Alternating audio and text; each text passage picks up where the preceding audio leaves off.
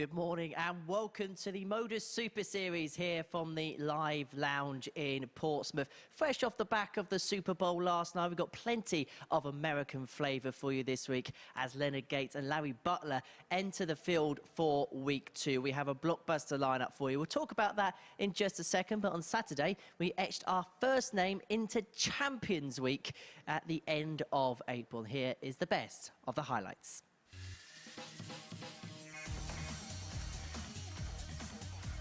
Make it to Saturday night's final, but it was Shane McGurk who knocked him out of proceedings with this double finish.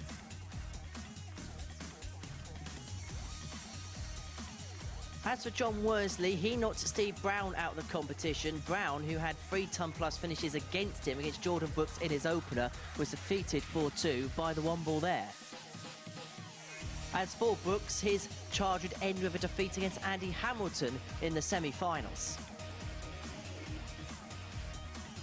As for the one ball, he got the better of Shane McGurk by 4 legs to 2 to set up a pulsating Week 1 final matchup.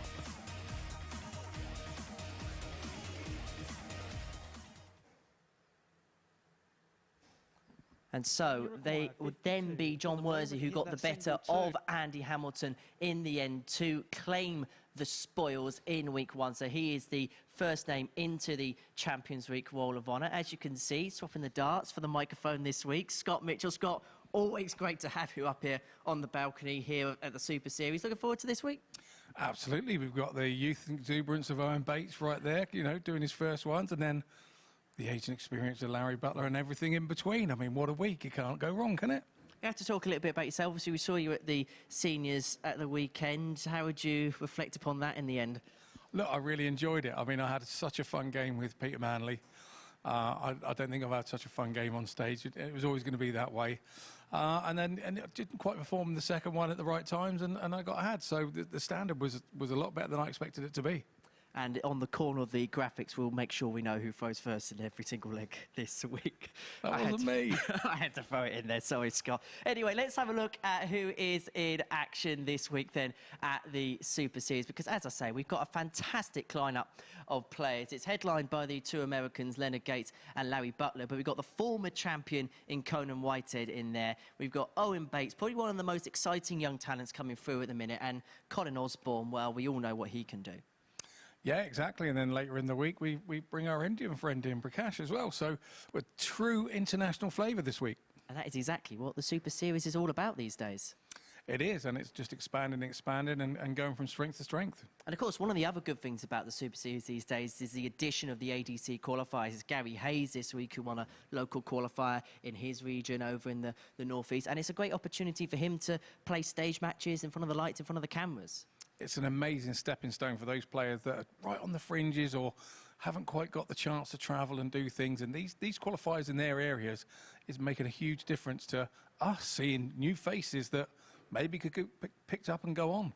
Because obviously back in your day when you were playing in the BDO, you only really had that one opportunity a year at Lakeside where you definitely had TV coverage, TV exposure. How much is it a difference these days for players outside the PDC system having this on a regular basis to play in front of the stage, in front of the lights and acclimatise yourself to these big match conditions? Well, for me, I wish I was 20 years younger, you know, and coming into it now. You know, I came in a little bit early, but I think it's such an opportunity and the players have got, you know, that chance. The whole idea of darts, I think, in its infancy was to turn a pub player into a superstar. And now we've got more chances and more places that we can do that, and that's only got to be good for the game. And there is some superstars on offer this week. Let's see how the bookmakers then price the week as a whole. This is the Group A outright betting, and perhaps no surprise considering that he's won this event before, won the £20,000, that the bookmakers are showing their faith in Conan Whitehead. Yeah, definitely. You know, a former champion, he's obviously going to be the favourite. Does that add pressure to you? Yeah, I think it does. I was the favourite last week at the seniors, and it does add pressure. So we'll see how he reacts to that. Indeed. And anywhere else, is there anything that represents possibly a little bit of value to you? I think massive value. Larry Butler at 20-1. Massive value, the experience that he has. But it is very quick, fast, rapid-fire games. you don't have a chance to rest on your laurels when you're winning, and you don't have to drown your sorrows, a chance to drown your sorrows when you're losing, because you're straight back up there. So it's going to be an interesting one, and I just can't wait for it all to get going. And hey, not a bad way to start. The two bookmakers' favourites for this group go toe-to-toe. Yeah, what a game one it is for us. So, yeah, will it give us any impressions? I'm not sure. I think the first round games and the first games here are always difficult. I don't think you get a full sign of how the players are going to play later on in the week. Still gives us a lot to say. So game one for us is Conan Whitehead up against Leonard Gates. And earlier on this morning, I caught up with Leonard to reflect on his weekend at the Circus Tavern and how much he's looking forward to this week. Leonard, welcome to the Super Series back in Portsmouth. Looking forward to it? Thank you, thank you. Yes, definitely, man. I've been here once before, and man, it's awesome to be back. The place is still lovely as well, you know. Hopefully the results are better this time. I was going to say, you've had quite a whirlwind few days, haven't you? Obviously, straight from here, from the Circus Tavern. Yeah. Came straight over last night, got some rest, and I said, hey, I get to play some more darts this week. That's even better, you know. And obviously a different opportunity here at the Super Series, that opportunity to try and get through to Champions Week, a different environment, a different test, but still the big stage which you crave and love. Oh, yeah, definitely. It was a tough battle throughout the week and everything. But to come here and to battle some more with some great guys, great competition, that's going to be, I'm looking forward to it. I say it's a good week worth of players, and yes, obviously you're one of the big names in it too. Hey, that's fine with me. You know what I'm saying? Let's keep it going. You know, that's my thing. You know, let's have fun, keep it going. To top it off to the rest of the guys, you know, best of luck. But let's do it. Well, Leonard, I can't let you go without a few moves. What they said. That's going to be all week, baby. We look forward to it. Leonard, good luck. All right, thank you. He doesn't disappoint, does he? And this is a week that shouldn't disappoint. It's a week that the Super Series is all about. We've got a former champion here. We've got two of the top American players here. We've got India's #1 in the lineup as well. It should be a fantastic 6 days worth of darts. Your referee today is Marco Meyer. And in the commentary box, we have the 2015 BDO World Champion Scott Mitchell, joined alongside the star of the World Seniors. Now, the star of the Super Series commentary box is a very good morning, Chris Murphy. I was looking around for Robert Thornton there, Henry, but thank you very much for the big build-up. We'll try my best to live up to it. But I'm sure the players in the field this week will certainly live up to the billing. It is a fantastic lineup, particularly this Group A. First match featuring a man who reached the semi-finals at that World Seniors Darts Championship against the champion of the very first Champions Week here in Portsmouth at the Super Series. As Gates takes on Whitehead, we've got two PDC is Leonard to throw first. major champions in action as well, along with two debutants in Owen Bates and the ADC qualifier Gary Hayes. So strap yourselves in, get ready for a big marathon session 55 of darts. Should be great fun, top quality, and pleased to have a top quality analyst alongside me in Scotty Dog Mitchell. Morning, Scott. Good morning. And like I said up on the balcony, this has a true international flavour this week. You know, I just can't wait for it. I always look forward to coming back down, and yeah, this is what an opener we've got here. 100. Really good stuff. Yeah, we had a little word from you on that Seniors World Championship on your own experience, but what an experience for Leonard Gates, and perhaps a bit of a surprise once he got to the semis that he wasn't playing in the money match against Robert Thornton last night. Yeah, I mean, it is one of those. I think it's very different for the American players to come over. Everything was new. I mean, it was 96. Even just new for me going into it. But for Leonard, it was, you know, I suppose every experience is new for him because he comes over from the States and experienced new things. And again, I know he's been here for a couple of days before, but you know, to come straight out the seniors, straight into this, it's pretty intense for him. So you know, no rest days. I'm sure he'll be thinking, hope I can get the job done and be out of here and have a couple of days rest. Thursday, Friday. 140. Yeah, he did put in some fantastic performances, including an average higher than 96 in one of his matches, the second highest in that tournament. 59. And he's made a strong start here, looking at 110 after a dozen darts. Yeah, started with a 55 as well, so just a little bit of drift there. 52. We're not used to playing at this time of the morning as well. It's new for all the players when you come here and having to kick off just after 9:30. 81. Leonard Gates, 58. 18 then for tops for Leonard Gates. Yeah, that's game shot in the Who first does lead, Leonard Gates. taking the first leg. It's the opposite kind of scenario as last time he was here at the Super Series. He was here preparing for a World Championship. Now he's Second coming leg, off the it's back of going a to World throw Championship. first. Game on. Yeah, so maybe his attitude will be he'll have a little bit, it'll be a bit of a relax, and maybe he'll treat it as a bit 60. of practice. But I know Leonard, I know he is a full-time pro, you know, combining soft tip things as well. Uses a 22-gram dart for that reason, because obviously you can then use the same dart in both sports, so that has to be an advantage to do that. Well, as for Conan Whitehead, he became £20,000 richer when he won that Champions Week finals night. Beat Graham Usher in the final, of course, who's gone on to secure a PDC Tour card. Yeah, you haven't found the Super Series holding too many players back, have you? You look at the players around on the Pro Tours now, and even some of the guys are still in the Challenge Tours at the top end of the Challenge Tour, and they've all been here. So 100. the Super Series is becoming a big stepping stone for players, and it's on their wish list. You know, back in my day, we wanted to play at Lakeside, or you know, and then that became the PDC being at Ali Pali, and the kids growing up wanted to be. I can see the MODUS Super Series being a place where the younger people are aspiring to get to as the stepping stone to go to the next. Well, that leads me to the obvious 60. question, Scott. Are we going to see you stepping onto that stage? I would absolutely love to. I love the whole setup and the format, and like I say, it's not often you hear Scott Mitchell and Quick Fire all in the one same sentence. 81. But, you know, I'd really like to come and test myself in every aspect of the game, and this is again another. Darts is darts, and it looks all the same, but they're not. It's every tournament is different. Every aspect of the game is different, and this is one of those I would love to try. One aspect of the Leonard Gates game that we'll keep an eye on is accounting, and there he went for a 20 85. to leave himself on 169. So should have really been switching and leaving a finish. 151 for Whitehead to punish. Is he going to get away with it? Just about. That was so close from Conan there on that treble. 17, and until Leonard gets hurt by a few of these shots where he's made that odd mistake, 84. you don't rectify the mistake.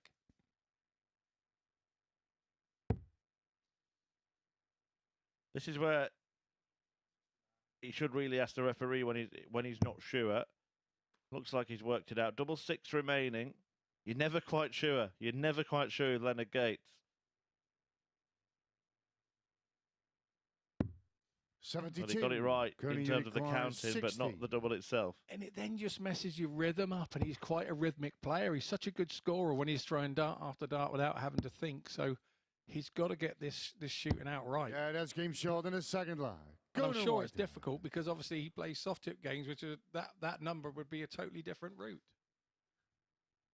Yeah, there are some shots, aren't there, look, where it's debatable. Some of the approach play, we make a big thing about the counting, but I know you yourself sometimes might decide not 100. to too far out think about leaving a finish. But certainly when you get down to finishing territory, to be making mistakes on the counting can be 26. really, really deadly for your game.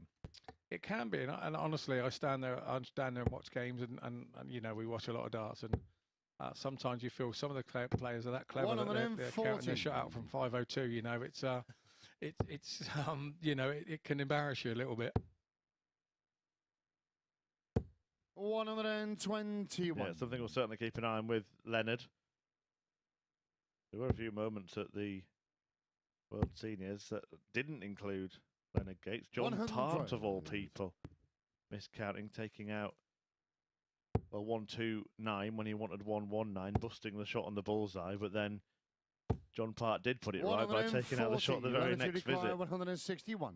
Yeah, that was a great moment. It was a great moment to. It's nice when that happens and you rectify yourself, because you know when you're playing that you guys are in here having a little looking for something to say about us and everything. And when you make that mistake, you know that you're going to be chastised a little bit for it. And it's lovely that when you get yourself out 138. of it. That's a good pressure piler from Conan Whitehead. He's just in position here to break if Gates can't take this out. 97 remaining. He's nailed that. And it's 62. tops, Going which to is require Gates' 76. strong point. His finishing is really good when he gets there. Tops then for Whitehead. Draw first 36. blood really in this match. Misses a chance to break. Yeah, that's game shot in the third leg. Leonard Gates. And Gates just keeps himself in front. It's a decent start. Forward leg, it's going in the throw first. The morning's action. Game on. Gates just looking that little bit superior in the early exchanges. Yeah, 85. going with throw. Like anything, on your first day, first game in any tournament, anywhere you go, you want to hit that treble 20 as quickly as you can to get that one ticked off your list, and then 60. you want to hit the first double as quickly as you can. And Leonard's been doing that. He had a great first leg, didn't he, to start? And the game has gone with throw. 100. So Conan being first to throw here in the fourth leg. You always back yourself to be 60. favourite as a player when you start the throw.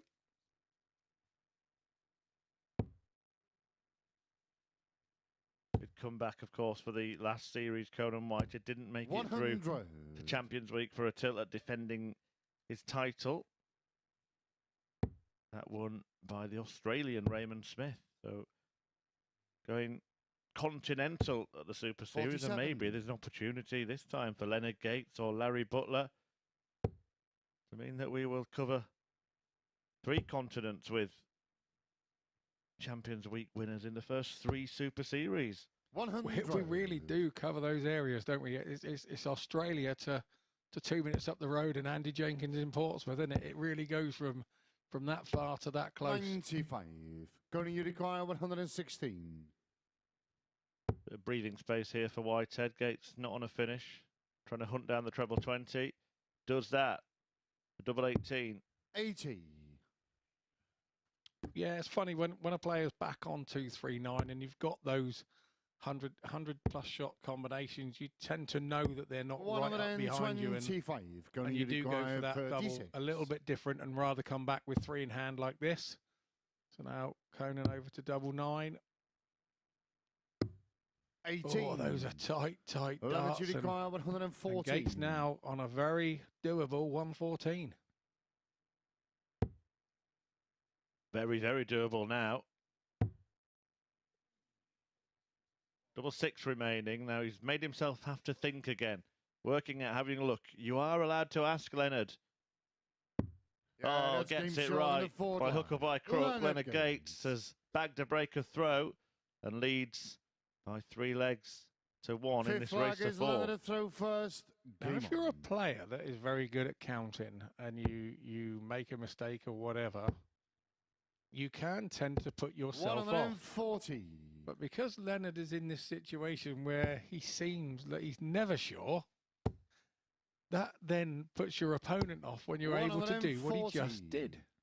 It's something that it seems that he's visibly trying to work on. You can see him trying to work things out, can't you? And, you know, 54. He still makes mistakes, but there has been some improvement from Leonard Gates in that department.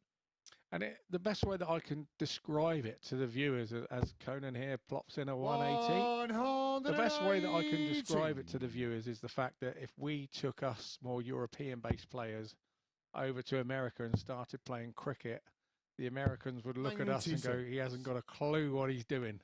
So the role reversal is round that, you know, the 501 game in America is not as big as it is over here. And so when those players 39. like Leonard and Larry and that come over, it's a very different game for them, although Larry's been doing it an awful long time. Yeah, Larry Butler in action next against 81. the debutant hero in Bates. 142. Whitehead may have to hit this. 17's the route. 56. Leonard, you require 130. So should be treble 20 here first. He'll go back at that target again for the ball. He's got the bullseye. 89. Conan, you require Just 86. a little way off there. I fancied him on the bullseye, being a soft tip player. Conan now 32. Yeah, Two that's game at short in it. the Just fifth needs the one. Conan Whitehead. Breaks Leonard Gates straight back. Yeah, so it's a Six a leg, it's missed going match to the start, that one at the first. bullseye Game for on. Leonard Gates. Will it be the only one he gets? Whitehead with that nice, neat 86 finish. 100. It was the 180 there, and that's that leg really that set it up. 140, 180. As a player, you're then thinking, this is my leg here. Don't do anything 45. silly, and we didn't. Hit 95, and the 81 went 11 dart leg. 100.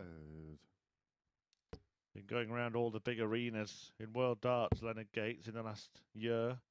Madison Square Garden, of course, over in the USA. Hitting 180s at Lakeside, Ali Pali, and the Circus Tavern in the space of 12 months.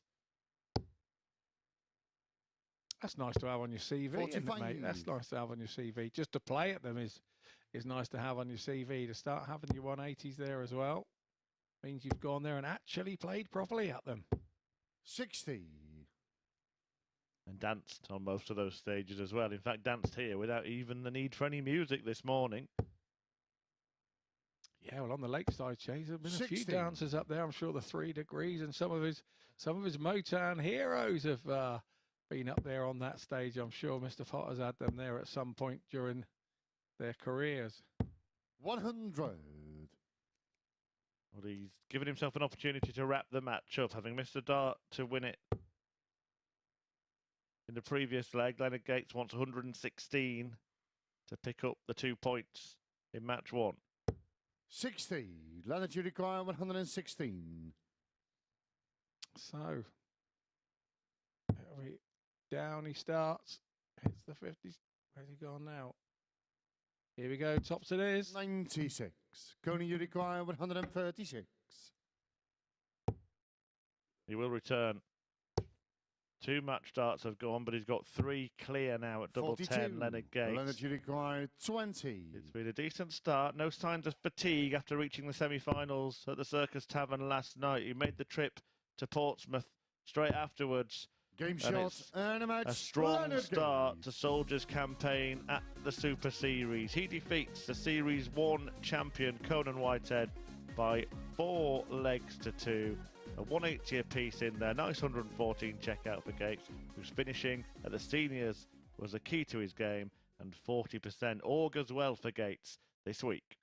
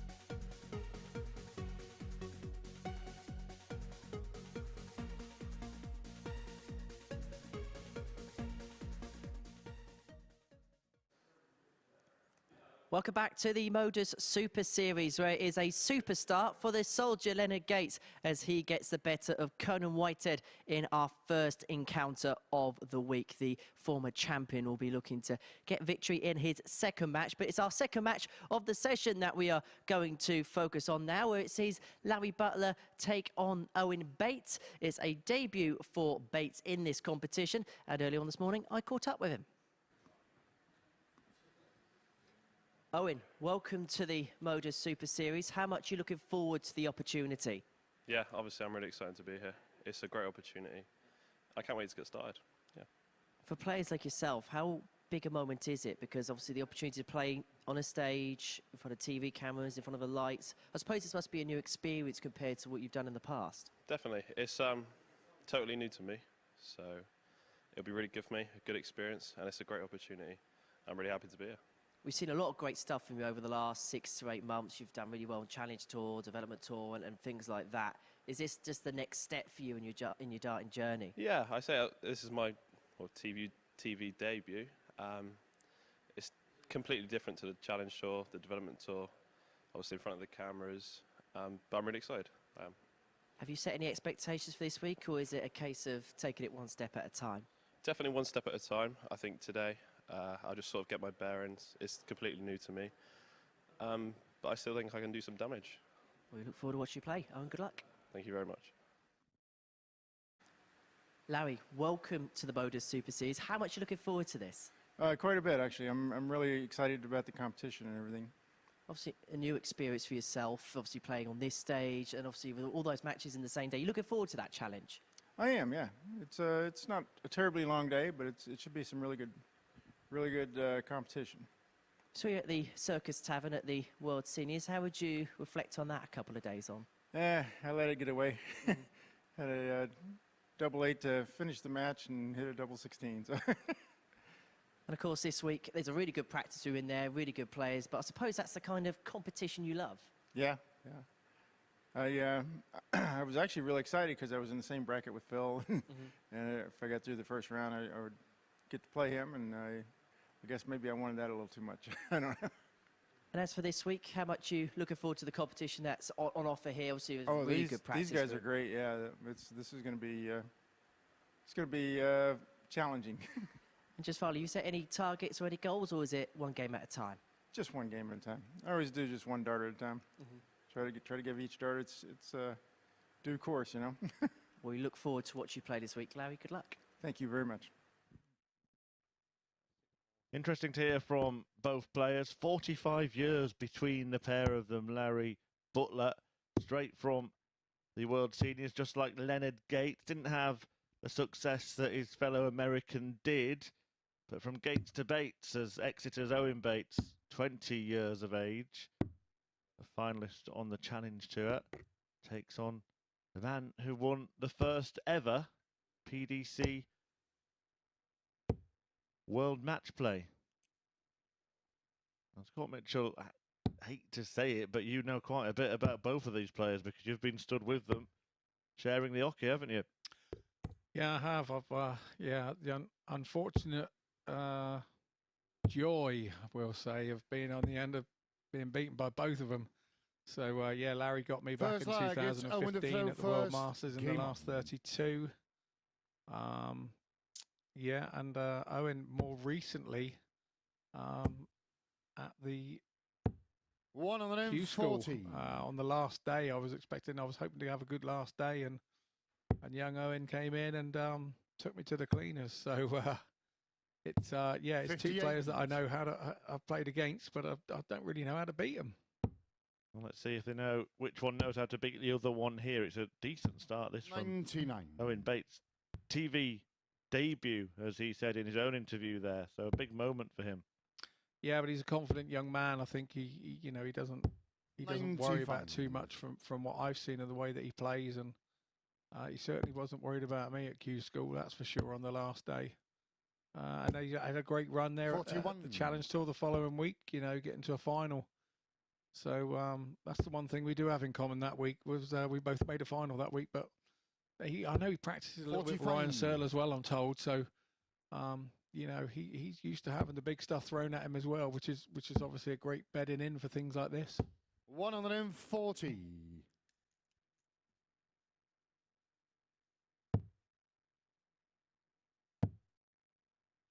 Larry looking for another one of those to leave the big fish. Owen, you require 81. Well, to deny Butler a go at that biggest finish. And he decided 49. that he wasn't Larry, you require going to go for the bull himself there. Yeah, is that going to be a clever move? The answer is yes, it is. As soon as Larry misses with that first dart. 129. Owen, you require 32. He's a one of those, and it's 32 for Bates then for his first leg. High, wide, and handsome. 28. There, Larry, you require maybe 41. a little bit nervy, but big pressure from Butler here, going for 41. Double 16, his choice. 9. Owen, you double he require actually hit 4. to win the match against Darren Johnson. The problem was, at that point, he didn't need double 16. He needed double 8. The first leg. Owen Bates comes back and wins the opening leg. Calm down, Larry. Not ready yet.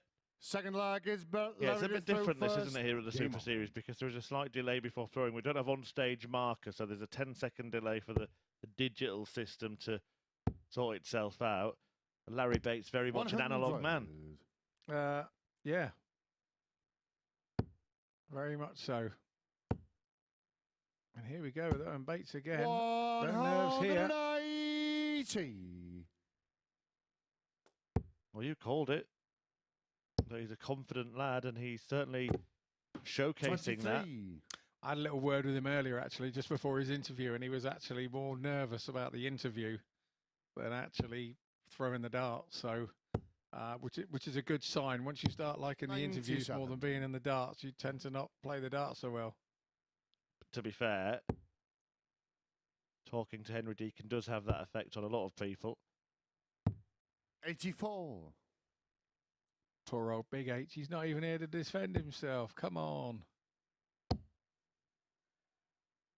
140. Really good stuff from Owen Bates. 84 after 9 against the throw. Butler with his work cut out. 100. And when you require 84. Indeed, he knows he's up against it. Here we go. Double 18. He's really reveling in this. 66. Has time.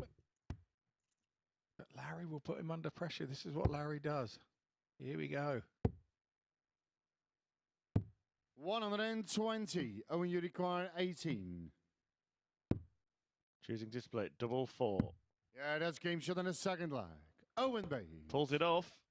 And a confident switch. I mean, you know, I'm call me old school. I tend not to want to do that. If I'm going to split it, I like to split it by hitting the 9. And having a chance of winning the leg with that first dart. I think you can pressure the last 2 darts by giving a dart up 60 to go for the split. But it worked for Owen Bates there. He looks a very confident young man. 2-0 up. Butler bowing down to the master. At the moment, 43. Just a reminder of what happened in the opening match in case you missed it. Leonard Gates, the American, a 4-2 win over the Super Series 1 champion Conan Whitehead. 100. Following this, it is an all-Middlesbrough meeting between ADC qualifier Gary Hayes and former 80. Championship League winner Colin Osbourne.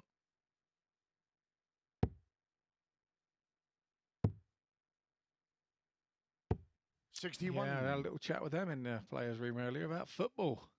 Well, obviously Middlesbrough are right up there and in the mix in the championship, so they're always happy to talk about 45. it, those guys, when they're right up there. And I'm more than happy to talk about Bournemouth. They were being in the bottom 2 of the Premier there. Well, look, for once, I'm happy to talk about football this season. 60. And that's a very strange feeling as a Sheffield Wednesday fan. Up the Owls. It was almost up the owl last night, wasn't it, when Richie House had made it to the World Seniors final? Indeed, it was. Yeah, you know, while we're on the football subject, there's a big game tonight. Liverpool-Everton tonight, I think. 80. So big derbies.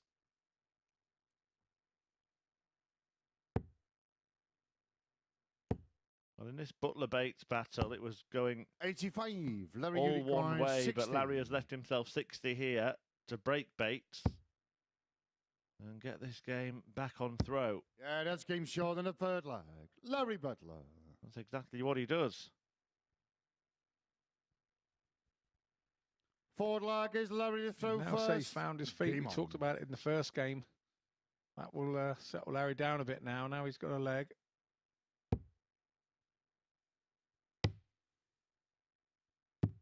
.46. The way that Larry throws, he holds the dart quite a way back, and his darts have very rarely changed over the years. That grip section sort of 3/4 of the way back on the barrel. His thumb and forefinger holding it there on that grippy section. You can see 58. towards the tail end of the barrel, a little bit smoother on the front. And I'm a big firm fan of having a little bit on the front of the barrel that is smooth, because you clatter the darts together and you don't want them to be kicking off of a bit of grip or anything. And you can see with Larry's darts, that's exactly, yes, there is a slight swirl grip there on the front, but if you hit that nose to nose, it's not going to do any damage to you. It's not going to kick off in a strange direction. 41. And I think, you know, there's a lot of emphasis on grip on darts these days, and sometimes, unless you're an actually front holder, I'm not a firm believer in having it there. Well, the latest debate is grip on points, isn't it? Because 86. that is a new rule that's going to come into effect the end of next year. Can't have anything but a smooth front of the point to a certain level. That's interesting, to try and protect the dartboards. Is there a reverse argument to that? We've been talking about the points and tearing the boards up and this, that and the other. Is there a reverse argument for that from the players saying, 45. well, if the board held onto the dart, we wouldn't need to do it in the first place? Nobody's heard it from a player's side of point of view. Well, absolutely, and that's something that is 100. I suppose a chance for players to put their case forward while the rule is yet to come into play. What the PDPA is there for, isn't it? I'm sure many won't. I'm sure many will just say, you know, we'll deal with it. That's how players do. Whatever you get thrown at you, you just deal with it. But yeah, well, the ones that don't use those type of points will love it, and the ones that do will hate it. 56. And what would the percentage of that 40. Be these days? It's difficult to know, isn't it? Difficult to know. Tops here then for Larry Butler to level this match. That's game short of the That's exactly what he does. It looked like he was maybe on course for a bit of a thrashing, but too old and too wise for that, Larry Butler. All square after 4. Fifth lag, it's indeed, and going back to the points conversation, I don't think that the points issue and the rules will make any difference to either of these two players. They look to be having 59 points that will be valid or allowed from May. So it won't trouble these guys. 137. Might be a little bit troubled at the moment, Owen Bates, because he started the match really well. Has just lost his way a little 95. bit. Butler has been the beneficiary. Well, let's be honest. He did come out of the traps like the proverbial racehorse, and he was playing that well at that time. 47. It's very difficult to keep that standard up, and he's just dropped off a little, and Larry's raised his game a little bit. But this is looking good here from Bates. 140. Yeah, we've seen a 180 from 3 of the 4 players in action so far this morning. Larry Butler yet to deliver one. That particular throw there from Bates, 81. Where he had 2 treble 20s in, and his last one went high. People will say, oh, he's aimed high. No, he didn't aim high. He probably aimed to clatter into the first 2 that 100. Were already there and use the first 2 darts. So this is a young man that really does know about his throw and his game and know what the top guys do to hit those 180s. 85. Owen, you require 107. Treble 16 he's going for here. Would have left him on top. 87. Good setup. In the end, Larry, you 85 require the score, wasn't it, there? 151.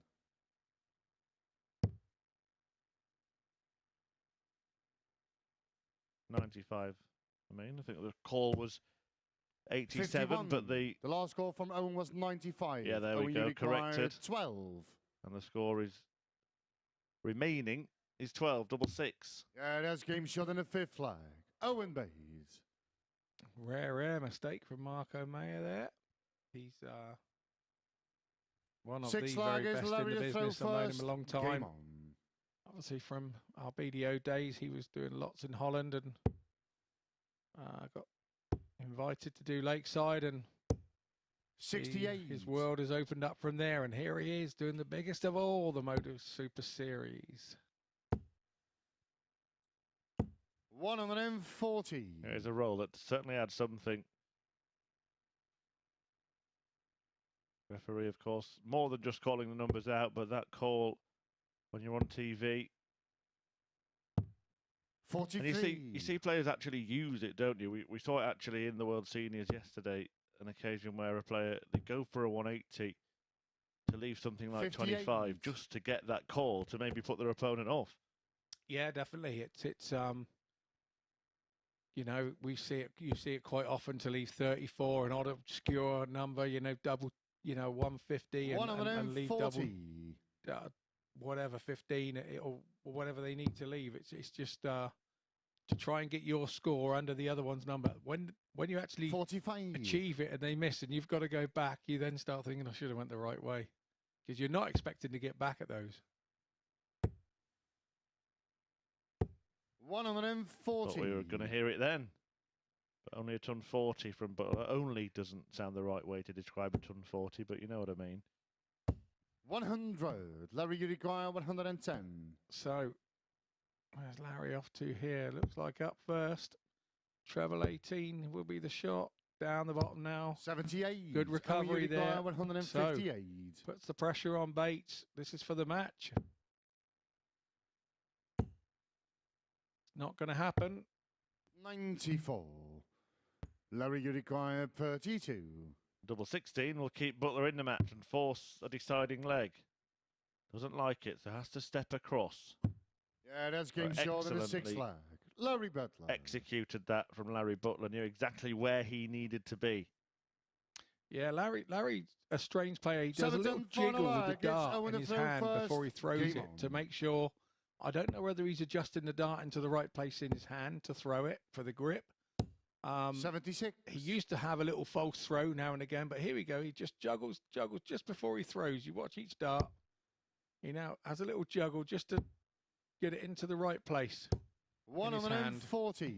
And yeah, he used to have a little false throw, a little bit like Paul Lim as well. He used to do a little false throw, but I haven't seen that yet today. 57. And maybe that's a sign that you're trying to find something when he's not doing it. It suggests that maybe Larry is indeed happy. 100.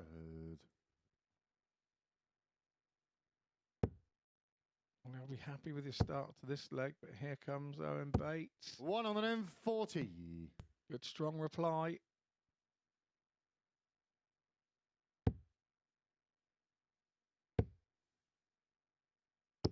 100. But the first to a finish. Sent that last dart skyward on a looper to get over those front two there. And Bates is back in again. And what a time to hit a 180 that is. And all on a pinhead. 61. His second of the match, but the timing, as Scott said, absolutely sublime. And it bothers Butler 37. and gives Bates a chance to seal the 48. deal. So, double 16 for I'll Game Get shots You, Butler. and a match, Owen Bates. And it's brilliant from Bates in the end. A great closing out of that match. Plenty of respect shown for Larry Butler, the former match play champ, beaten by Bates. And the master moves on to 2 points, 84.31 the average, 2 180s, but one of them perfectly timed. The penultimate visit of the match set up that 48, which he duly took out to get the win. Coming next, Colin Osbourne is in action. He takes on a debutant in Gary Hayes.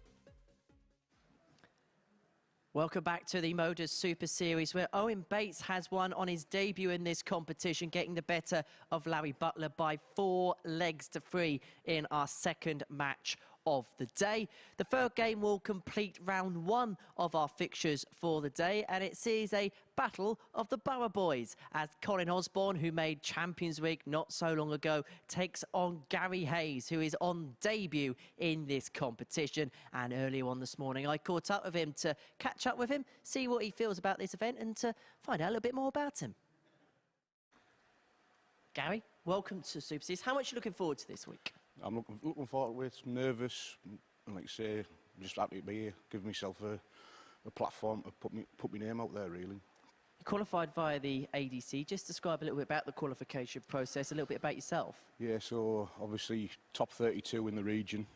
Play out as like whoever wins that comes here, and I was lucky to get through. Really, to be fair, some top quality players. Tony Wood, who's been here himself.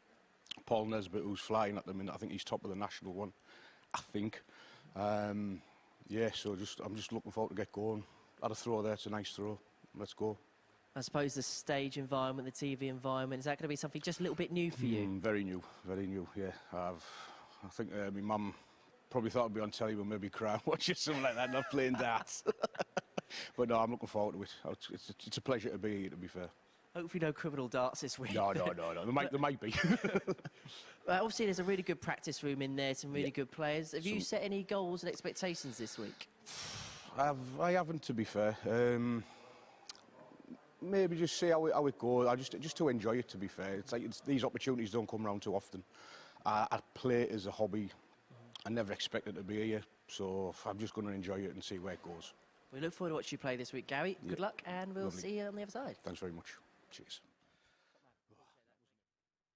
Well, it's an all-Middlesbrough meeting for Gary Hayes on his debut on the TV here at the Super Series. Plays against a man who is very used to that scenario here at the Super Series and in front of cameras. Colin Osbourne, who of course won a big title in front of the cameras. 7 PDC events, including the Championship League. 47 years of age now. From Teesside, as is an opponent who I assure you is a little bit older than our graphic says there. Let's see what kind of a start he can have to life at the Super Series. Can he follow in the footsteps of Owen Bates, who produced a fine finish to his match against Larry Butler? Again, Gary was another one who was a little bit nervous about doing that interview earlier, but I thought he came across really well there. And I can actually relate to the fact that, you know, it's a hobby that's gone well. First leg, it's exactly Colin the the same for me. game and I think he's doing everything in the right way. And I'm sure he's just going to enjoy this, and that's how he has to see it. And you know, he would have known about Colin, both in the same neck of the woods. 123. Known each other from being around and about, and hopefully that'll help him settle in rather than be against his favour. But 85. First throw and first impressions there. I like the throw. Doesn't look like a lot that can go wrong with it. A straight up and down throw. 140.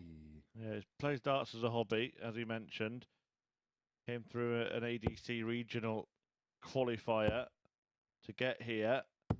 140. Has attempted some WDF darts this year as well. Actually reached the last 16 at the Czech Open, where he lost to the Belgian Andy Bartons. Yeah, and that's no mean feat. Andy is, you know, one of the stars of that tour. And 85. has been around for a while. So Czech Open's a great one of those tournaments I've done a few times, and that's a great tournament, the Czech Open. So he would have enjoyed it out there. 78. Colin, you require 153. Just getting used to life on the stage here, playing darts in an empty room as well. The referee, Marco Mai, just had a little word with Gary Hayes about something he was doing, maybe just inadvertently 70. making a noise with his darts. Yeah, all the things you do back in your pub and clubs that, you know, don't bat an eyelid because there's a bit of atmosphere and people chatting away. You know, when you go up there on that stage and it is 22. absolutely, you Colin, can hear a pin require drop. 83. There are habits that you sometimes get into that you don't even realise you're doing. Yeah, Well, that's a good habit for Colin Osbourne to get into. Great start to the morning for him. 14 dart holder throw. Second leg is Gary the throw first. Game on. A lovely replay there of the winning shot from Colin Osbourne. 99. Hayes went down there after that second dart, went under the treble 20. So is that a sign of the way that he plays? 47.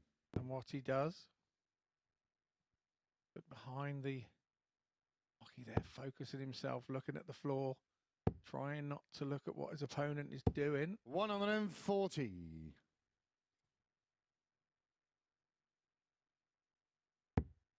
He looks a good player to me. I really like his style. Straight up and down, nothing can go wrong with it. I'm talking of style.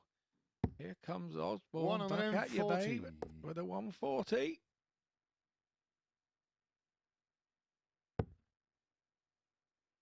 I've just had a nice, helpful message from my researcher, a man called something Durant. Ring a bell? Rhymes with current. Yeah, I think I've heard of him, yeah. Yeah, 3-time world champion Glenn Durant with some info on Gary Hayes from Billingham. Plays in various League Darts, Super League, Stockton League. Always been a talented player, says 100. Glenn.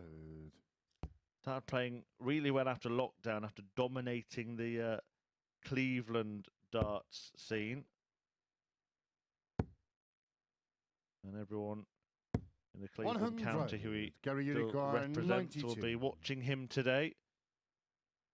We might be watching him take out a 92 finish. Yeah, that's game short in the second leg. Gary Hayes. Very tidy. Yeah, and just third leg, it's Colin the throw on behalf of that first. information I received as well, that an extra motivation for Gary this week. A great friend of his, Dan Dining, passed away, and Gary 60 and his friend Alex Clancy have raised a fantastic amount to help the family with funeral costs and the like, so that will be something of an inspiration for him this week. 66. That's always fabulous to hear that a fellow player helping out a fellow player in such tough times. It shows he's a good one. It shows 60. he's a good one at heart.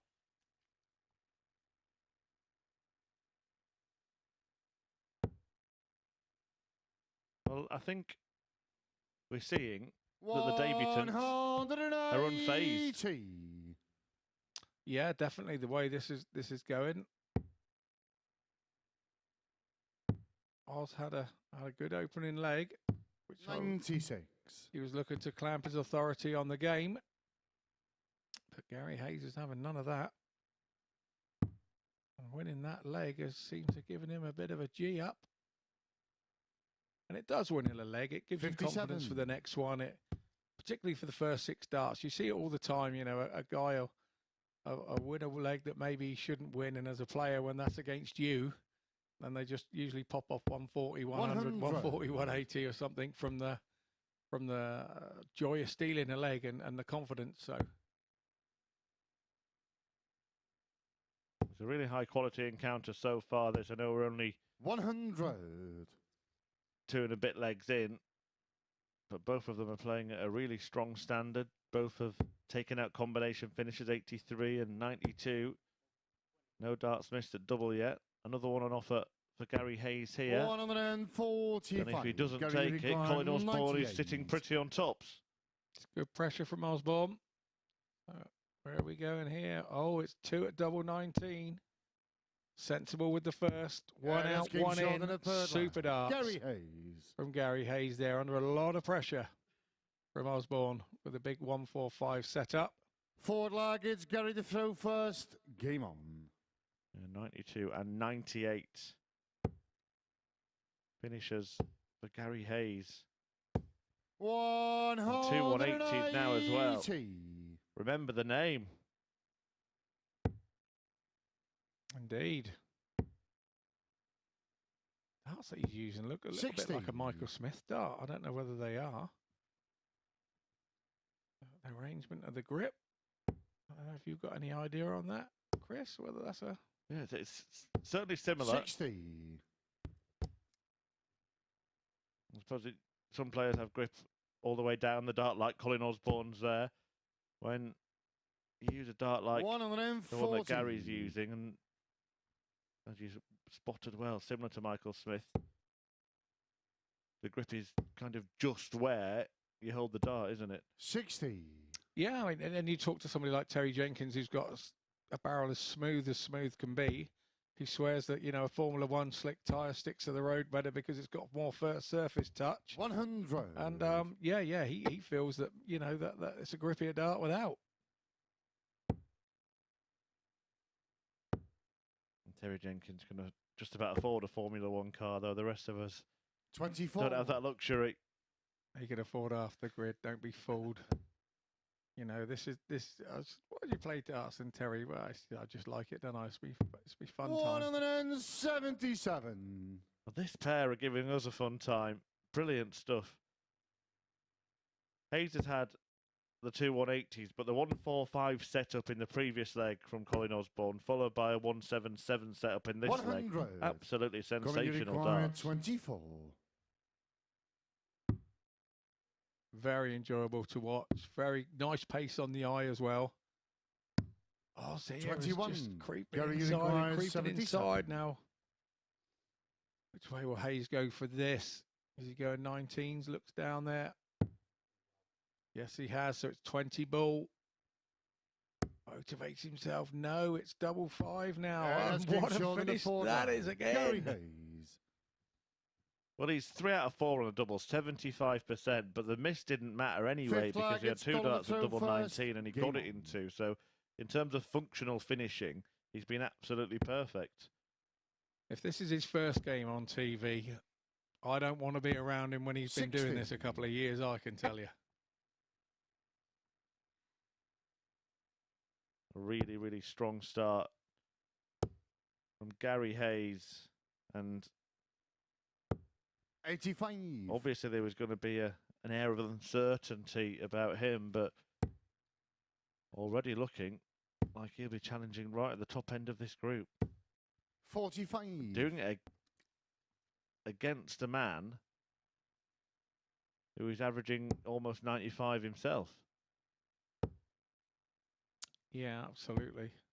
45. Finishing lines in sight, though, for Gary now, and I'm sure he'd have known Colin for a while. And he's feeling this would be a lovely scout for himself on the TV. There's the difference. Same amount of darts at double, but every time Gary Hayes has thrown at a double, Colin Osbourne 85. hasn't been allowed back.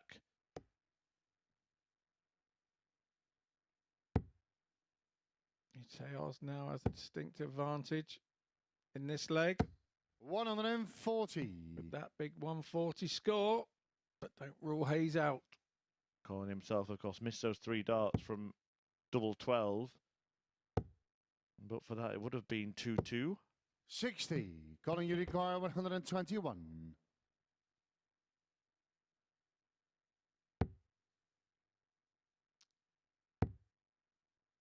So 35 for Osbourne in the board there, 86 left, treble 18 will 53. be incoming. So a big score here from Gary Hayes would pressure the 68 of Osbourne.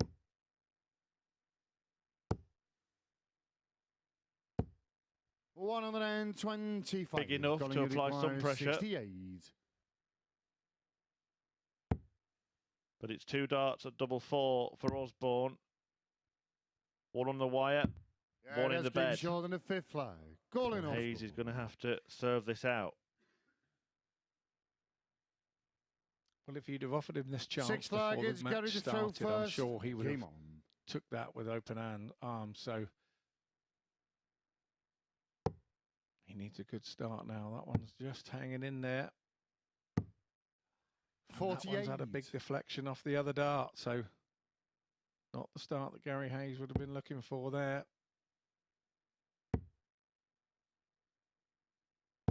140. And duly jumped on by Osbourne. Well, is this where we start 59. to see the E word come into effect? Experience. One of them lacking it on the stage, the other one has got so much. 45.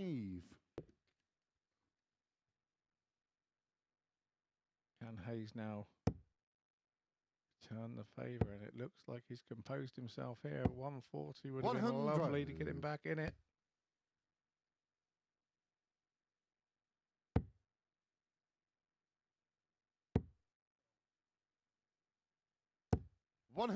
Big treble with the last dart there, just when it looked like Osbourne was creating a gap for Gary to come through.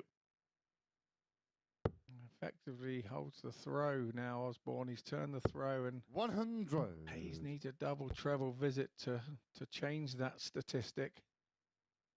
But Osbourne will know if he just keep plugging away now and keep putting one in the lipstick. 100. He will remain favourite for the leg.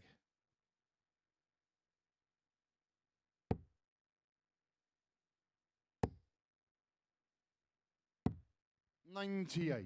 Well, it's well poised 160. in the balance. Osbourne, if he takes this out, we go to a decider in which he would have the throw. If he doesn't, Hayes will throw at 96, having already taken out 92 and 98. 52. Gary, you require 96. Yes, so it's double 18 for the match. Game What a shot finish and a that match. is. Gary Hayes. 3 finishers in the 90s for Gary Hayes to make a superb start to life at the Super Series. Little Gaz with a big performance on his TV debut. The average 88.99, but it was the finishing that won it, as it so often is. 4 out of 5. Didn't give Colin Osbourne a single opportunity when he went for a finish. A 92, a 98 and a 96 to win. Stunning stuff from Gary Hayes, who picks up 2 points on debut.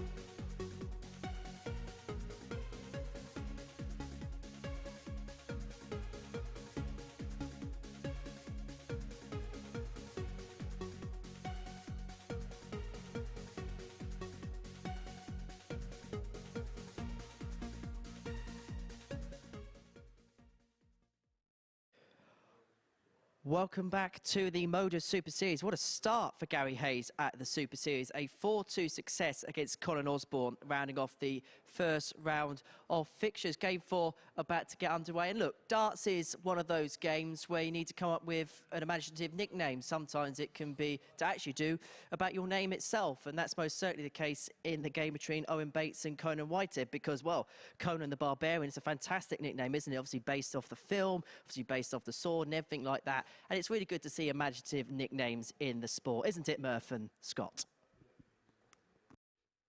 Certainly is. Got your dog Mitchell with a very imaginative one. I don't know what people's nicknames are for me, but here we do have the Master against the Barbarian. And Henry, our little nickname for you cannot be aired this early in the morning, so we'll stay away from that one. But the nickname for Gary Hayes, well, we're going to have to come up with something inventive for his because Little Gaz was his nickname, and that was a big performance, wasn't it, on debut from Gary Hayes, just reflecting on that one before we move into game 4. Massive. First time he's done anything like this, 93 average. Yeah, again, he's another one that I'm really worried about playing him when he gets the hang of it. First leg, it's Conan the throw first. Game on. So to recap, 3 games down. Wins for Gates, Hayes and Bates. 4-2 for Leonard over Conan Whitehead. Bates 41. Got the better of Larry Butler 4-3. And he's looking to go to the top of the embryonic table. Colin Osbourne beaten 96. by Gary Hayes. And in action next will be Osbourne against Butler. So one of them will get a win. 60. Indeed. Impressive start for the first 3 games this morning of a decent quality. 140. And it's been impressive, really has been impressive. You know, early morning darts aren't a big thing for dart players. And all 6 guys have turned up and throwing the averages. It's 95. Yeah, no Monday morning blues here. Yeah, they did run into each other at Q School, this pair, by the way, and Owen Bates gave Whitehead a bit of a beating. Owen, you require 170. Yeah, Owen seemed to had a good week at Q School and taken a 84. few scalps in his first one. But yeah, I don't think he's ever played county down in Devon. He's from Exeter. I don't think he's partaken in county very 100. much. And when you require As I said earlier, 86. Bit of a practice partner for Ryan Searle, and that can only help him. Yeah, that's game shot in the first. And he helps himself to a 1-leg lead. A 15-dart breaker throw for Owen Bates. Second leg, it's Owen Conan Whitehead himself game on. had a good week at Q School. The problem was, if he'd have ended the week a little bit earlier, he'd have actually got a tour card. It was quite an incredible thing that if he hadn't played on the final day and his leg difference hadn't decreased, he would have actually got a card. And, you know, I'm talking as a player's point of view here. You know, and how can that be right? How can a player, you know, have that last day and not risk it? Players just want to play.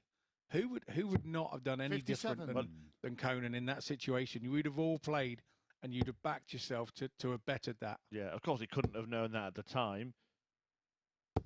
But yeah, losing his first match and having a leg difference decrease actually caused him not to make it through. That is a really cruel way to crash out. An unbelievably cruel way. So is there another way that it could be done so that doesn't ever happen to anybody else? I mean, you know, we have to learn lessons from 47. these, and we're trying to be player friendly and what have you. But you know, that is just a cruel scenario.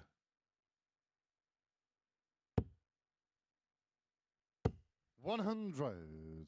And could break many players as well. That would break a lot of players. But Conan's very strong-minded, and I'm sure that he would have been unbelievably 43. disappointed for a few days after, and that would only be natural because to have a tour card is having had one for a couple of years is the greatest thing to have.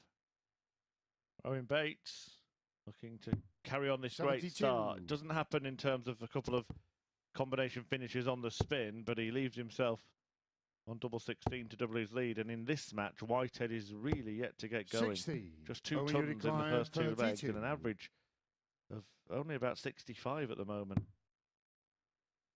We talk of tour cards, and you're looking at this young man Yeah, that's game in shot his on the second second game Owen Bates. on the big stage on the TV, and he looks to me like surely he has to be a tour card holder Third of the leg, future. it's going in the throw first. Game on. Yeah, certainly is mastering this game. That's why he's called the master, of course. He's mastered the game of darts. 100. At the age of 20.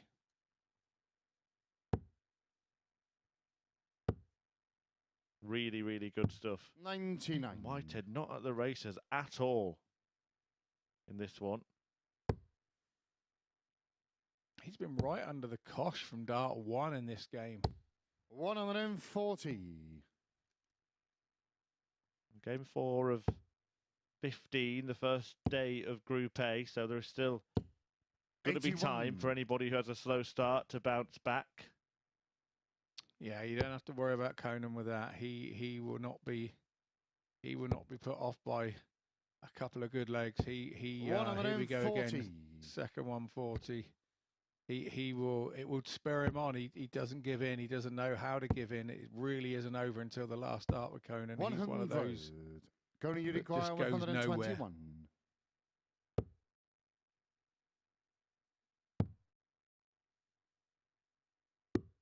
So went for the bullseye, maybe to try and spark something in himself there. Yeah, he generally goes for the shot. A lot of players do that, go for the shot. We saw it. We're starting to see that laying up business with the 50, aren't we, with the bullseye with one dart. Not in his mind. And he went for the ball on the 1-2-1 when he didn't have to. And that dart denies his opponent a shot for the same finish. And at the end of the day, it doesn't matter how you win the leg as long as you win the leg. Forward leg, it's Owen the throw first. For the shot that was on the board. He's tidied it up nicely. Very easy to say when somebody's lost a leg like that, when they've gone for the ball. You really, as a dart player, you tend not to lay up. You tend not to be a golfer and play the board too often if you can. You believe and back yourself to go for the shot that's there. Yeah, and it's not really for us to sit here and say what they should have done. Of course, we can say what they could have done. That's 60. Exactly the right word as well. You just see what's fit in your head at the time, and if you're not fancying the bullseye and you don't feel you can hit it, or you've missed the bullseye in the back room and hit a treble 20, 9 times out of 10 you aren't going to leave it. I do think sometimes on occasion, for example, Whitehead had started slowly in that match. Players will go for a shot like that because they just want to ignite something. And it does ignite you. It does ignite you. So yes, you can understand. Owen, you require 161. That would be the reason to do it. Well, Bates doesn't need igniting. Exciting young talent. Treble 20. Would have left double 14. So Conan will now look to pressure the shot. Really needs a treble. 60. Owen, you require 60. Treble less. As Owen Bates heads back for 68. 52. Conan, you require 158. Can Whitehead weigh in with a whopper? Well, what a bizarre route that is. Again, not for me to say what he should have done, but that one's a bit 56. baffling, isn't it? Owen, you require 60. Yeah, that one's got me. That one's got me. But it's Bates now back for double 8. He's inside double 4. 12. Conan, you require 102. 54 bullseye. The route there. Much more simple here. Double 16. All square. Super stuff. From Conan Whitehead, who was on the floor in the first couple of legs, but has lifted his level. Fifth leg, it's going in the throw now first. It's 2-2. And that's all credit to Owen Bates. He's made him lift his level. And you have to put down, 5 darts at double there. was 78. a little mistake from Owen Bates, and the averages show. Yeah, Bates has been around that mark all match. Whitehead has actually stuck 13 points on his average since the first 2 legs, which he lost. Which means that at the moment we're not really seeing a true average from Conan Whitehead. And I wouldn't be surprised if they were actually averaging similar numbers by the end of the match. Indeed. 85. The way that Bates throws, he tends to drift to the 5 rather than to the 1. I think the way he stands at the hockey, he's sort of thrown across the board a little bit. 55. So when he does hold on to one a little bit too long, it's the 5 route that it goes. 140. Nothing wrong with those though. Release perfect. Direction excellent. Speaking of excellent, that is an absolutely sublime setup shot from the Barbarian. Might be about to turn this around completely. 140. Conan, you require 62. Significant pressure for Conan here. Treble 10 leaves him that double 16 that he pings so well last leg. 37. And he's dragged it into the 7. 38.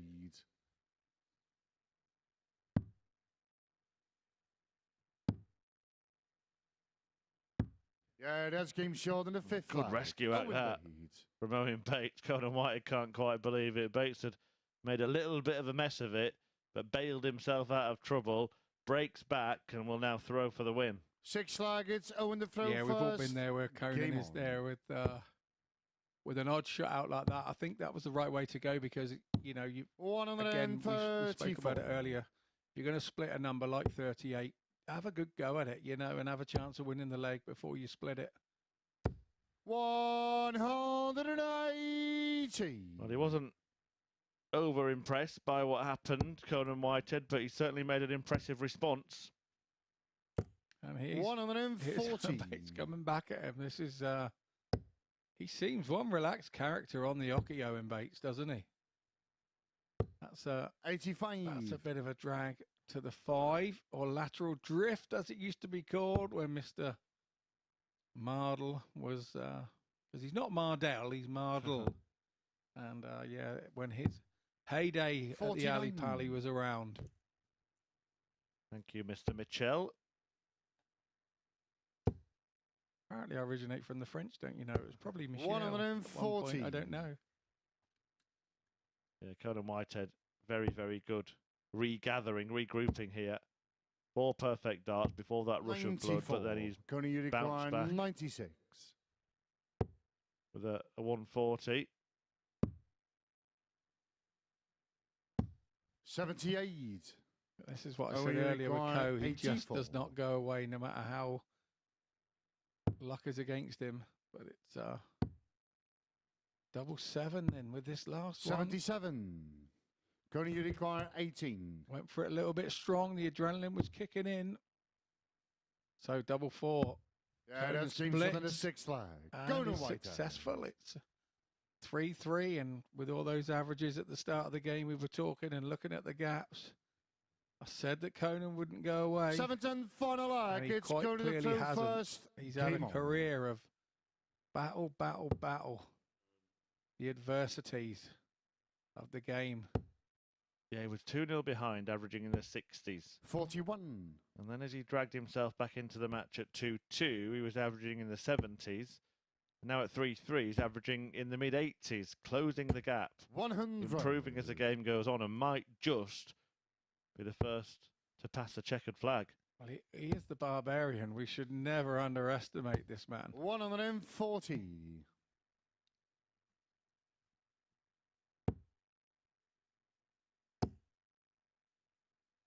Here comes 140. Bates. This young man's going nowhere either.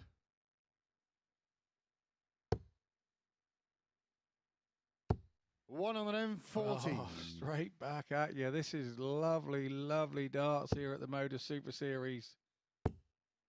Whitehead looking for his first win after defeat to Leonard Gates in match 1. Conan Whitehead looking to leave something handy. Owen Bates is 1-2-1 for his second 40. win of the day.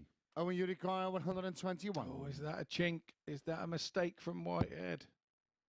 It turns out to be. It's bullseye. Is he going for it? Yes, he is. 72. Going to require 140. Never write him off, we said.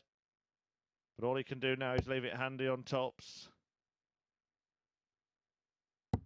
100. That's exactly what he's done. 49. So it's Owen Bates. It's on for a 14 darter. Now it's 15. Game shot and he takes and it. a match. Owen Bates. Superb stuff at the Super Series from Owen Bates on debut. A victory in a last leg decider in his first match against Larry Butler. And he's done the same thing to fend off the Series 1 champion, Conan Whitehead. Good display, 95 average almost. Bought himself plenty of opportunities at double and hit 4 to make it 4 points from 2 matches on his debut day at the Super Series.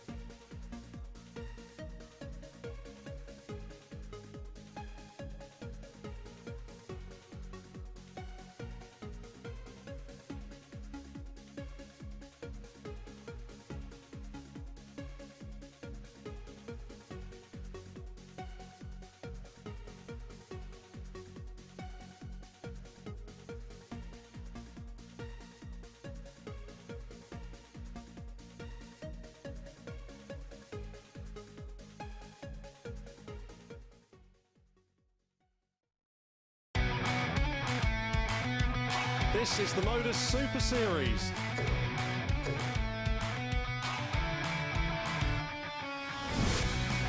$180.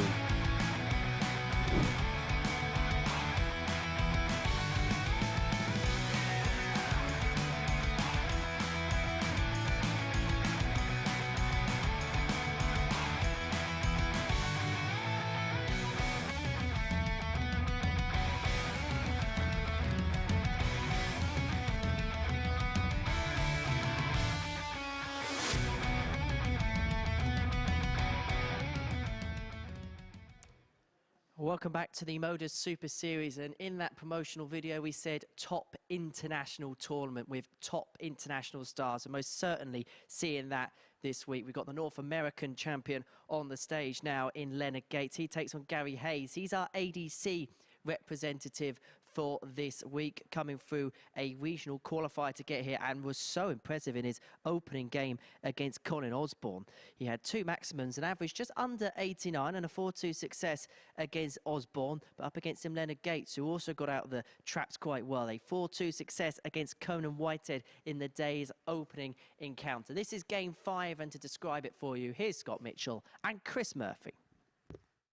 Thank you very much, Henry. Yes, a very good performance from Gary Hayes in his opener, but Leonard Gates was as solid as we've come to expect from the soldier in his 4-2 win against Conan Whitehead, who was winless in his first 2, but he won't worry about that. In fact, when he did win Champions Week, Conan Whitehead, he had similar starts in some of his groups and came bouncing back. But Leonard Gates here, who beat Whitehead in match 1 of the day, a man who always has a spring in his step, looking to do what Owen Bates has just done and make it maximum points. And that will be the case for one of this pair, because Gary Hayes beat his neighbour, Colin Osbourne.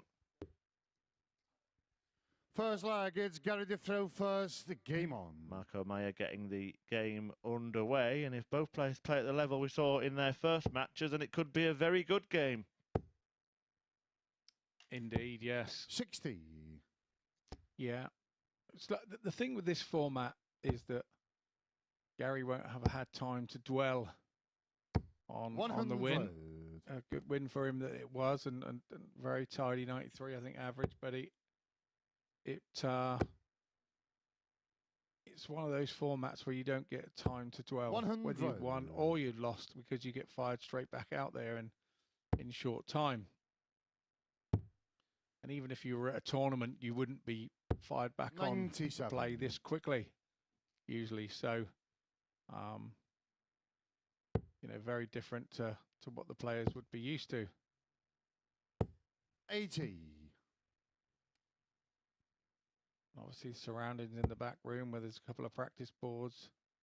Also, a lot different than tournament play. You can avoid your opponent if you want to at a tournament or in a big room, a pro tour or whatever, and you'd be sat on another table.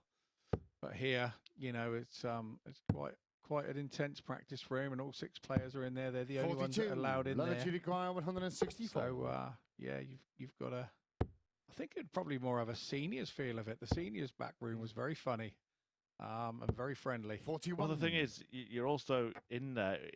Seniors, as with most events, are knockout tournaments, aren't they? You're spending all day. You lose your first match, you're spending the next 4 or 5 hours in a room with one of the people who's just beaten you. And that must be a strange feeling.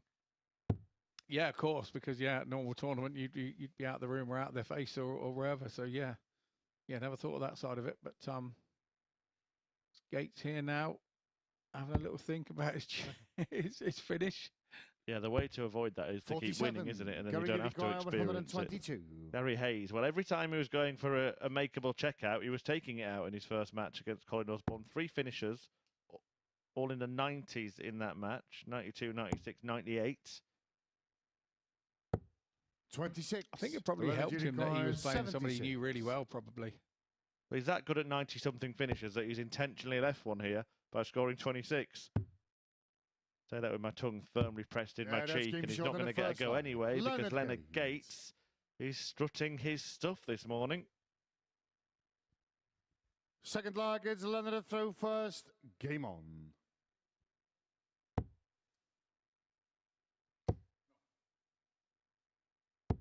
$85. Break a throw for the American in the opening leg.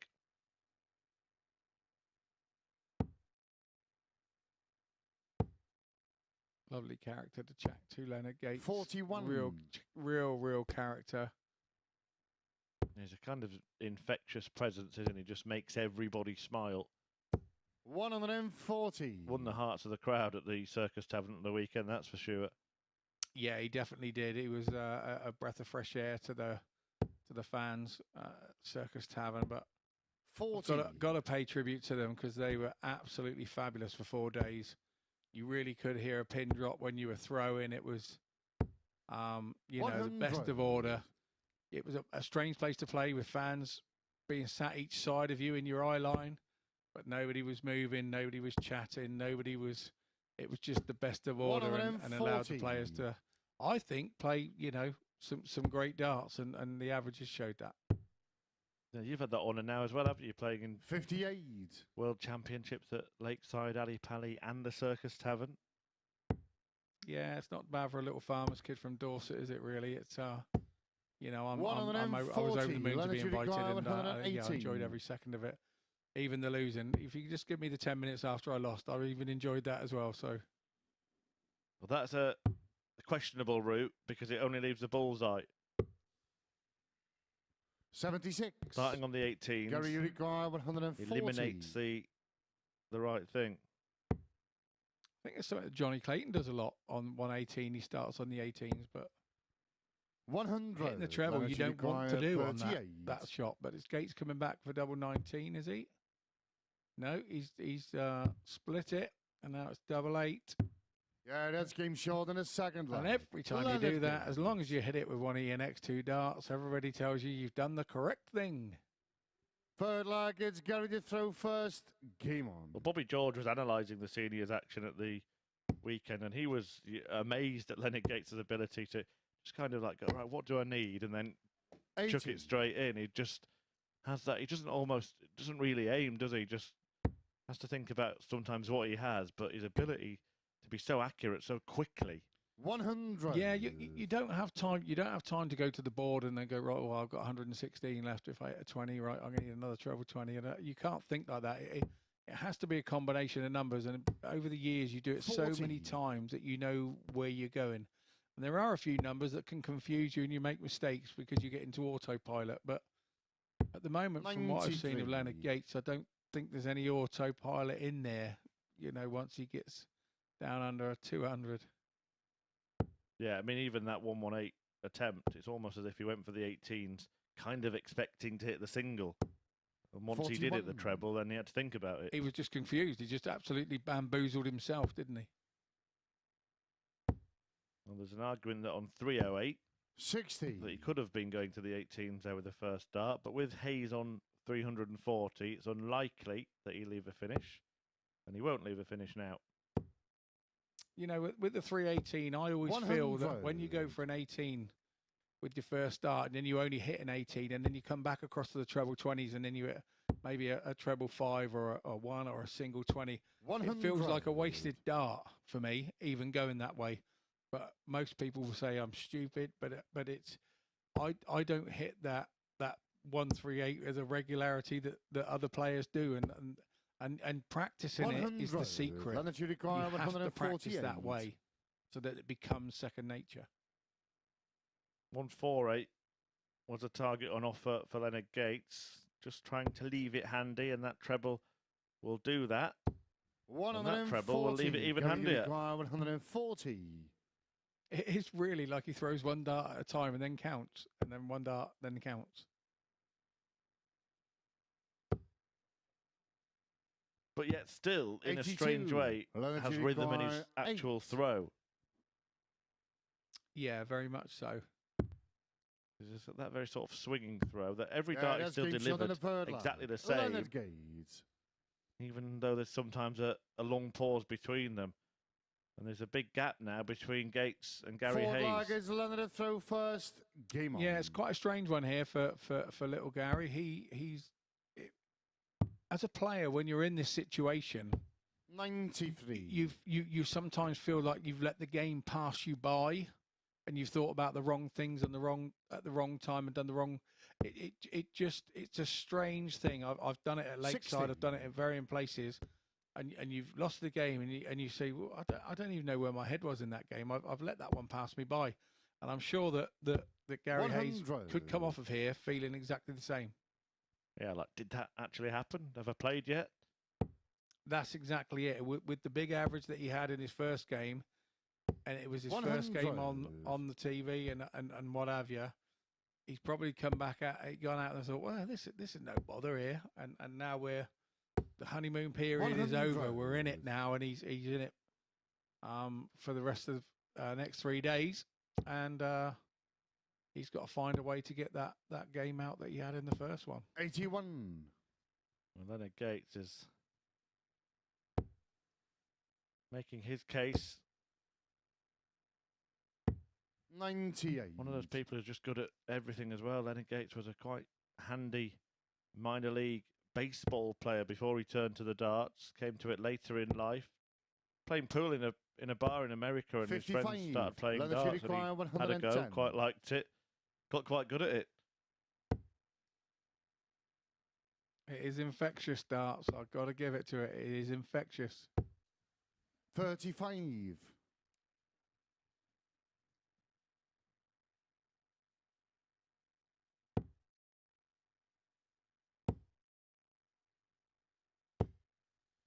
$100.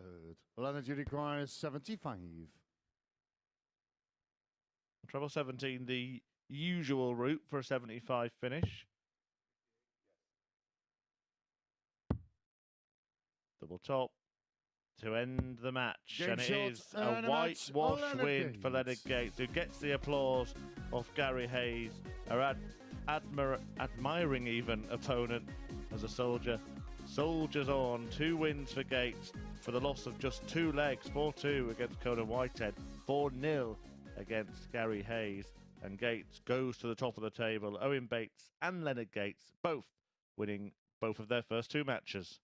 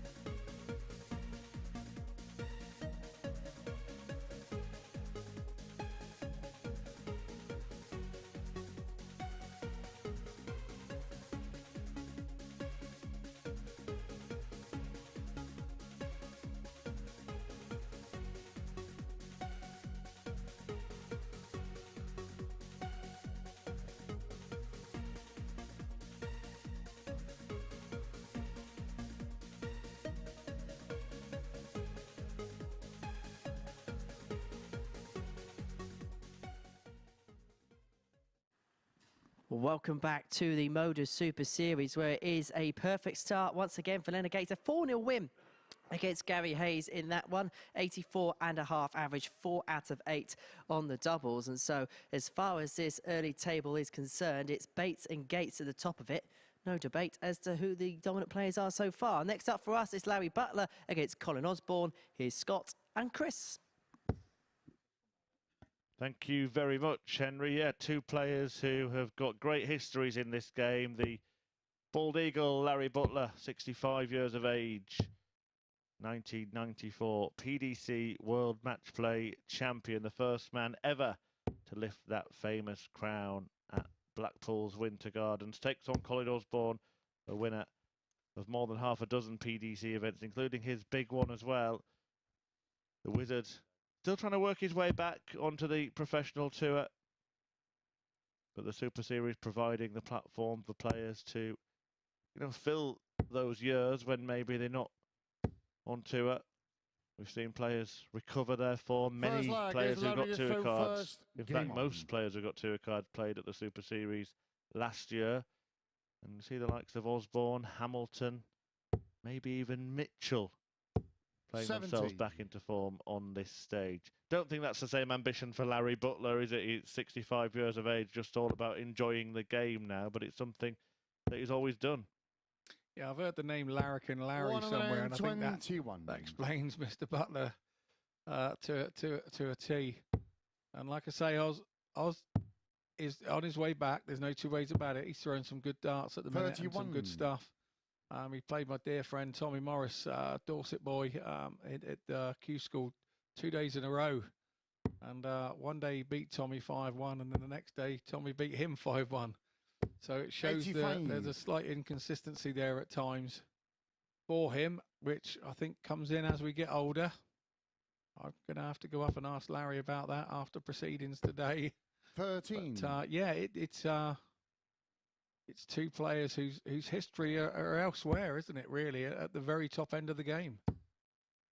Yeah, Osbourne lost his opening match to Gary Hayes, but the 93.88 average is actually the second highest we've seen from anybody today so far in the first 5 matches. Butler also going down, despite battling against a very impressive Owen Bates.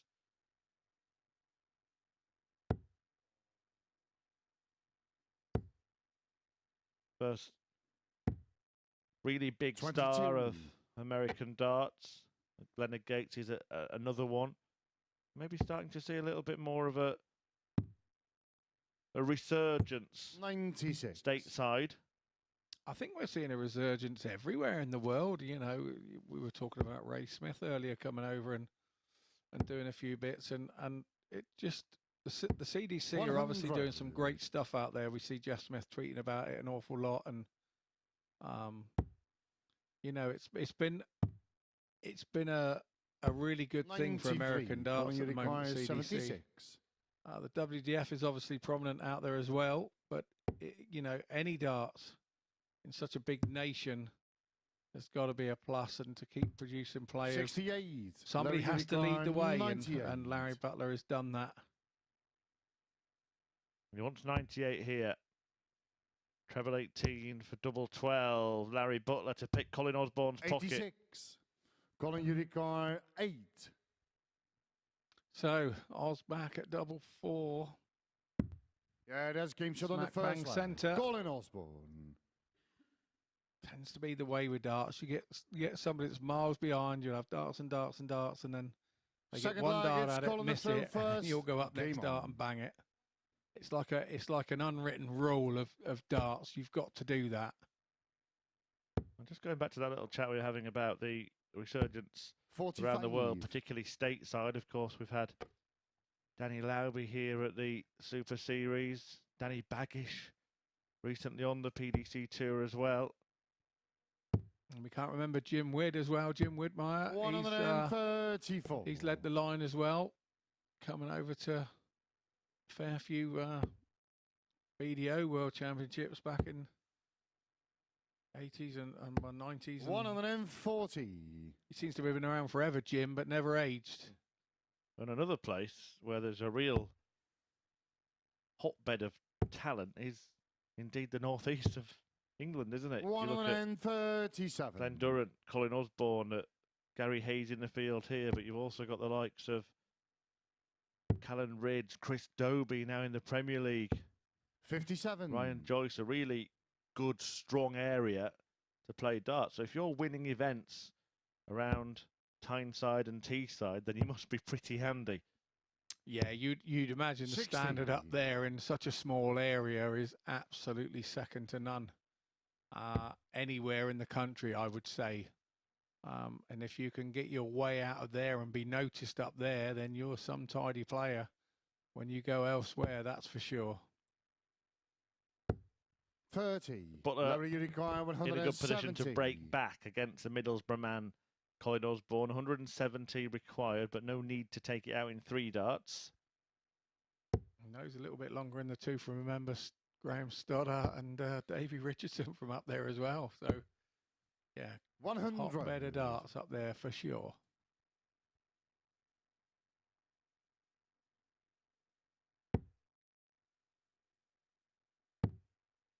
So Osbourne trying to make a dent in this. I think 42. he was looking Larry for a minimum 70. score of 59 there to leave 170. But Larry has gone the 54 route.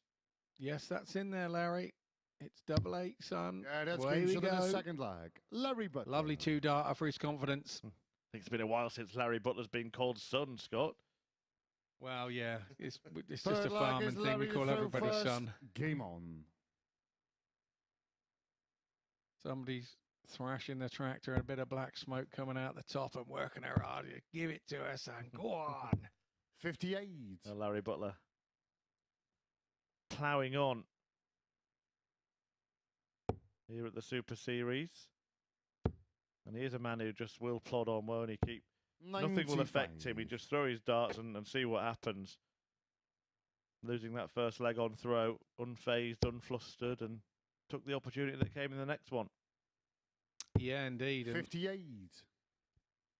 I suppose with age it gets easier to do that because you've done it so many times and then tried so hard and you realise that that doesn't work. So, yeah, you mature with age, 58. as Mr. Wolfie Adams tells me. He still calls me son. Yeah, Martin Adams, a real legend of the game, a man who 42. couldn't reproduce what he did last year at the World Seniors. He was on the wrong end of a thrashing at the hands 140. of a certain Leonard Gates, who was carried on where he left off today. Not going to see him for a couple more games. In fact, the next game is an all-American affair for Gates against this man, Larry Butler.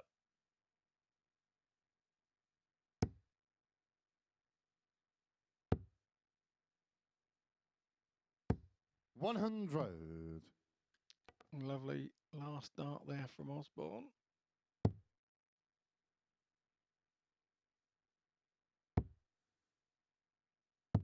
$60. Colin, you require 108.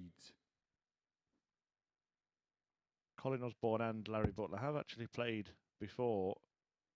More on that in a moment as the Wizard looks at tops. 88. Can't quite find it. But yeah, it was a Players' Championship event. You're on tour at the wrong time, Scott, because when you were playing Pro Tours, they were predominantly in Wigan and Barnsley. 57. This one was Colin, in you Las require Vegas. 20. Yeah, that'd have been nice, wouldn't it? Yeah, that's games within the third leg. Colin Osbourne. It was won, of course, by Phil Taylor, but Colin Osbourne, during that event, beat Larry Butler by 3 sets to 0. Throw first. Game on. Great stats, mate. Good find. Good find. That was back in 2008, 15 years ago. 100. When, remarkably, Larry Butler would have still qualified to play in the World Seniors if it had existed. 180. The look on Larry's face there, I think he surprised himself there. I don't think he thought that was in when he went to the board. I think he was doubting our referee, 41. Marco, and then he, oh yeah, it's in there. So I was going to say, was he going to get a surprise 9-dart finish there? absolutely, I was just about to 41. start booing when he hit the one, but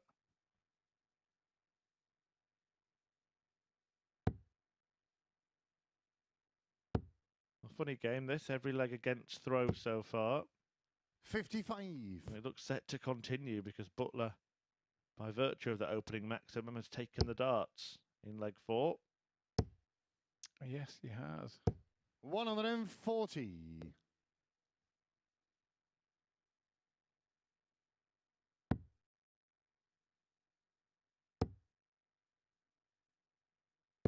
$98. Larry, you require 140.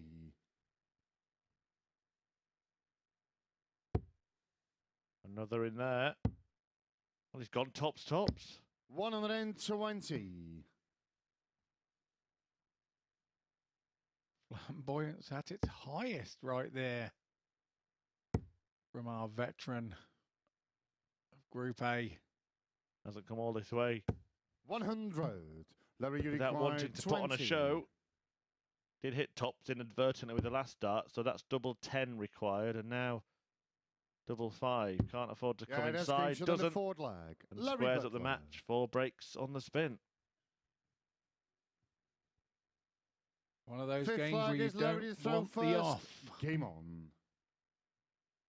Although when this is happening and you watch from home and you think, oh, nobody will to start that leg if it goes 3-3 and it's all been breaks of throw, you actually do want to start that leg as a dart player because you don't believe that it's going to continue to be break after break after break.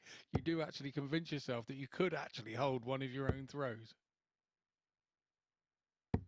100. Paul Nicholson reminded me actually at the weekend, the inaugural World Cup of darts, the format was effectively mugs away. So if you lost the previous leg, you would throw first in the next one. Paul threw first in every leg that tournament. Joking, Paul, if you're watching.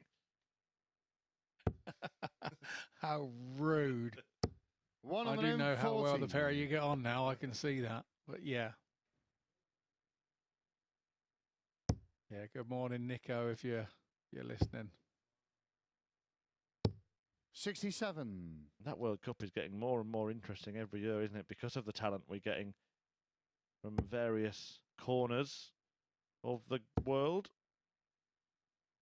Yeah, I was hearing there was a little, Larry, you require 140. a little debate there with people that actually matter on TV last night. Maybe a seniors, World Seniors Darts World Cup. 58. That would be Colin, you interesting. require 121. Larry himself has played in the tournament 6 times representing the USA. Colin Osbourne's not going to take out this 1-2-1. So what Scott Mitchell just said, at some point you expect that trend 81. of breaks to end. Larry, you require and this is the 56. opportunity for Butler to make it happen. 56, it's tops up. 10s he wants now to hold throw. 46. And he hasn't Colin, managed you it. require 40. So we're looking at Osbourne now, 4 tops for a breaker throw. And the easiest thing to do as a dart player is hit a double when the other one's missed it. That's the old wives' tale, and the old wife was right. Well, 3-2, and again, breaker throw. We do now and again. It's very, very rare. One of the rarest things to happen on the Super Series. Game on. Get every single leg against the throw, and this match is still on course for that to happen.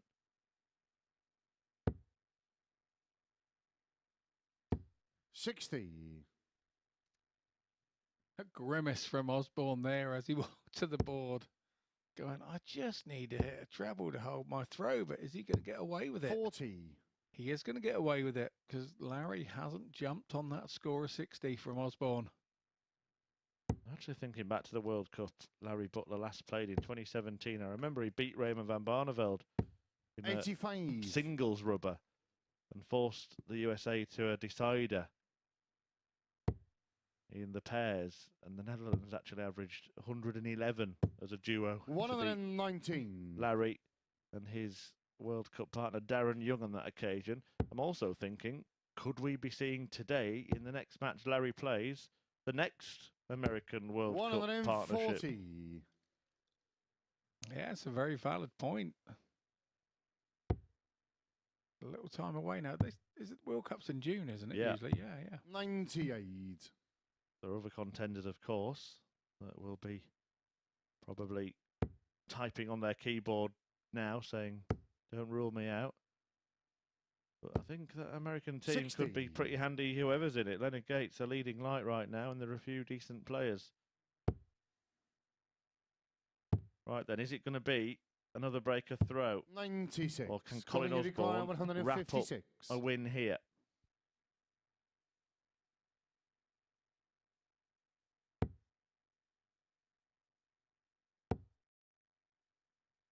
We're looking for that other treble to really pile the pressure 100. on. Larry, you require from Larry Butler. 148. Larry Butler will be thinking minimum requirement here is a ton. Or is he thinking bigger? He was thinking bigger. Will he stay there? 80 I think fine. it was an Going afterthought to stay there, and then the 56. dart didn't quite go where he wanted, but it's Osbourne back for 56. It's tops for the win. One up. Game One shot, in. earn a match, Colin Osbourne. And it's one win for Colin Osbourne, who went down to Gary Hayes in his opener, but defeats Larry Butler by 4 legs to 2, ending that spell of breaks in that match and putting himself onto 2 points in the table, leaving Larry languishing on 0 at the foot. When we return, Conan Whitehead will be looking to pick up his first points. He takes on Gary Hayes.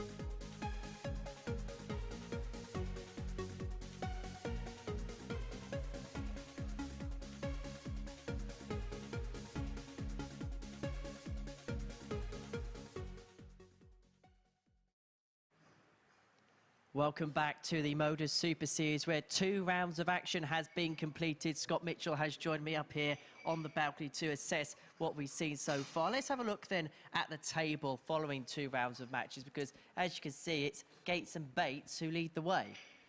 Yeah, Leonard is not a surprise. You know, we thought he'd be up there and thereabouts. Although he's had a big, long weekend, he's doing well, started well. He looks fresh. Whether he is inside, that one we'll have to ask him. And Owen Bates, well, he's come in and absolutely taken to it like a duck to water, hasn't he? First time here, you would never have thought it. I was going to mention about that with Owen, because we've seen a lot on the Challenge Tour for him, Development Tour for him, but obviously this is a completely different environment for him, on a stage, in front of TV cameras. For some players, especially young players, it can take a while to adapt. Not with Owen. No, not really. I think he's a big practicer, and he's got a practice partner in Ryan Searle, and that's got to be helping him with all aspects of it. I mean, practicing with Ryan Searle would frighten me. Mm-hmm. Exactly that. And just going back to Leonard Gates there, as you say, fresh following that campaign at the seniors, it just looks as if he's at a level where he just isn't going to deviate from it. It just looks comfortable playing around about the level he's playing at, that mid-80s towards the 90s. Absolutely, and he seems to be enjoying it. There's always a smile on Leonard's face, and if you enjoy the game, you play 10 times better, and that's how he does it every time. Exactly, and we love to watch that in action. Gary Hayes, our ADC qualifier this week, that was some opening performance, wasn't it, against Colin Osbourne? Is it now this part of the day where maybe the reality of the tournament sets in, where we're going to learn a lot more about his game? We did say that in commentary. You know, you come up and you pop that big average first time here, and you think, this is just a walk in the park. And then the reality is kicked in with the second game. So it's now mental games and mind games for him. And we'll see how he comes out of that. Next up for us, he does take on Conan Whitehead, who will be searching for a win. Absolutely. You would not have thought already after 2 games that Conan would be searching for a win. So, but he's a determined, dogged character, and this won't make any difference come Wednesday. Everybody forgets these first 2 games. Exactly that. We're looking forward to this one then. It's Conan Whitehead against Gary Hayes. Scott's going to make his way down to the balcony to join Chris. Cheers, Henry. Yes, Conan Whitehead, the winner of the first Super Series here in Portsmouth, but going down to Leonard Gates in his first match of the morning, and then beaten by Owen Bates in his second. So a slow start for the Barbarian. He's looking to move off 0 points at the bottom of the table. A man from Raynham in Essex, just actually around the corner from the Circus Tavern where Gates was playing just last night. Gary Hayes, though, well, he's played most of his darts up in that Stockton-on-Tees area. Came through the ADC qualifier. Going in the throw first. The top 32 players, amateur players in that area. He won it and got himself a place here at the Super Series. And we know what that system is doing for players. The big example, of course, Adam Warner, who came through an ADC qualifier, having never really even taken the amateur stroke semi-pro circuit seriously, and then winning a finals night 100, and then going on to get a tour card. So darting dreams really can be realised very quickly. It's a fast track kind of system, darts. If you're good enough, you'll make it. And Gary Hayes in his opening match certainly showed that he is good enough. A 4-2 win against Colin Osbourne, but Leonard Gates was too good for him in his second, beating Hayes 4-0. Yeah, I've had a little message from a friend of mine, Liam, on social media, and he tells me about Gary Hayes' name being the story behind him being Little Gaz. Basically, there's another player, a legend from the Birmingham area, 94, Gary Stevens, and his nickname was Big Gaz. So they were mates, and so one had to be Big Gaz and one had to be Little Gaz by the sounds of things. So that's where the Little Gaz came from. 140, going to require 110. By the way, you can get involved in social media as well. Tweet us at MSS Darts. Let us know who you think will be the winner of this week. Gary, you require 101. Who are you looking forward to seeing later on in the week? Gary Hayes looking at this 101.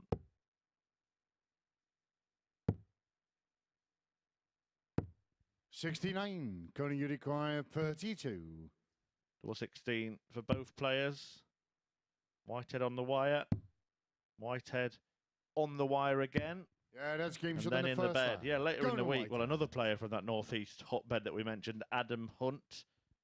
Great little player he is, been on the Pro Tour for a long time, won plenty of development tour titles. Prakash Jiwa, Rob Collins, Luke Getty, John Brown. His dad was in last week, Steve, and Callum Francis. So 85. Let us know who you're looking forward to watching. Let us know who you think will win the week. And also, if you want to be here on Saturday night, head to dartshop.tv. We're based in Portsmouth, and there's an earlier start time now of 7:30. Tickets available from dartshop.tv, and they are absolutely free. And where do you get that these days? Absolutely 60. nowhere. So please take advantage of those tickets. You might even get a selfie with Scott Mitchell.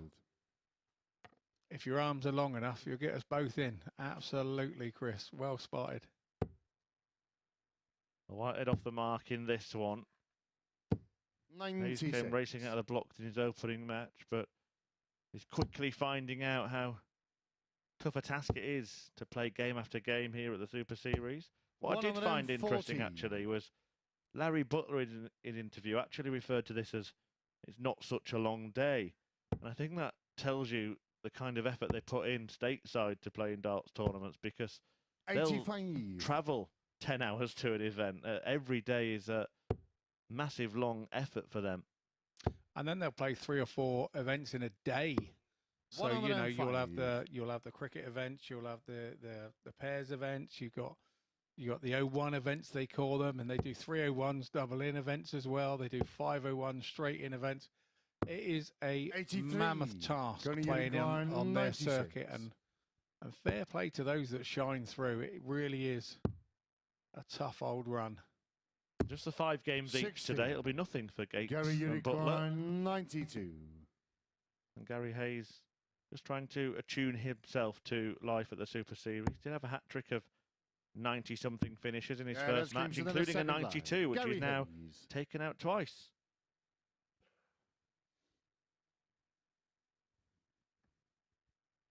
Third leg, it's going in the throw first. Game on.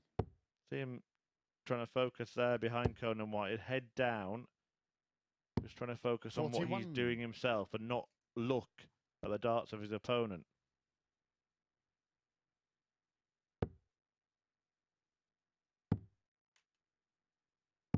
96. Are you a watcher, or do you get into your own little zone?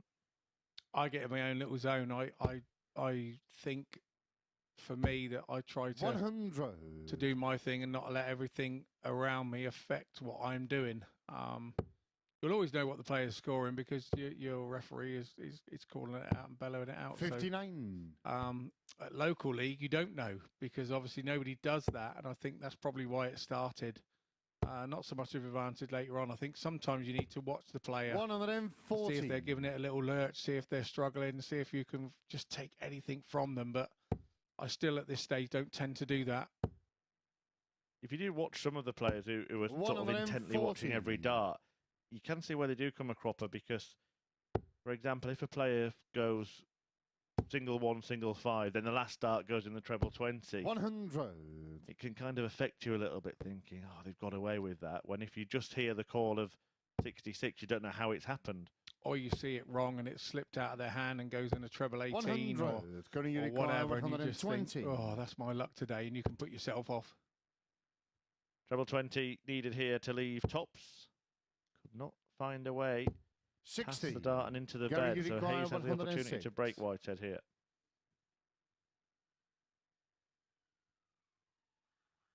Yep, starting at the top. It's treble 18 now for double 16 for a 106. 74. Going to require 60. Wire.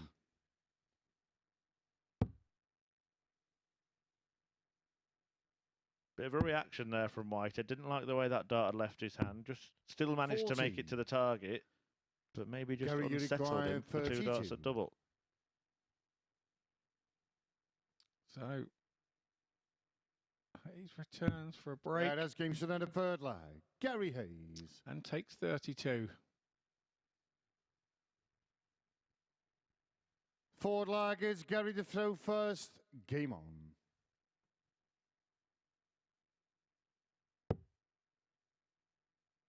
It's the third game for the pair of them. 55. Will start to paint a clearer picture within the next hour or so. Owen Bates taking on Colin Osbourne. Bates looking to carry on his charge. 100. His perfect start to Super Series life, and same goes for Leonard Gates on his second appearance here. He faces his American compatriot Larry Butler. 45.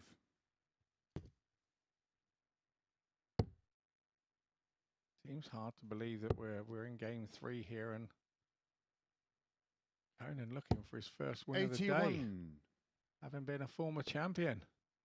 Yeah, though that week, I'm just drawing on my memory here, but certainly in Group B later in the week, he had a poor start on the 59. Thursday night, and I remember him saying clearly, "I'll be there on Saturday, and if I am there on Saturday, then watch out." And it proved to be right. Absolutely, you don't have to qualify through 60. as number 1 in the MODUS Super Series, so that's Saturday night because everything is scrapped and wiped before you. It's a new day, a new dawn, and a new game, and most dart players understand that. Yeah, you can't win or lose the 85. week in Group A. You can finish bottom of Group A without winning a single match and still make it through to finals night. It's the bonus of getting through and having those couple of days off that have actually served our last couple of winners well, including John Worsley, who won week 1 after winning Group A last week. 60. the confidence you must get from winning Group A and having that couple of days off. What you do with those days off, I don't know. I suppose the guys just have a practice or enjoy the area a little bit and maybe see some of the sights 59. and get away from the four walls. That would be the way that I would want to do it. 100.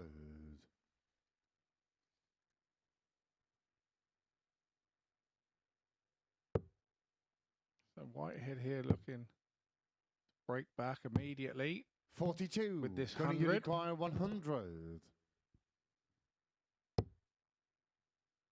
There we go. One there and one almost there. We go down to 2 10s. Yeah, that's game show in the forward line. Tidy 100 finish there from Whitehead. He's not a player who will ever really blitz the field. He's not someone who's done that. Fifth Even on that it's going to throw first. finals night, remember, in his group, he won a game 4-3 and lost a game 4-3. And then won the semi-final 4-3. But those are things that don't phase him. This is the thing with him. You know, he has the capabilities to blow people away 4-0, but he's an absolute scrapper, and it just is never over till it's over. And those stats that you're just saying just prove to me that he believes in himself so much. Just give him one leg to win a game at 3-3, and he believes so much that he can go and get it. And that's his biggest attribute. Yeah, can win any type of game 57. of darts. Did indeed go and blow Graham Usher away in the final on that occasion, winning that one 4-0. Yeah, 58. some players win from their front runners, but he has the lot. He's got the lot in the locker. He's a scrapper. And that never say die attitude. 80. Starting defiance. Really does believe in himself.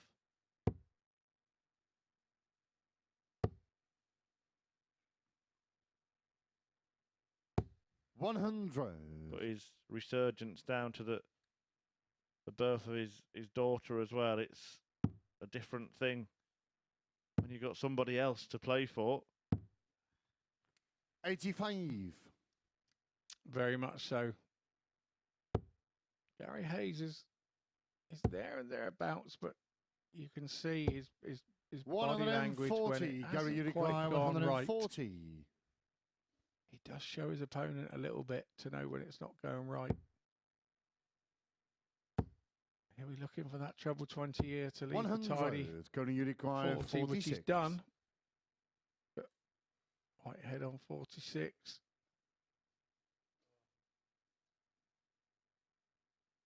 Having a good look. Makes his decision. 14 for double 16. Yeah, and the right decision it was too. Conan Whitehead. Took a little while to decide. But if any young players watching, you have to make that decision. You have to make it early, so that before you even step to the board, and that's exactly what Conan's done there. Well, there are two schools of thought on 46, aren't there? One is going for the 14 to leave double 16, which is a double that breaks down the most. The other is going for a 6 to leave tops, knowing that if you pull the dart and hit a 10, you're still going to be throwing it a double. Yeah, absolutely. But I mean, when you're feeling confident, you go with 14 route. I think 9 times out of 10, because obviously the breakdown of the 16s means you really can go full bore at it. Well, Conan won away from that so far elusive win. We could see the table get bunched up in the next few matches. Talking about the prospect of Gates and Bates remaining unbeaten, but if they do lose, then we would see that pair on 4 along with Colin Osbourne if he can get the better of Owen Bates. And then Whitehead moving on to 2 with Gary Hayes. And if Butler beats Gates, then there'll be 2 points 100. from bottom to top.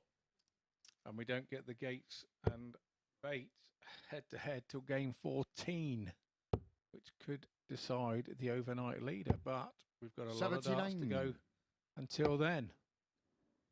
Colin Whitehead has left himself a finish after 9. Another decent leg of darts from him. Last time he was on 142, we saw him start on the 17s. That's the modern day route for that. 140. Going to require 142.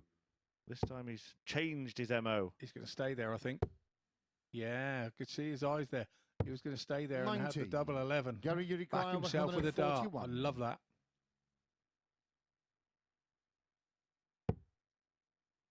So Randy Jenkins produced that brilliant 1-4-2 finish at the 45. seniors, Gary, you staying in the require match against 52. Richie Howson, though it was short-lived. Game This shot, match is and a fairly match. short-lived. Conan 6 Whitehead. legs completed pretty quickly there. Conan Whitehead winning 4-2 and getting off the mark in Group A. Gary Hayes also on 2 points. Won his first match but has lost his last 2. The opposite outcomes for Conan Whitehead. The Super Series 1 champion has picked up his first points of the day.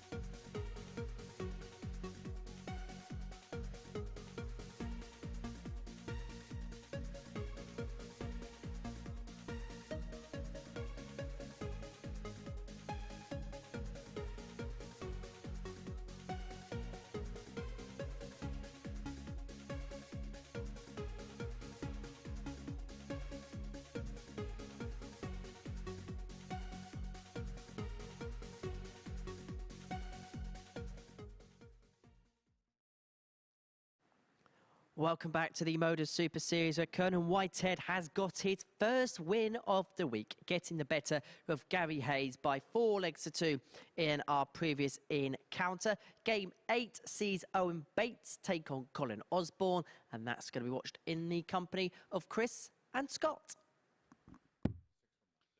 Thank you, H. Up on the balcony there, passing us in. Well, Owen Bates has not had to wait for his first win. He has 2 wins on the board at this particular moment in time. Osbourne didn't get his first win till playing Larry Butler in game 6, but he has the experience to know that that really doesn't make a difference at the moment.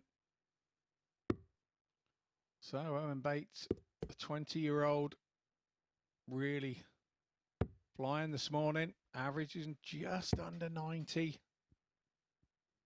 Couple of points above our 47-year-old Colin Osbourne. First leg, it's Owen the throw first. Averaging Game around on. the 87, so interesting game in prospect. With Owen Bates to get us going.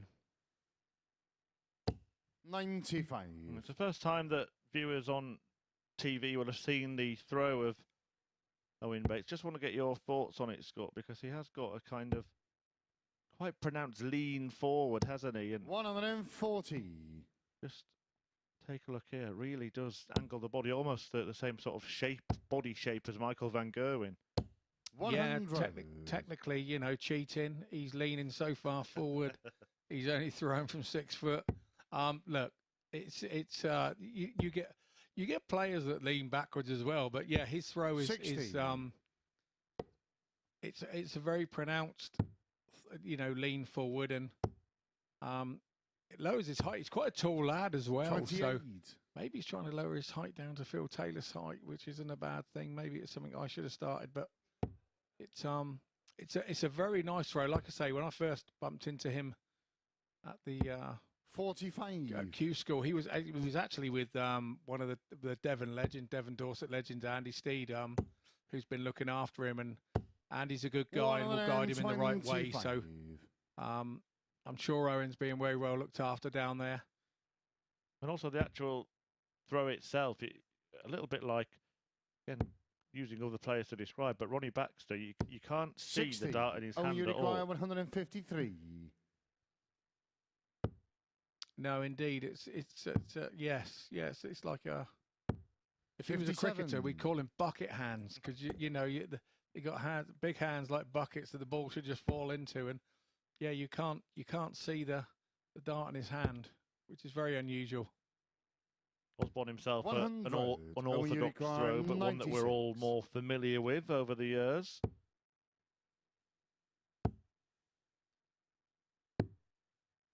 $64. Colin, you require 96. So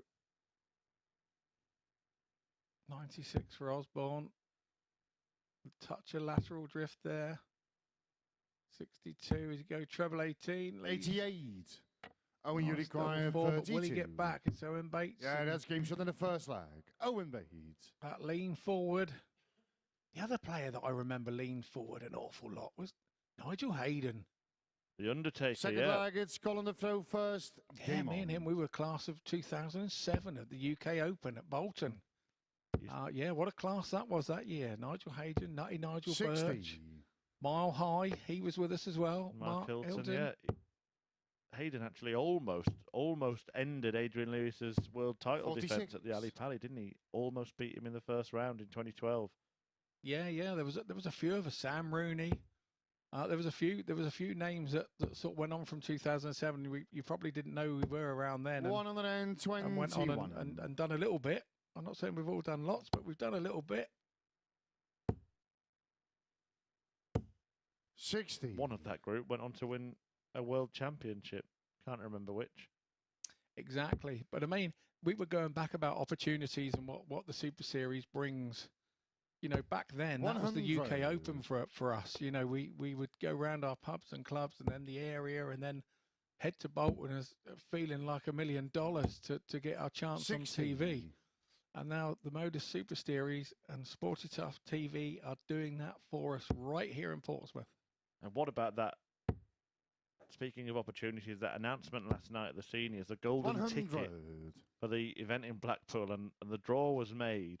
The golden ticket winner will play Phil Taylor on TV 96. The night after the qualifier. 120. I know. How brilliant is that? I'm going to go for it. I'd love to play Phil. I've never played him in a serious game. I've played him in exhibitions, but I've never played him in a serious game. So I think I'm going to be finding myself up there that weekend. Yeah, that's game short in the second to get the golden ticket. There you go. Absolute exclusive there from Scott Mitchell. He'll be entering the darting chocolate factory. Third leg, and that was a sweet finish from Colin Osbourne, the Shanghai shot.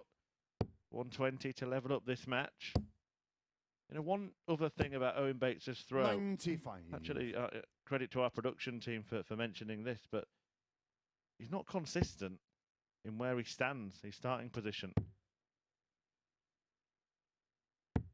57. It'll be that slightly off-centre towards the right, his foot placement there. I guarantee you next time 96. He comes, he'll be maybe slightly more central. And he's not got yet that practice, maybe on the stage, of finding exactly his position. To be honest, he probably doesn't care. 100. I think looking at it, he doesn't even look down at his foot, does he? So I would suggest that he's basically lining himself up with where he thinks he stood last time. 58. At Dorset, we've got a county hockey, and it's got little silver beads on the top, so you can roughly gauge yourself. Whenever I go to an hockey in any place that I go, I try and find a mark on the hockey, on the carpet, on the floor, anything, so that I stand in the same place. Yeah, there have been players that have been known to actually put a mark on the hockey order for themselves. 140. No. Yeah. Who would do such a thing?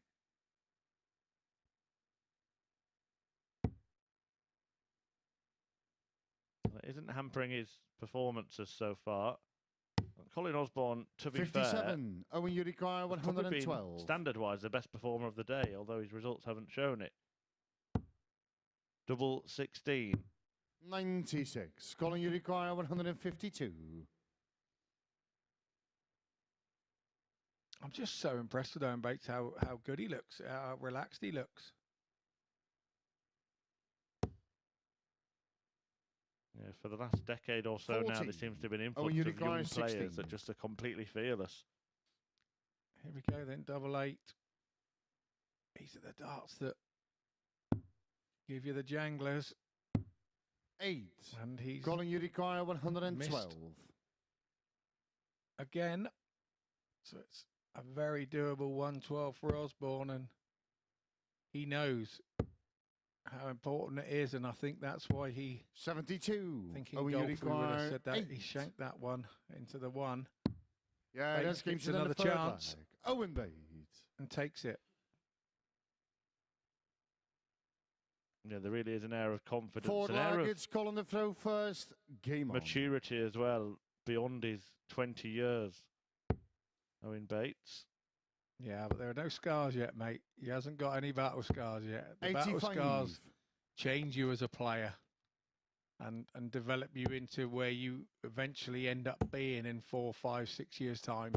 100. By the way, I'm starting to wonder how he didn't get a tour card, because every time he's played someone, even you, Scott, at Q-School, he seems to have beat them. And just doing the research on the head-to-head against Colin Osbourne, and 140. discovered that he also beat Colin at Q-School as well. In fact, sorry, that was at the Challenge Tour, which was 100. only a couple of weeks ago. 5-4 win for Owen Bates in that one.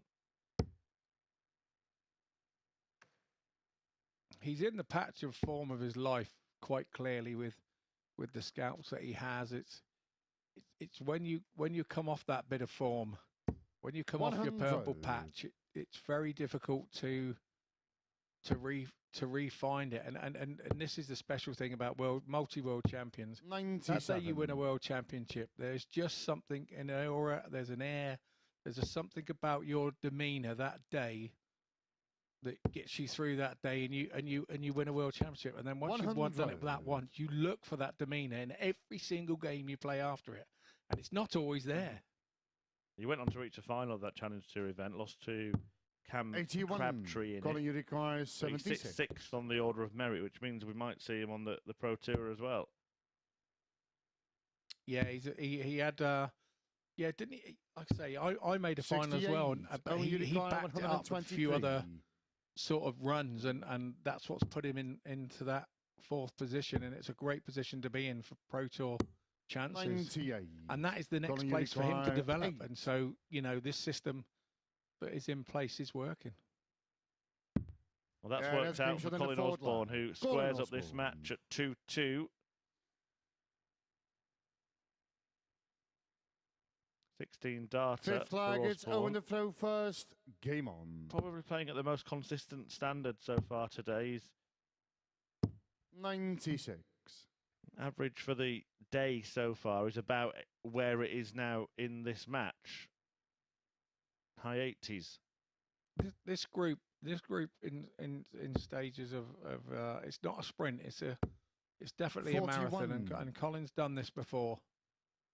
And he knows that you stay consistent in this type of group format, you will be rewarded. And that's what I'll be looking for him to do from now till Wednesday. Yeah, Matthew Edgar, who I was with last week in Group 8, making the point that it's 140. actually better to average 87 consistently than it is to average 77 sometimes and 97 sometimes, even though it's the same 87, 85. overall average. In this format, you're likely to get more consistent results. Yeah, indeed. Yeah, indeed. 81. Although you're talking to Mr. Consistent in the Pro Tours the last 2 years, and I still haven't got a card. So I tend to sometimes disagree with that. I think sometimes it's best to be a helter-skelter player where you're right up there for a couple and then drop off because in that sort of situation, you've made your money and you're on the rankings. Yeah, but to be fair, Scott, well, I'll make this point in a moment because Owen Bates might be about to make a point himself. Yeah, that's game show. And he does by landing top Owen for Bates. A 13. Yeah, I've said it when you've not been sat next to me, so I'll say it when you are. I think that your reason for not keeping your card was not your form on the Players' Championship events at all. I think it was the fact that you missed out on European Tour events for the 2 years. And they're tough, aren't they? They're so 85. important. Often you go to these Pro Tour events, you've got a European Tour event on the Friday before 2 Pro Tours, and that Friday can be the most important day. Yeah, definitely. It's one of those that I am very determined. You speak about wanting to achieve varying things, and like we said earlier, I played at the varying World Championship places now, and I really want to do a Euro Tour. That's one thing 55. That is on my radar, and as associate member, I can even do that there. So that's one of my goals for 2023, and it was my downfall. 54. You know, I was getting beat by Chizzy and Luke Humphreys at one point and stuff. So in finals, so you know, I wasn't giving them up, but yeah, I needed a bit more rubber the green and 100. But look, that's then. This is now. We got new challenges, and yeah, well, I'm looking forward to them. 180. Well, you were looking forward to playing in this, but from what you've seen this morning, you might change your mind about that.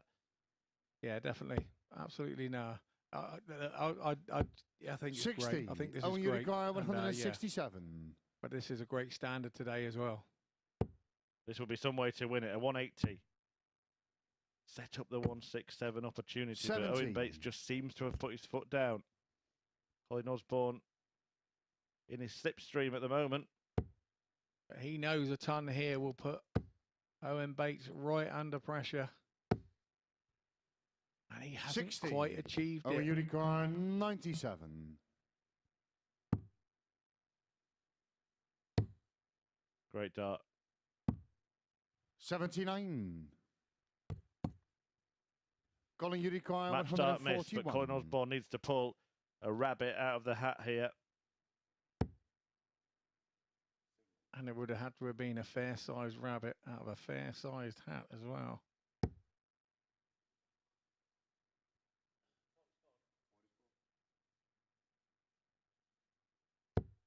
$45. Owen Unicorn 18. Blitz it. Double 4. 14. Colin Unicorn 96. Medium-sized rabbit needed. Medium-sized rabbit, more than doable hat. So here we go. Oh, going double. 56. Owen Unicorn 4. Owen Bates was peering over there, a very interested spectator. He does come back. Game shot. He does win. Match, Owen Bates. And Owen Bates carries on the march. A perfect debut so far for the Master of the Super Series. 3 wins from 3, 6 points from 6. Colin Osbourne, the latest man that Bates betters. 4 out of 12 on the doubles. A 180 in there as well. It's all looking pretty easy for Owen Bates so far, who charges to the top of the table without defeat after 3.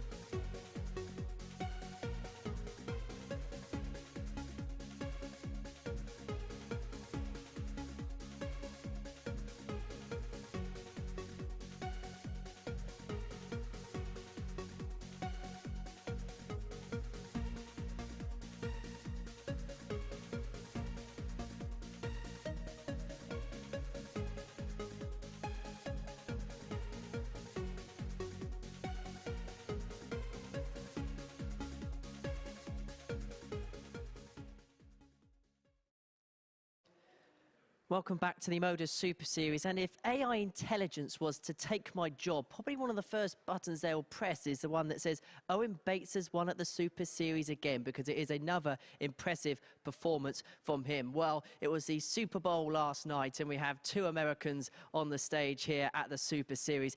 Think of it as a little bit of a half-time show here at the Live Lounge in Portsmouth. We haven't quite got Rihanna here this morning at the Super Series, but we do have some fantastic performers, that is for sure. One of them chiefing Leonard Gates. He takes on Larry Butler in that clash. And as I say, we haven't got Rihanna, but in the commentary box we do have two diamonds who run this town here at the Super Series, and they're not rude boys either, Chris Murphy and Scott Mitchell.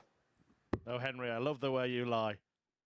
Stay with us here at the Super Series for some proper entertainment. Leonard Gates and Larry Butler about to provide their share of it. The 65-year-old American ace taking on the man who made the semis at the seniors last night, and the man from Houston looking to give Larry a problem.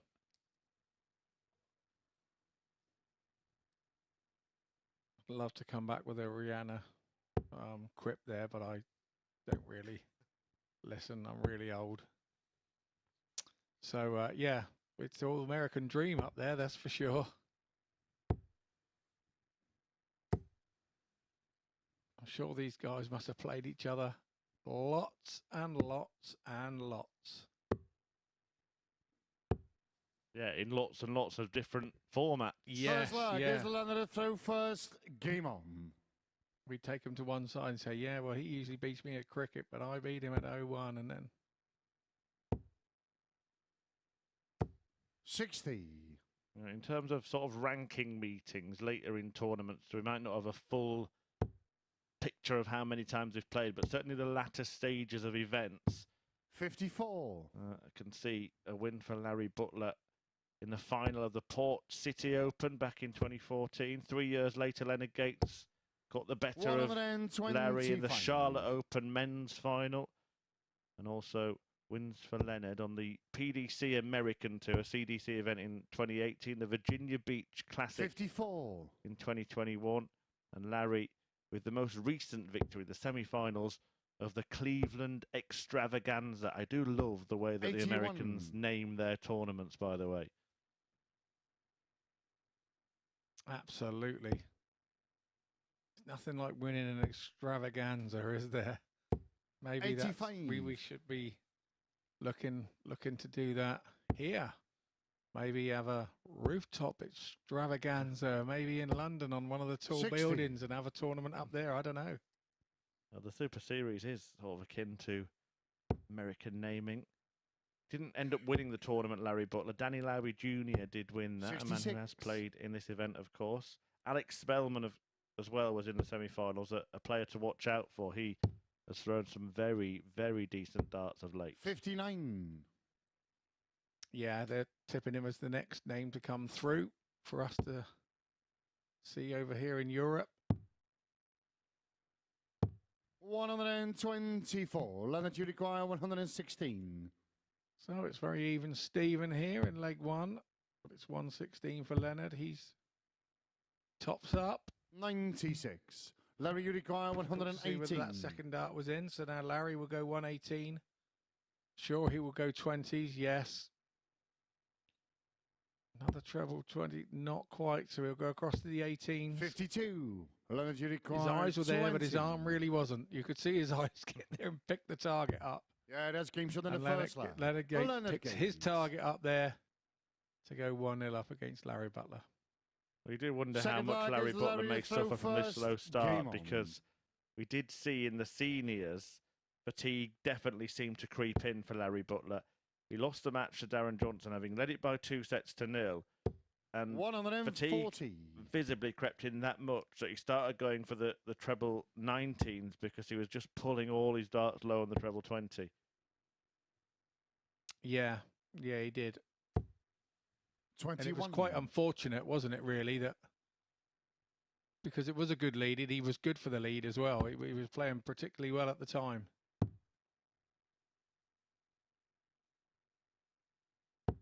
$101. Being a farmer, Leonard Gates is one of the names I will never forget, because obviously I've got wooden gates, 32. metal gates, little gates and big gates at the farm. So Leonard will always be one that will never leave my mind. Well, he needs to get back on tractor in 74. this leg. Only 21 and 32. Can't believe I sucked you in to say tractor before me. Lovely. 100. Have you already done your duties on the farm this morning, or have you got the week off to sit and do this? No. I've left the early morning duties to the wife this week. 140. And then I will have to go back and continue now. The lighter evenings are coming. I can work till later in the evening. Lucky old me. Larry, you require 46. Larry Butler with loads of time in this leg. 14. Real stuttering start from Leonard Gates. In fact, 3 of his visits have seen him misfire on the big number, 21, 32 and 47. But he has left to finish now. Larry, you require 32. Larry off. There's double 16. No score. Leonard, you require 161. Well, this would be a real act of pickpocketry. Not going to happen. We saw him take out a brilliant 164 at the weekend. 161 beyond him on this occasion, but Larry Butler has already missed 5 darts at double 16 in this leg. 6. Yeah, there's games in the second leg. Larry Butler. It's known how far to take him, Chris. It's known how far to take him, and Larry sure as hell knows how to do that. Game on. Yeah, it doesn't matter when you hit as long as it's before they do, basically.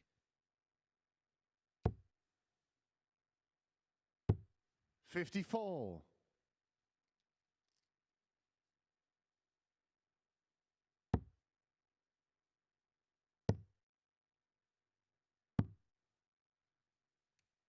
$36. He would have wanted to have jumped on that 54 of Gates there, but Butler had a wayward one himself. Is there a little bit of the honeymoon period over in this one, and the familiarity is stopping them 85. Score against each other? Only time will tell. Yeah, it is bizarre, isn't it? Both have played much better than this in their other matches. It's only early, but the two stateside stars seemingly struggling against each other. Yeah. Good visit there. So Gates is trying the alternative route to much success. 71. Mentioned it was Butler who was going for the 19s. Well, Gates shows him how it's done. 140. Decent riposte. Since we mentioned they struggled to score, and they've all been hitting double, treble visits. Yeah, hopefully no one turned on just at that time, because we look a bit silly now. Absolutely. What are these two characters talking about? 82. Leonard, you require 91. Choices here, treble 17 or the bull. It's the former. And it's tops. 71. Larry, you require 108. So chance for Butler. He went down there. There's another one down there. And he's hit it. So it's 32. Yeah, and he hits that also. Larry Butler. For a breaker throw. His best finish of the day so far. First, game on. And it puts Butler effectively in control of this tie.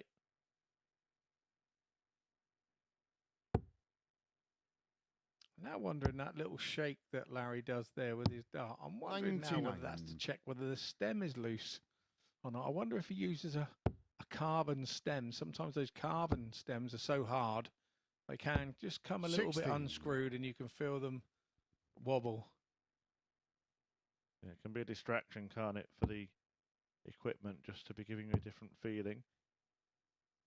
Mentioned Larry's darts earlier 86. on. Looking at Leonard Gates' darts, he's got a little thing in them which is interesting. The barrel all you see with grip all the way down, and then at the end there's a little smooth bit. That's actually something called add a gram, where you can put something into the back of the barrel to make it heavier. Yeah, they've been around a long, long time. 29. So if you had a particular set that you really liked at 22 grams and you wanted them 24, you could add a couple of those. But it does change the flight 59. of the dart, because obviously it changes the balance and the weight of balance and the way that it comes backwards. So, but you can find that with these modern day plastic style, 39. L style, Cosmo.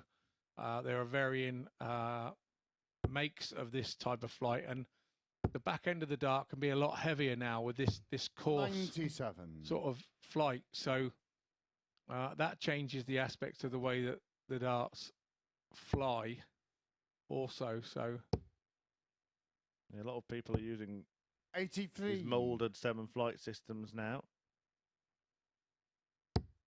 And possibly it could be actually for Leonard Gates, because obviously you're only allowed to use 22, 23 grams in the soft tip game. 59. And maybe he's looking for it to be just a gram or two heavier, maybe for the steel tip game.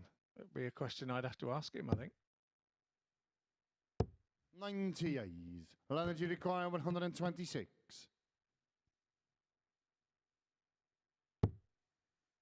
Another would leave double 6. That leaves the bull. 101. Close, but not Leonard, close you enough. require 67. So a real chance here for Butler to see daylight on his American counterpart. And he duly does. Well, Larry Butler may be about to inflict the first defeat of the day on Leonard Gates, who's kind of been caught cold in this match. By far his poorest performance. Has been in the mid-80s, but not even in the 80s in this match. Butler yet to win a game today. Searching for his first win. He won't panic though if it's not this leg, because he'll get a chance to throw first in the next leg. 100. So his age and experience tell him that. He will be looking at this as a bit of a free shot with the momentum, really. 87. At winning the match against the throw. All the pressure on Leonard Gates. He's the guy that's right up there at the top of the table. 96. Is he about to be dethroned? And if he is, it just offers a little bit more encouragement to Owen Bates, who has won all 3 of his matches so far. 99. Following this, we'll go into the penultimate round of fixtures, and it'll be Bates back in action against Gary Hayes. So in the next 20 minutes or so, Owen Bates could find himself 4 points clear at the top of the table. 140. Leonard, you require do that before. I think we've seen players come and win all 5 games in one day. We still haven't had anybody go through Group A unbeaten. Long way off that. Leonard Gates. It is a massive amount of games, though, Group A, isn't it? Jim McEwen, he won 14. 6 his first flaggers, 14 Larry, and throw lost first. his last one. Game on. A couple of players have managed to win 14 of 15 games. 36.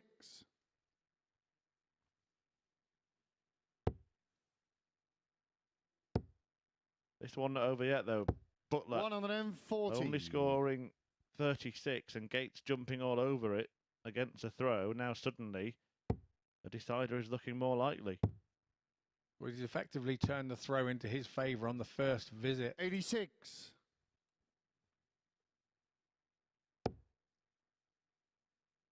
And Harry on his own throw here is now in all sorts of problems. 140.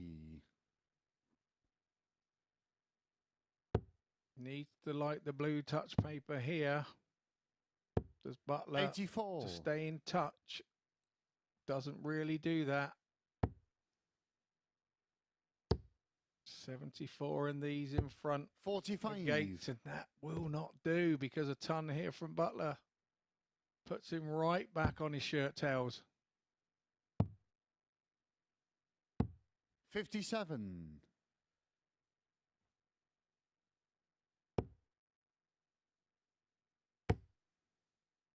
Brilliant stuff from Leonard Gates. Yeah, hold your horses, Leonard. That would have been too many, Lenny. 36. I think he was probably considering the 20 for 36, but that was a risky old shot, particularly with those types of flights as well. They do tend to suck you in there. So it's tops for Gates. Yeah, that's game shot in the 6th leg. Leonard Gates. Tidy 14 dart leg break for Gates, and now will the momentum go with him? Final will leg Butler is find his Leonard throw best leg first. Game on. of the game and steal? All will be revealed in a few short minutes. And he's worked his way to 95. that standard, hasn't he, that he's been producing throughout the day, Leonard Gates. It's been enough to see him win each of his first 2 matches, and he might have just bailed himself out of trouble in game 3. 96.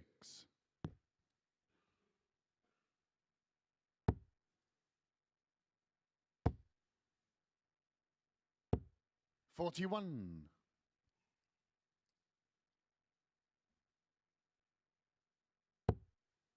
Can Butler capitalise on that 41 from Gates? It's not looking like 39. it. We've gone back to that nervy, edgy start we had from both Americans in leg 1 and 2.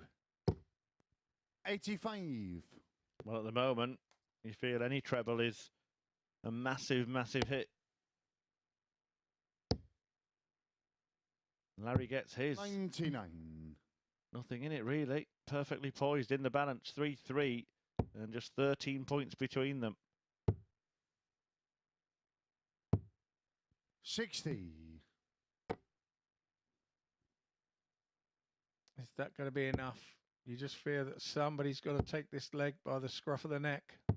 130. Has Larry Butler just done that with that 137?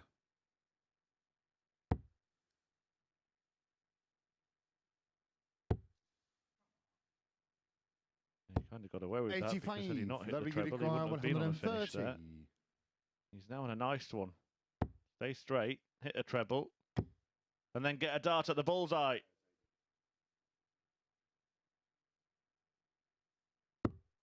90. And that's the best miss, apart from an 18 he probably could have wished for. So the 135 has to go. It's treble 20. He's missed it. 18 next, no. Larry, you require 40. Well, to leave double 15. Total reaction there from Leonard Gates after that miss as well. That's the first time I've really seen him frustrated. Game shot. And he will be frustrated because he's just been beaten for the first time. Larry Butler wins the All-American encounter, and Gates suffers defeat for the first time today. Good news for Owen Bates, who stays clear at the top of the table. Butler pipping Leonard Gates at the post. We've got 6 more matches to bring you today. The first of them features the league leader, Owen Bates. He's taking on Gary Hayes next.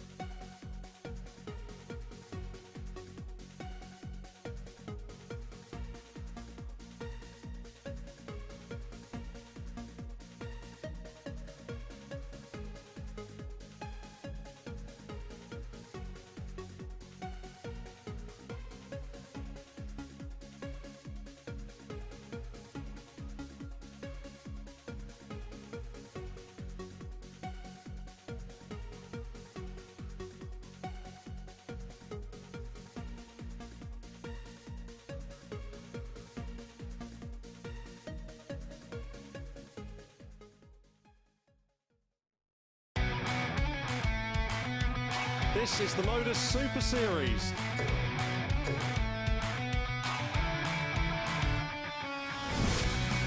$180.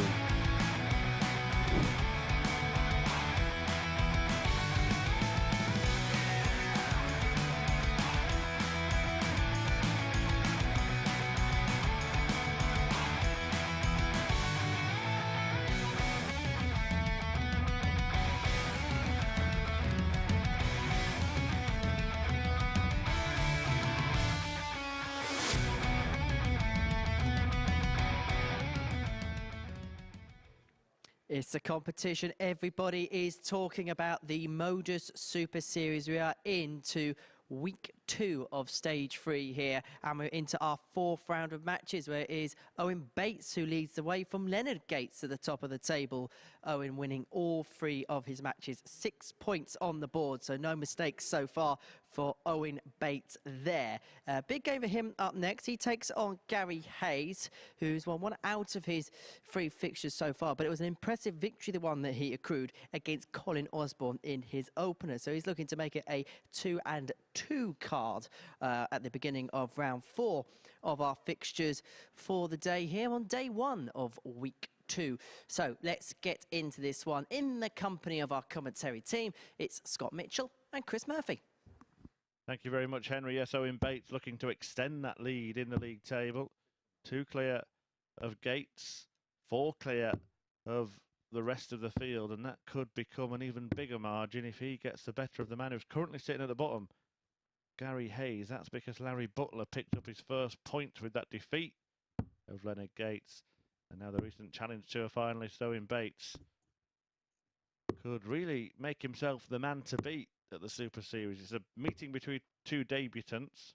Both of them started with promise, but one has kicked on, and little Gaz is looking for lift off again. He is indeed. He's looking. He's. You know, First leg gives form Gary the guide throw would first. indicate that he's going to have to Game find somewhere near that average of his first game to trouble Owen Bates here. In our time on air, 85. I've heard of another one of Owen Bates' mentors from down there in Devon, Paul Millwood. Millie is 58. helping this little lad out as well, guiding him in the right way. He's had a tour card himself, and his former England teammate of myself. I was lucky enough to be Millie's captain 134. in an England shirt. So this young man, with him and steady, 100. really has good people looking after him down there.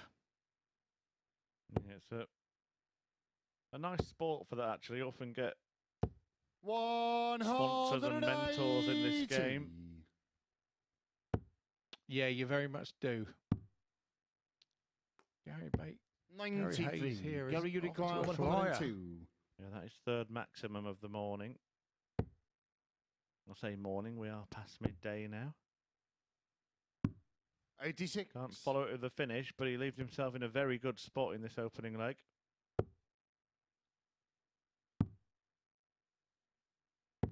93. Gary, you Don't require to worry 16. too much here just yet. Obviously, he didn't have the throw. Yeah, that's game shot in the That's a first very leg. impressive Gary 13 Hayes. dart leg. To open up from Gary Hayes. Okay, Gary Hayes, friends and family, get your Second leg, it's mobile Owen the throw phones out or first. press Game on. screenshot now, because 115.62 average. Look, I know it's only 99. 1 leg, but if you crop it correctly, it's going to look good for Gary, isn't it?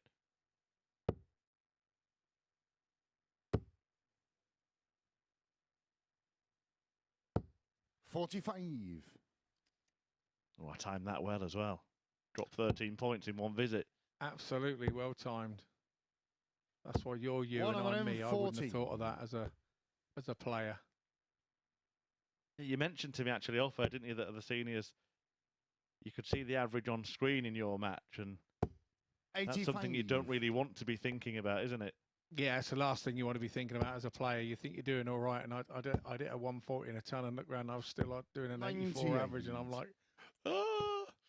It's yeah, players. The last thing a player wants to see is his average on screen while he's playing. It used to happen in the early days of the darts for windows.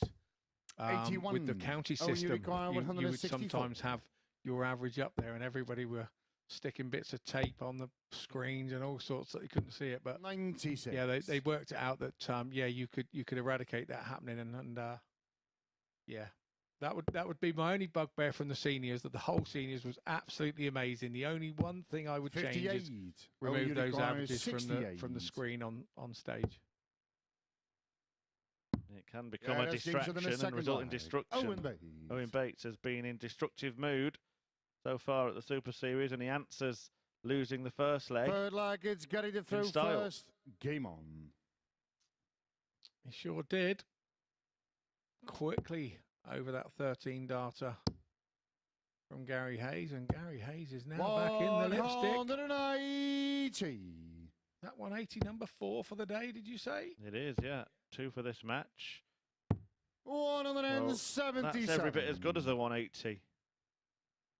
It really is, and what a reply from the young man who, like we said earlier, 100. The successes of recent weeks, he is on top of his game and the top of his confidence. 96. He's though still in with a good chance of staying ahead, although that's just made it more difficult. That's made it very 26. difficult. And now suddenly Owen Bates is sensing blood.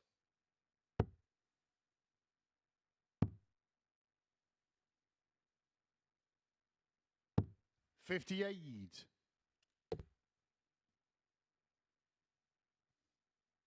So on our start graphic, the Gary Hayes was 38, and that's quite late to be making your TV debut. I was a similar age when I made mine. 47. I think is why people think I'm not old enough to be in the seniors. I thought you'd been playing for more than a couple of years on telly, Scott. 46. Gary, you require 148.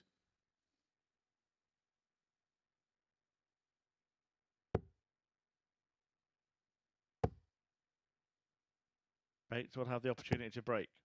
100. Owen, you require Good 124. last there from Hayes. Good find. Bates will now go treble 18 for ball. He 42. There. Gary, you require 48.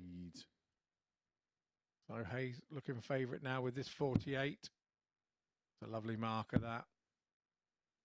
Hit the first dart. 16. He hasn't done it. 82. So will he start bullseye? He has, but that's the risk. That's the risk for me. Sometimes on this situation, I would start 42 and treble 14, and then you've got a dart at the 18 for the bullseye. You have to get a dart at a double to win a leg. And Owen Bates hasn't done that and allowed Gary Hayes no 3 score. at it, and he's got away with it. He's got away with it. So, group leader now wants double 10. Now wants double 5. Yeah, that's game short in the third leg. And they hurt last start, they do. Hayes would have been thinking, I'm on my way back, and double 5, smack, Forward leg, it's Owen to throw first. Game on. That's an interesting point you just made about the 82 finish, and I'd like to dig a little deeper into it, but Bates might not give us the opportunity because he's about to hit a 9-dart finish. Mark my words, 180, calling it early, 9-darter coming up. 139. I'm just going to wait before I talk on this one. So there we go, well done. Yeah, the 82 finish. If somebody's already on a double, 16. The 82 finish, I believe you have to go treble 14. It is intriguing, and I was having a really interesting, well, a number of interesting chats with Bobby George at the weekend, and he was talking about the trend for starting certain shots on the bullseye, and he was saying that actually it's something he would also avoid. It's a probability thing for Bobby. I've chatted in length with Bobby over varying shots, and his 1-2-1 route is treble 14. so that it leaves 107. So you then go down and still get a dart at the ball. We were talking so you only have to hit one treble. 134. Owen, you require particularly about shots like 136. 61, for example, where players start on the ball. Well, you've got double jeopardy on that. Come back to it in a moment because Bates is setting this up. 113. That was a little bit Gary, of you require loose 128. one. Treble 20 would leave the ball. You go back to the 18, surely. 42. Owen, you require 23.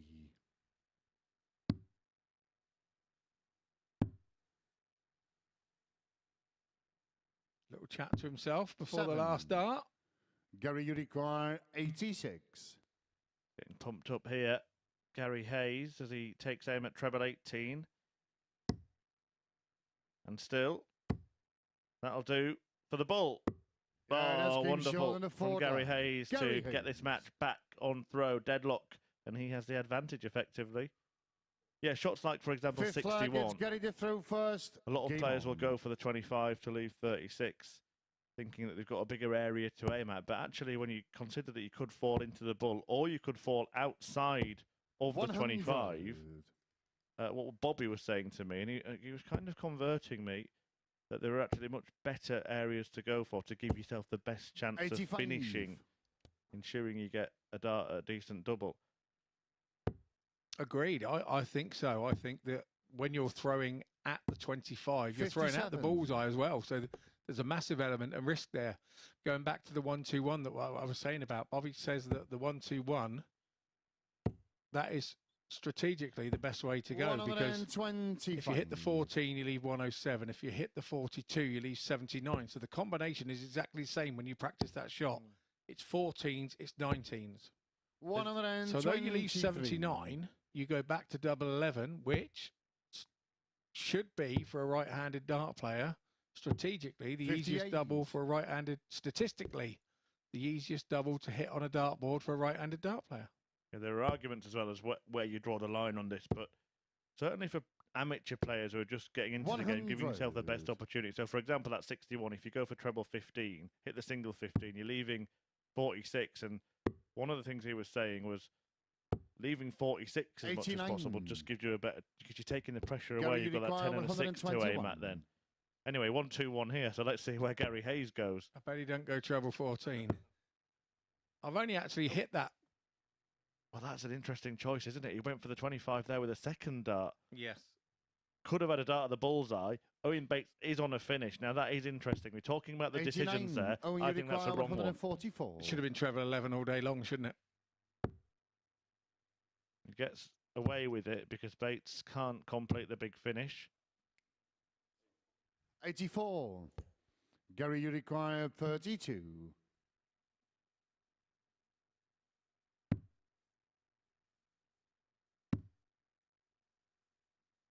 Needs to go a touch to the right. He's moved over to use those No two score. darts. It's come off the wrong Owen, side of the barrel. 60. So 20 for tops then. That went very flat indeed. He didn't release that quite properly. And he's lucky to get away with that being a 20. Landing flat, though, it might have actually helped him rather than hindered him, because it left a clear sight of that double top. It most certainly did. And it's a breaker throw. Owen the throw first. So you would say momentum's now with Bates going into leg 6. And I would say, by the way, that he's just planted that one straight in the treble 20. 140. That the momentum is going with him.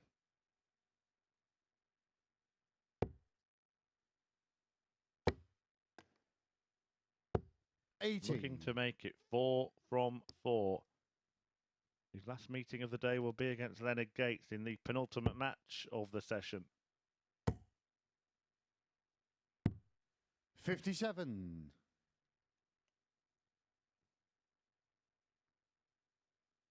I'm sure if he can get this one over the line, he will sleep very easy this evening. 100.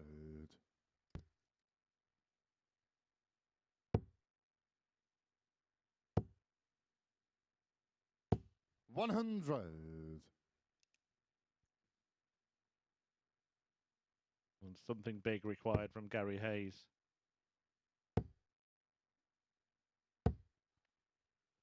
And he did completely the opposite there.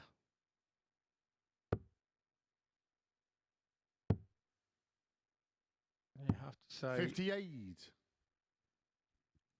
the ball is well and truly in Owen Bates' court here.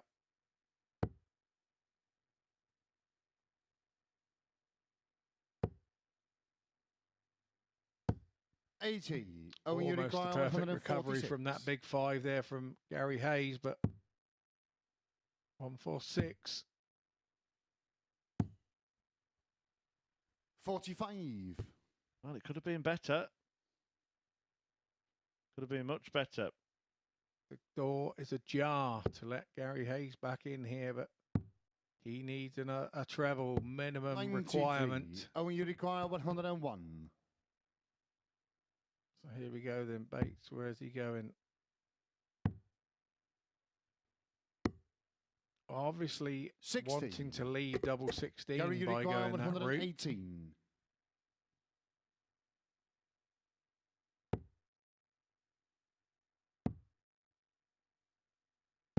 Yeah, that's Well, he may have had the short. chance to leave it the next route, but Gary Hayes had other ideas. He did indeed. He did indeed. 7th and final leg. It's Gary to throw first. Tell you what, that's been a real Game good feature of his game today, hasn't it, Gary Hayes? That's his highest checkout, but he's had 4 checkouts between 90 and 100, 66. and now he's added the 118 as well. Yeah, been very good on what we would call the mid-range. And they're the ones that win matches, aren't they? They are. It's the lower to 93. mid-range. It's the 68s. It's the 72s, and up round the 90s with a couple of darts is lovely. And that 118 there was sweet as a nut. And now 140. a 140 has woken Owen up by the look of it, because here he comes back with a 180. Well, he's top of the league. He's looking to make it 4 wins from as many matches. And 3 of those wins 55. would have been 4-3.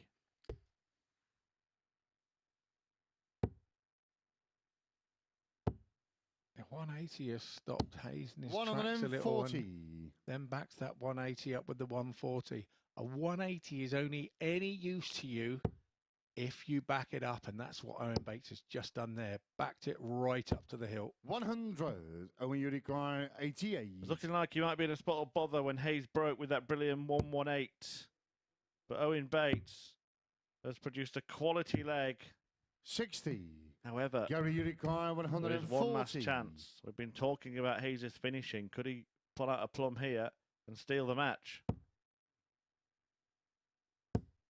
Not to be. He'll be looking for a ton 60. to just pressure. Owen, you require 28. but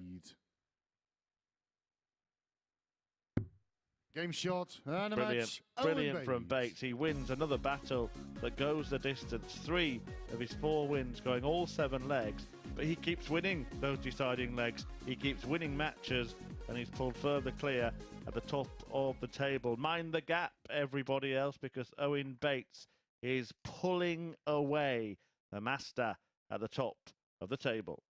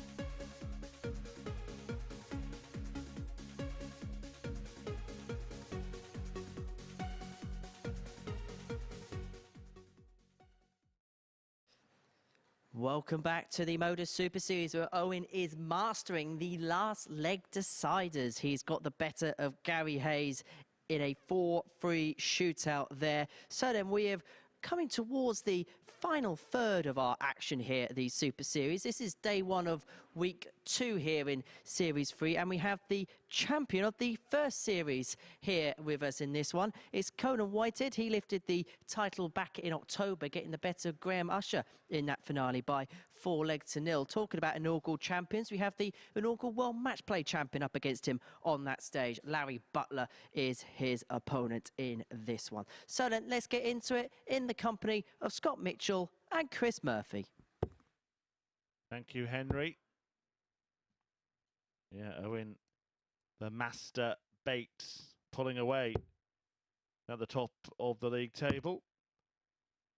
4 points clear now of his next nearest rival, Leonard Gates, the American ace who was conquered by his fellow American, the Eagle Larry Butler. Meaning Butler has lifted himself off the bottom, and 4 players are tied on 2, including Conan Whitehead, the 36-year-old Essex ace,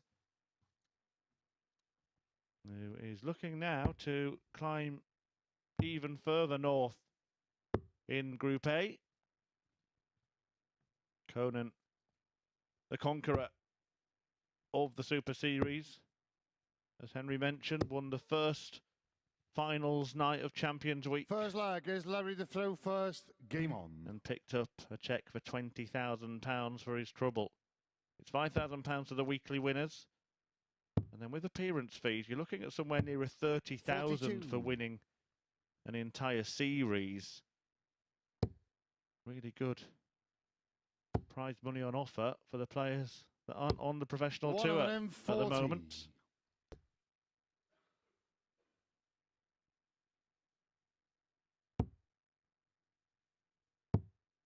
Whitehead favourite to get the 84. Job done against Butler here. And he's made a bright start with a 140 in his opening visit. 85.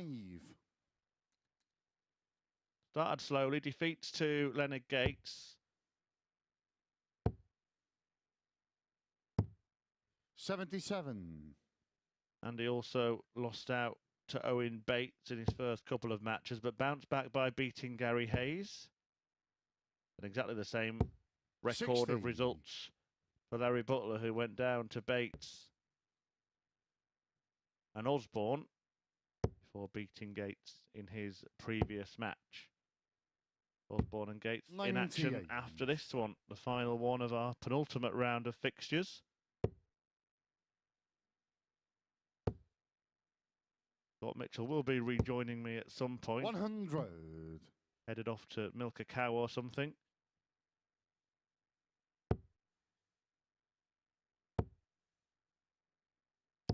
$100. Going you require 116. Conan, who started slowly in a lot of his groups on that Champions Week, the cream that rises to the top. 56. Larry, you require 100. It's just a hold throw, Larry Butler. Went for 2 tops. 60. Going you require 60. A lot will depend on this first start for Whitehead. How awkward will it lie? Well, probably about 2/3 of the bed to aim at, to the left of that marker. Yeah, that's game shot in the first leg. Picked it off perfectly. And Conan Whitehead with a lead. And Marco Meyer is just pointing out maybe a little bit of noise coming from the balcony. Second leg, it's Conan the throw first. Game on. Must be complete best of order in the arena. All I can think is whether some of the players, obviously, some of them have travelled afar, may have some guests. And the referee visibly telling them just to keep it quiet. Perfect playing conditions required. 81.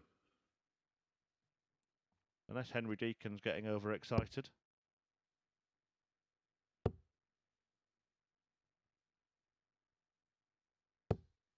$60. But Whitehead taking the opening leg.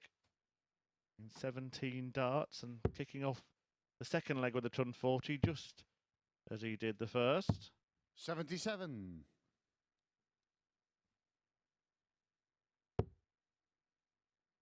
And Scott Mitchell has returned from whatever other duties he 91. was fulfilling.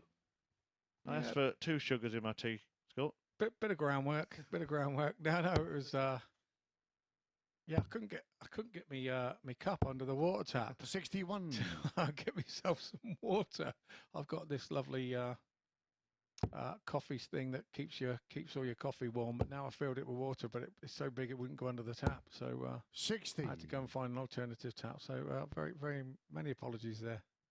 I've got one of those actually. Fantastic, aren't they? Keep warm things warm and cold things cold. Today I've got in mine a nice cup of coffee and a choc ice. 94. Going to require 150. A chocky you've got there then, a chocky. A nice neat 60 finish to win the first leg for Conan Whitehead, and he's broken Butler 54. already. We mentioned earlier, didn't we, Scott, that Conan will not be fazed by his slow start, losing his first 2 matches. By the end of this, he could be in second place. Joint on 4 points with Leonard Gates. 96. Going to require 96. I know Conan would say he wasn't built for speed, so he won't worry about that. He really will just grow into it. 64. Larry, It's you a great require last start. 92. Butler really needs to go the ball route here, but he backs himself to hit the treble 20, and we're seeing a lot more of that. 29. You know, the Going to end require of the 90s and the 2000s, and the route was bullseye in anything that 90 region, wasn't it?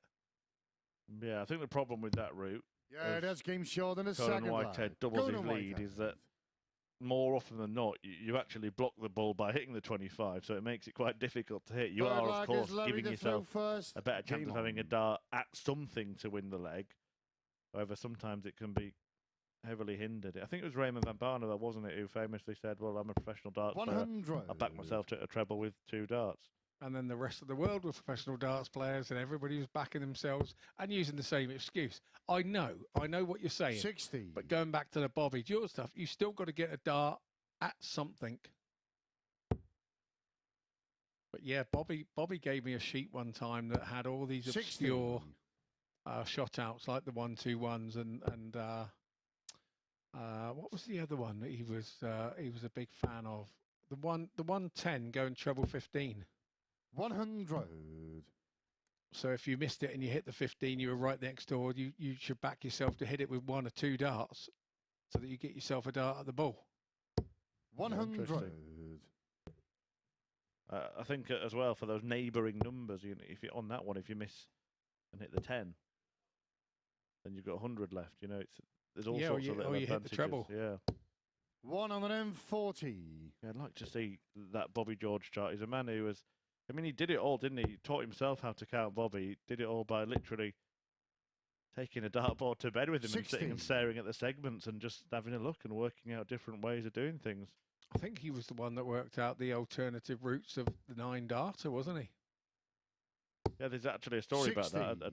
A TV producer was doing a feature on 9 dart finishes, and they asked Bobby, they said, how many ways can you go for a 9 dart finish? And he said, I'll let you know.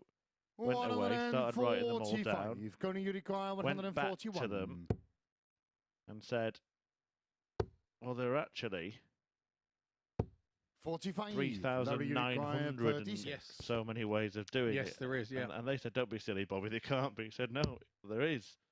And he showed him his workings, and it was right. Yeah, that's game shot in the third leg. Larry Butler gets that right. And obviously the one that everybody says is the 4 true targets 9 going to darter is throw the first. 167, Game 167, 167, which I can tell you I've never seen. Seen a 9 darter been hit at local league. 140. In my local league in Ringwood many years ago by a man named Paul Roberts. And he had the darts. He went 180, his 42. opponent went 11. He went 180, his opponent went 26, and he poked the 141 to be the first one to ever hit a 9 darter in our dart league. And we all thought that was amazing, and the poor 43. fellow had only scored 37 in his 2 visits. I've never seen anybody left on 400 before when a 9-darter's gone in, but I did on that occasion. 81. I've played darts a little bit myself, and I've certainly been left on 400 plus a few times when my opponent's gone out, and that wasn't in 9 darts. But that was in 28, and he Yeah. was, yeah. 43. No, one of the most amazing 9-darters I'd ever seen, that was. It's been a while since we've had one here, actually. Conor Heenahan, the only man to hit one in this venue. 100. Didn't get one in the second series over the 13 weeks. 180. But you have to have the Richardsons here to get 9-darters, so they can do them against one another, isn't that right? Yeah, we've got a few players who have actually hit a couple. Colin Osbourne, who's here, has hit a 9-darter, but it was in the previous studio in Southampton. 95. We haven't seen a 9-darter today, but we have just seen back-to-back 180s. Conan Whitehead does utilise the bullseye segment on a 90-something finish, but couldn't quite finish it off. 98. That last dart looked a little rushed, didn't it? His usual pace between darts.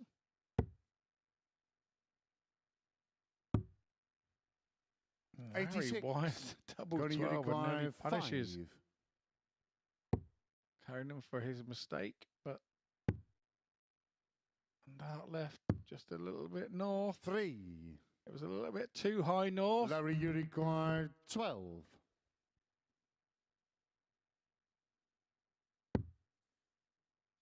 You thought that was in? That is That in. one is Yeah, just that's about. game You short. thought that wasn't in, but it was. 2-2. No 9-darter for you in sort of ranking event. Have you Fifth got flag is any? Larry No, First. I had a Game year on. in the BDO where I missed 4 in a year on double 12. It was, I think, back in Slovakia, I missed one, I think, against Chris Lamb, and ironically, who then 94. a few years later beat me at Ali Pali. Scott Waits, I missed a 24 against Scott Waits. I remember that one in Italy. But yeah, I had a spell where I missed 60. 4 in a year on BDO tour events. Frustrating, I can imagine. Oh, and absolutely, I haven't been close since. But yeah. 100. Now, I think when you're in that bubble, and that would probably been around 2014, I would have thought, to 2015, in my peak years. 93. Still plenty of time yet, Scott. Life in the old dog. But I feel young when I walk in the 58. seniors room. It's fantastic. I've gone from being the elder statesman at like Challenge Tour to being the young pup. Yeah, I at, thought I thought you seniors. missed a trick actually. I thought you should have changed your nickname to 60. Scotty Puppy for that event. Well, funny enough, my son used to play youth darts and everything, and Sam was known as Sammy the Puppy Dog. Yeah, I wouldn't steal his 90. name, although he's 26 now, my son. So and tends to avoid anything to do with darts, anything to do with my name, and anything to do with me mainly. If you ask anybody, asks him if he's related to the dart player Scott Mitchell, he says he's a distant cousin, and I have no problem with that.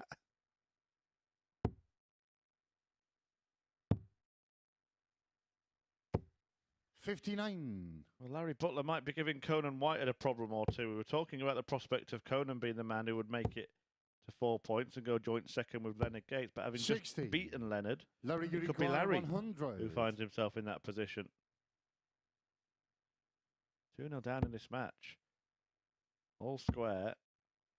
And he's going to leave tops. 60. Going to you require force Whitehead into 144. action. I think that was a light-hearted attempt at tops there from Butler, but Conan now 54. Larry, really you needed a require treble 40. there. to pressure this shot, but Butler Yeah, that's game shot in the fifth flag. straight back, Larry dead Butler. centre. Yeah, that was a perfect dart at tops, wasn't it? I always say, when people say, oh, dead centre, Six flag, perfect it's dart, going in the throw the way that we first, describe it game is if you on. made a cross in that top of you from diagonal to diagonal, and right on the point those two lines meet, that is what I call the dead centre. And 100. that dart of Larry's was right on it.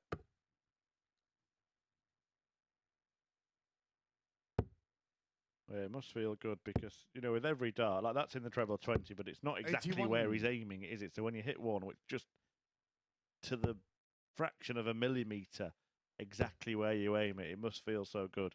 There are players that hit 180s 41. and they go from left to right, and there's a perfect 180 for them, and they aim for their first dart on the left-hand side and things. I wish I was that talented. Taylor used to just aim for the top, just rest it on the bottom wire 60. so he could stack the darts. It was like the proverbial funnel, wasn't it? So he just thundered that dart into that one, and it just slid up in there.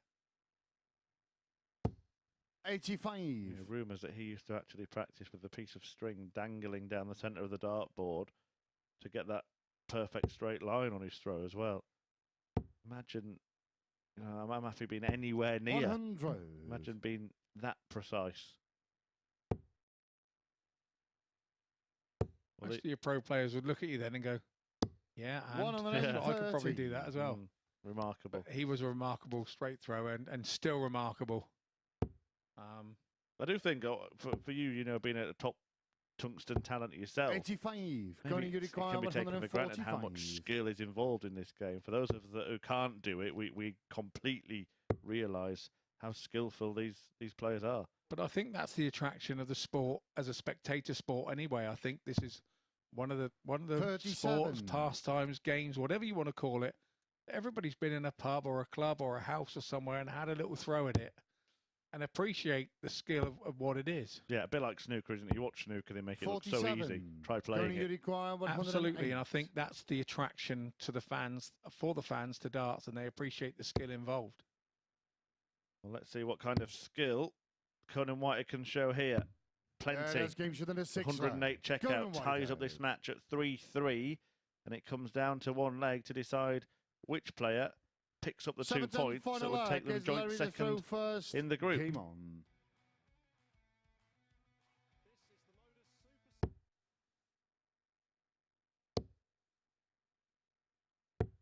$85. Stray one there from Larry on the last start. 108, a checkout that Butler had taken out himself earlier in the day. 45.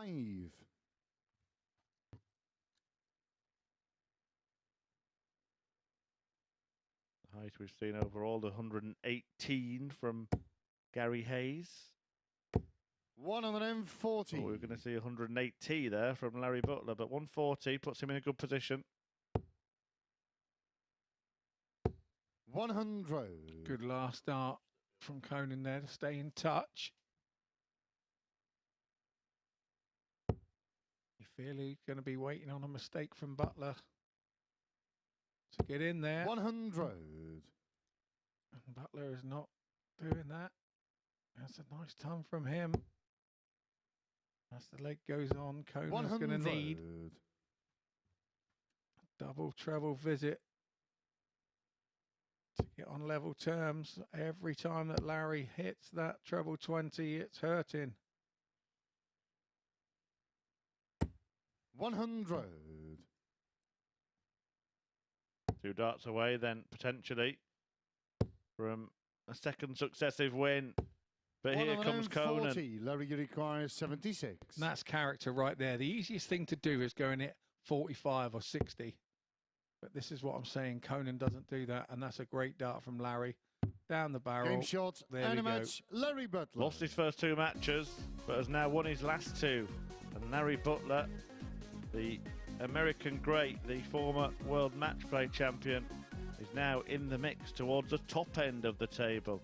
He's turned his day around pretty quickly, moves on to 4 points, and is level with Leonard Gates in second place. Gates in action after the break. He meets the wizard, Colin Osbourne.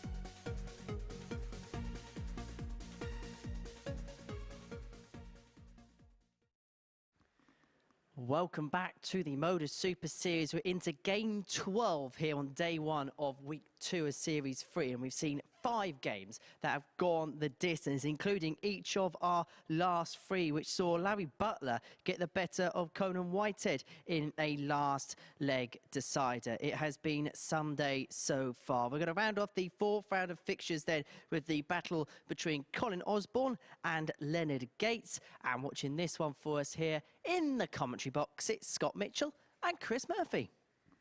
Yeah, looking forward to this one. One of the fixtures that really leaped off the page when looking through the 15 today. This one, number 12 of those 15, and it is Leonard Gates, who is trying to just ride that wave from his success, relative success at the seniors. Maybe would have left disappointed, though you wouldn't know it. Had a big beaming smile on his face as he danced off the stage at the Circus Tavern. Takes on Colin Osbourne, 47 years of age, a man who has produced some brilliant stuff in his many visits to the Super Series. A big match, really.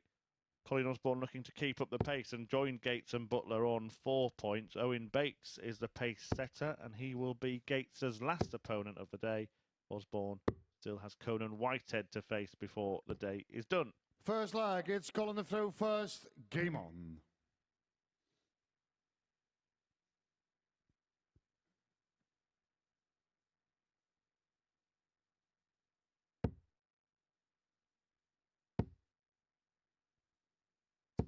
$100. So good start from Osbourne. It's been quite a cheery room next door, mate, hasn't it? We've had a few laughs and things 66. From the players' room next door. So yeah, obviously all the guys are getting on, and there's a bit of camaraderie, because obviously it's a really strange thing to try and to say as a player when you've experienced something like a UK Open as a qualifier 41. And you're all kept together as qualifiers. There's a camaraderie that doesn't leave that room. It stays with you for the rest of your time, and I'm sure the MODUS series is building and bonding and 140. You know, making those players have those moments that they remember. Yeah, well, 3 of the players are going to play each other every day, Monday to Friday this week, aren't they? Those that finish 48, 4 to 6, and then those that finish 2nd and 3rd will have the same scenario. So even though they're rivals, it could become very lonely 57. If you just try and isolate yourself from everybody. Yeah, and here obviously you're in the practice rooms on your own. You can't have it. It's not like it's big enough to have guests here with you or anything like that. So you know, always very difficult if you're used to having somebody with you to come here and do it that way. But it's great if you've got fellow players in there sort of in the same situation, helping you pass that time. 180. Only Lenny's 2nd of the day, that, in terms of maximums. Colin Osbourne, the only player yet to hit a 180 in this group. 45. Leonard, you require 58.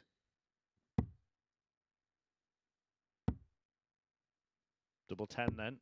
Yeah, that's game shot in the first leg. Well, doesn't matter how high he hits, as long as he does hit, and that's what Gates has done. Breaker throw in leg 1, and he's come racing out of the blocks. Second leg is Leonard first. Game on. I suppose the other thing we don't think of, when you've got Leonard who's been over here for a sort of week or 2, 100. How many shirts does he have to bring with him if he hasn't managed to find a washing machine or you know, do we still have the sort of Dot Cotton laundrettes kicking about in downtown Portsmouth? 100. I think there's one just down the road, actually.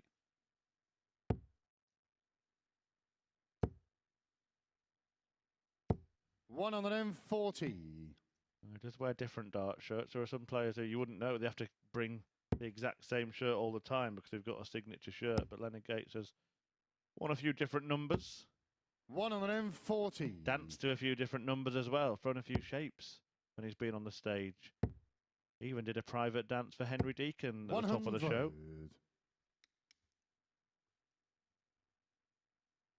Probably one of his first ones ever, I'd imagine, isn't it?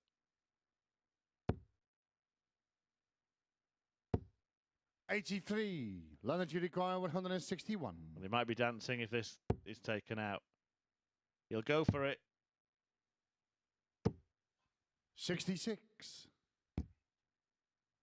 You see that 66 on the score sheet, and you presume that he's gone treble 3, treble 3, treble 20, but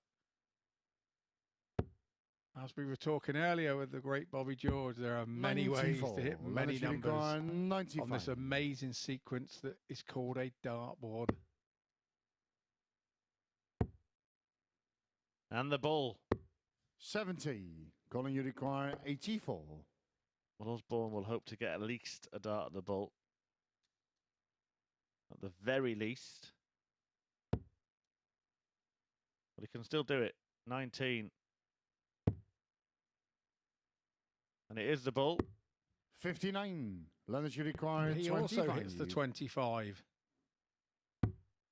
So it's 9 for double 8 is Leonard Gates' preferred that's good route, in the second and leg. that's Leonard probably Gates. why.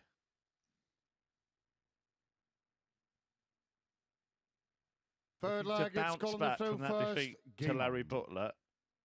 Early on in the day, Gates was looking like he was going to be level with Owen Bates when they go into that 83. final clash. It now will be a clash if Gates wins this, which Gates would have to win to go level. 43. And it would pull the group back together again and close the gap, as you say. 180. That's the first of the day for Colin Osbourne. I do love this shot. 180. It seems to be attracting excellence as well. Keep showing it. Keep hitting them. Oh, Colin. Ooh. 100. He missed one. Hate that shot.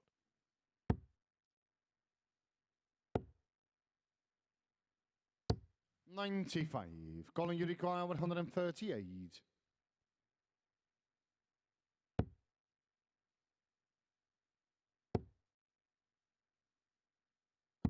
$98.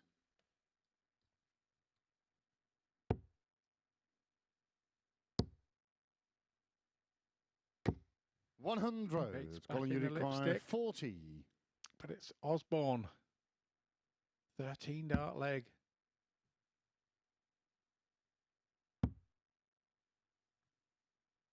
Right, smile. He'll be happy with a 15 dart leg. Yeah, that's game And set there in the it third is. leg. Colin Osbourne.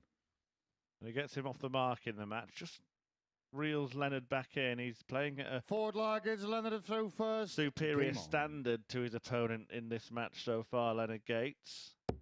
Averaging 11 points higher, and that's rising.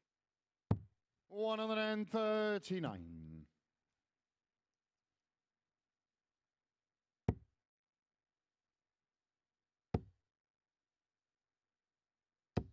Some good numbers from Leonard Gates and Colin Osbourne in the early exchanges in this match. 125.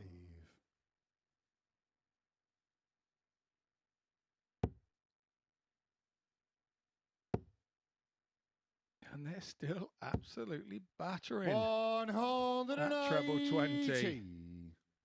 I did say that this one did leap off the page and felt like it could well be the match of the day. 60. Certainly could be the highest standard we've seen so far if they keep this up.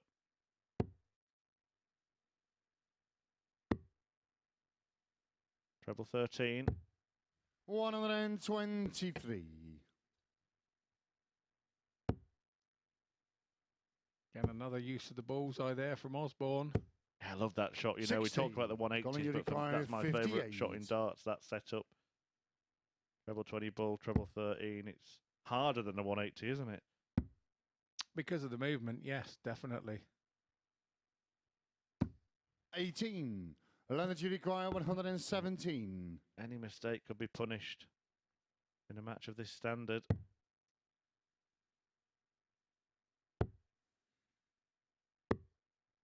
$72. Colin, you require 40. No, lost me there with that one, Leonard. Once again, With just about every dart in it, but never mind. I think if you could have had a camera shot on me and Murph, they're 30. just staring at each other. Leonard, you require 40. Valentine's Day's tomorrow, Scott. I know, but we were just sat there on our swivel seats staring into each other's eyes going, what the... Right, double Yeah, 16. that's game shot on Well, the forward leg. Leonard Gates. Leonard Gates, a man who often gets the questions wrong, but the answer's right somehow. Fifth leg, it's And Colin he managed to do first. it once Game on. again there.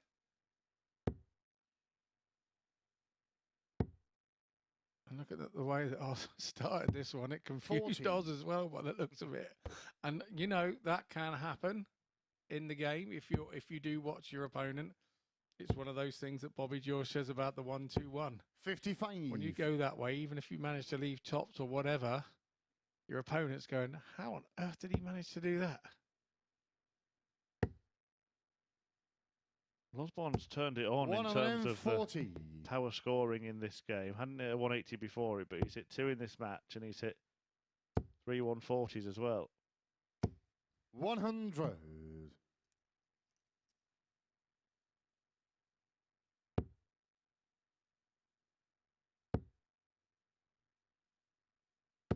$60. Yeah, both ticking along quite nicely. The average there. Leonard just over 90 and Collins has now just dropped 180. to 86 and Leonard has now gone up to 95. 3 180s in the match for Leonard 45. Gates. Didn't leave a finish, but that's not by anything he's done wrong here. Our soldier is really finding his 44. range on the treble 20. We saw him take out this 1-2-2 at the seniors at the weekend. He did it when his opponent wasn't on a finish and still went the treble 18 route. 54-54, double 7. 85. Leonard, you require 122. So here we go. Where's he going? It's his favoured route. Bullseye. 97. Colin, you require 131. So close, but now has to rely on Colin Osbourne not taking this out. He might be looking for that treble 13, or is it treble? It is treble 13. 91. Leonard, you require 25. He generally goes 9 this route. Yeah, and double 8. Oh, a little bit inside there. Game and shot back in that and double a match, 4. Leonard Gates. He's been accustomed to hitting of late. Yeah, good performance from Leonard Gates. A 4-1 win over Colin Osbourne, who found some firepower in the scoring, but Gates outdid him in that department. 3-2 in the 180s, but more importantly, 4-1 in the match. And 3 games still to go, starting with Larry Butler against Gary Hayes, coming right up.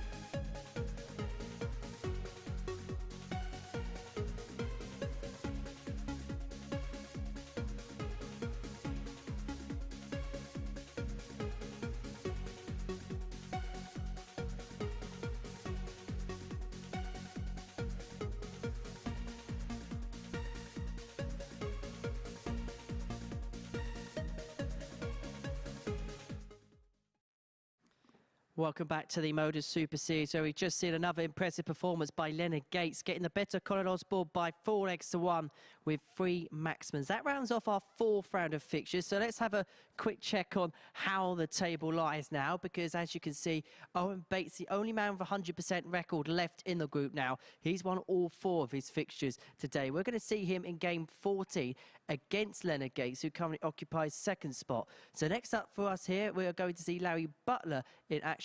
He takes on Gary Hayes, and we are going to enjoy that in the company of Scott Mitchell and Chris Murphy. Thanks, Henry. Yeah, Larry Butler, who's turned his day around and could end up with a positive outcome to his 5-match day. Having lost the first 2, he's won the following 2 and climbed up to 3rd place in the table. You just saw Gary Hayes trying to lift himself off the foot after a stellar start to the day. It's been a bit of a slide for the ADC qualifier. Started by beating Colin Osbourne, but then has suffered defeats against Bates, Gates and Whitehead, and now wants to bookend his day First with leg victories. is Larry to throw first. Game on. I'm sure Gary Hayes will reflect on today and learn a lot about himself. 60. And a little bit more about the game. I came through the players' room earlier, and he's not down and out about it all. He's quite a jovial lad. He's 36. not looking at anything as like a big defeat or whatever. He's praising the right people around him who did what they needed to do, and he takes the responsibility on his own chin, and it's his fault sort of thing. And I think that's a great attribute to have as a dart player, that you don't blame everything and everybody else. It's down to you when you're not quite doing it. Well, he's certainly been competitive in just about every match. The only one where he wasn't was a whitewash defeat at the hands of Leonard Gates, but apart from that, he's been in every game that he's played. I did mention about his darts. I said, were they actually a Michael Smith 82. dart? He said, no, they're actually not. He said, they are a unicorn dart, but he said they're a lot cheaper than that. He said they're $17.99.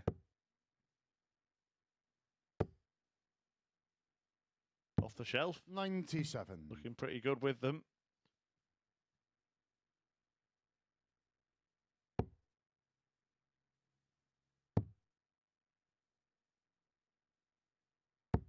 $99. And Larry ensuring he left himself a check out there, just in case, and probably the right thing to do, because Hayes is in territory to leave something himself. 60. Larry, you require 164. Well, he should have been switching. I think walking right behind Larry, he just realised his mistake. And what it did, it allowed Larry not to have to go for that finish, so he was able to stay on the treble 20 there and just try and set up the shot. Yeah. 140 here would redeem himself, but if he's chastised himself a little, Larry requires 77. for making the mistake. And often that's not counting, that's concentration, isn't it? Yeah. Knowing what you're on. What So Larry Butler's on is double 11. yes, he's managed to. The big 18 was so big it was in the treble, in the double, and now he's hit double 11, which is what we were saying earlier. For the right-handed man, it's statistically the easiest double on the board to Second hit. leg, it's Gary to throw first. Larry made it look easy. I wonder if that's why James Wade is so good on double 10. Yeah, James Wade, Mark Webster. 81. So that means I should be good at double 8 then, does it? Can't stand it. 83. Remember that. I'm making notes for when I get to commentate on you here.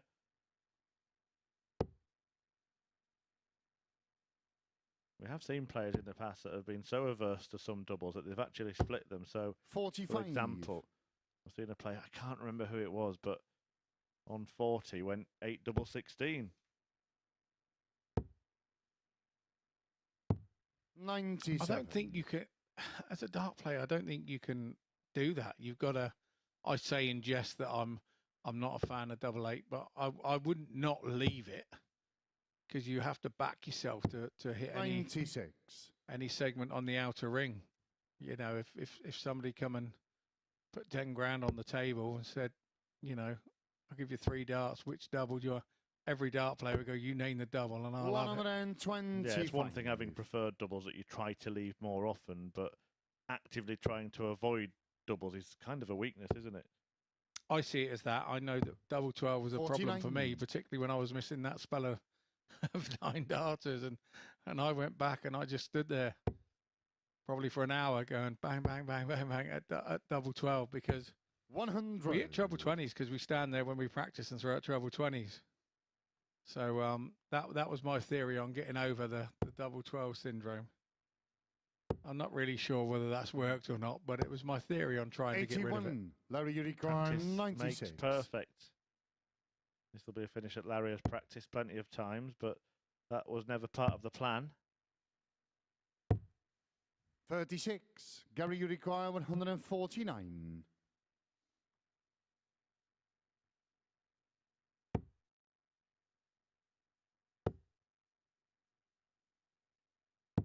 $59. Larry, you require 60. Now Larry for the break, 60. Yeah, that's game short in the second leg. Larry Butler.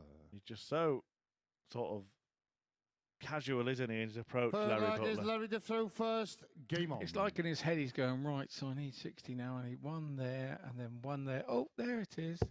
Let's pop and go and get me darts out now. Yeah, no reaction. He's like that centre forward who doesn't celebrate when he scores because it's like, well, that's what I should do. Larry Butler might be liable to feel a bit of fatigue, but then mention the fact that in his interview 60. he doesn't see this as a long labouring day, and he's actually got better as the day's gone on. Yeah, he did talk about it like it was a part-time job, wasn't it? Today it was, yeah. 44. I'll pop along and have a few darts. I'll pop back to the hotel and have something to eat and a sleep. And it's just, yeah.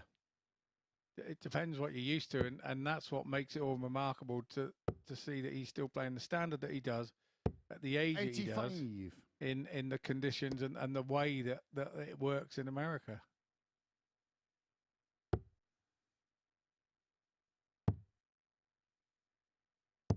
$96. Yeah, really good stuff. He's just putting himself in positions, 1, to make himself big favourite to win each leg, 2, to force Gary Hayes to crumble. 98. Larry, you require 96.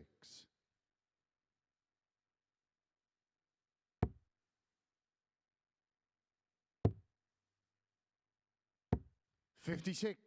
Gary, you require 108. You get the sense this has to go. If Larry gets 3 ahead, then there's hardly a way back for Gary, who now can only bail himself out on treble 17 and the bullseye. 44. And Larry Butler will just 40. wander forward and nonchalantly hit tops. Or 10s. Or 20. neither. And a Gary, second opportunity 64. arrives for Hayes, but you would have hoped to be in an even better spot than this. He should still get a dart at it now. Which route is he going to go? Double 16. Yeah, that's game short in the and it was the right one for Gary him. Hayes. Threw that second dart nicely out of the way so it didn't hinder the shot at the double. To throw first. Well, I'm presuming that's what he Game did, on. and he wasn't aiming for an 8. Only his friends would know what double he would prefer. We will start to learn that as the week goes on. That's our job, Murph. That's our job. 45. Yeah, a bit of an unknown quantity, but certainly showing that he's of a capable standard. That was a breaker throw, so he will be very disappointed, and that was evident in his reaction to only start his own leg with 45.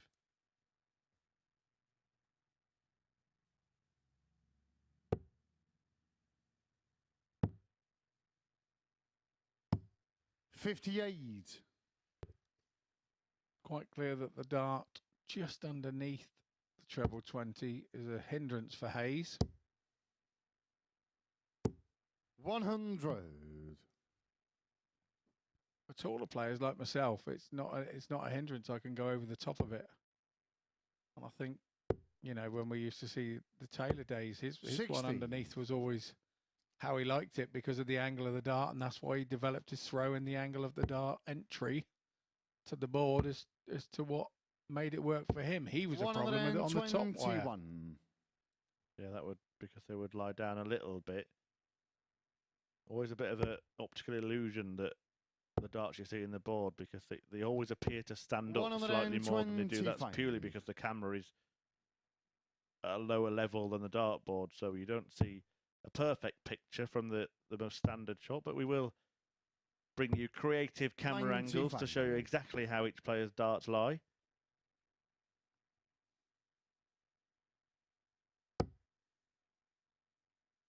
Basically, the rule is if a player's dart appears to lie flat in the board from this camera angle, it's actually probably pointing more towards the floor.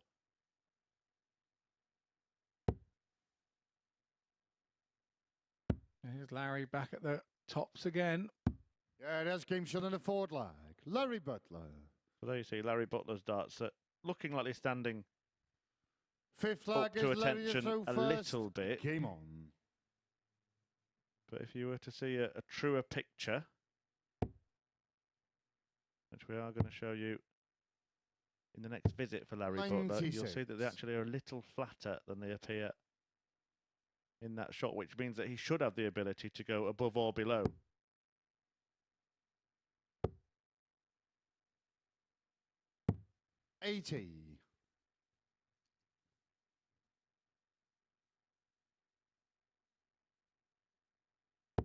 We'll show you that now. Yeah, see, perfect. From the other camera angle, looking like the darts were standing up, but they're pretty much perfectly flat.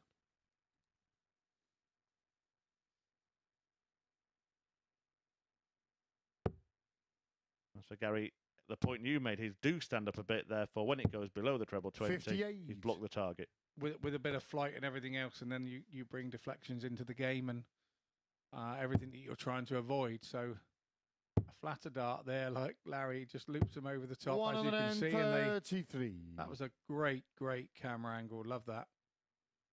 Yeah, perfect example. And Larry Butler leaves himself on 1-3-2 again, even though it's low in a different segment there. He's blocked half the bed. He's still managed to find a way through with the second dart. 132. But Butler is now throwing for the match. Great job from the techie guys there, bringing you all the up-to-date new camera angles within the darting world. Yeah, it all happens here first at the MODUS Super Series. Their job is to make us look good. Did that then. 85. Larry Butler looking good.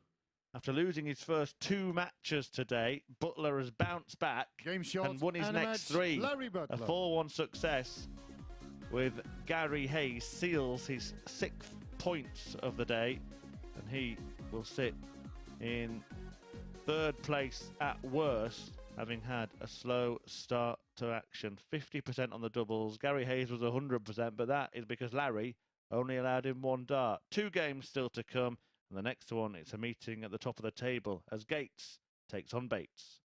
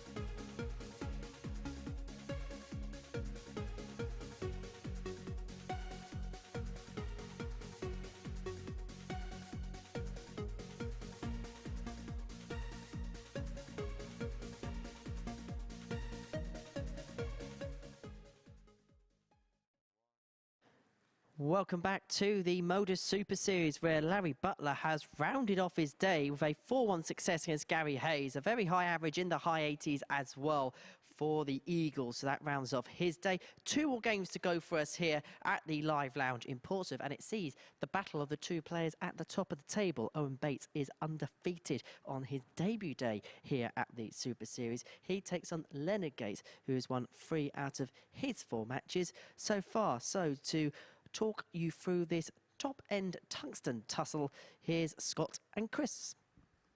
Yeah, thanks, H. Yeah, this is a battle. We did target this game 14 from way out after a couple of games that could be an important one for the overnight lead, and it could be exactly what we thought. Gates, if he wins this one, pulls Bates back into the group. Just heard that Larry Butler's going to be sat there in 3rd after a slow start from him, and he's now getting points on the board on his first day and his first time. So he will have an interest in this outcome.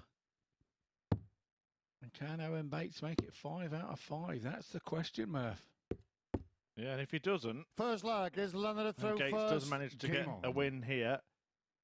You will have that honour of being in position 1 overnight, Leonard Gates, because he does have a better leg difference. A lot of Owen Bates' victories have been in last leg deciders, 3 of his 4, in fact, whereas Gates got that thumping 4-0 win over Gary Hayes earlier on. And although they'll be on the same points, it is a nicer feeling, I'm sure, to be going to sleep in top spot. Yeah, I would be I'd be happy with that.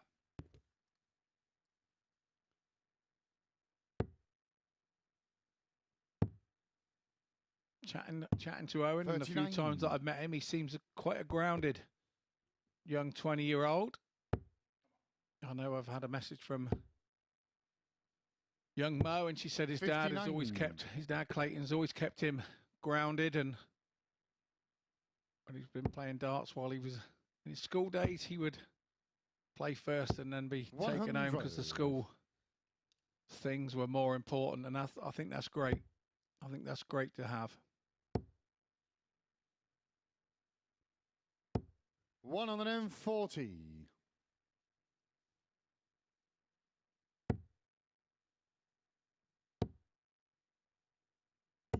92.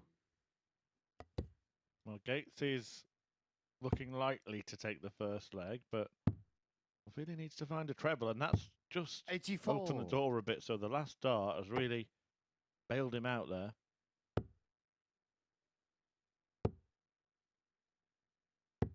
94. We saw Owen Leonard start slowly 98. in his last game.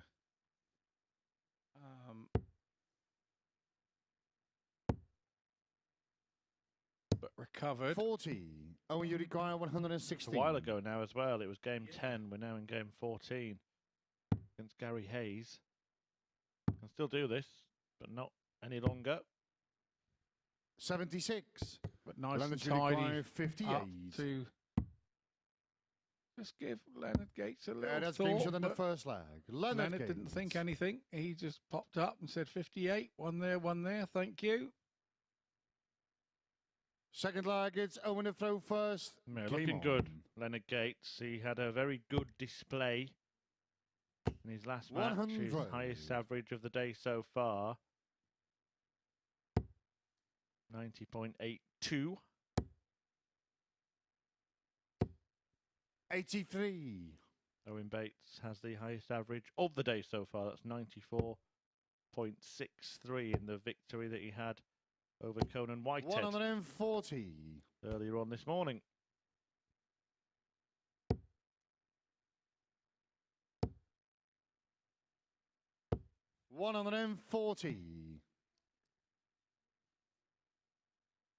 Good reply there from Gates. 81.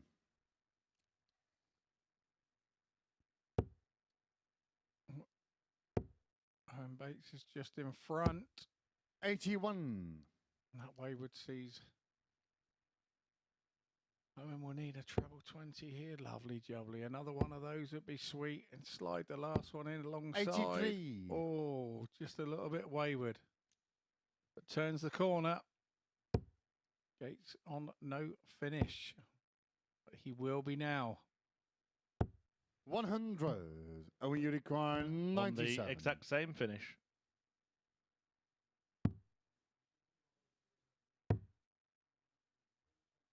Double 18. 61.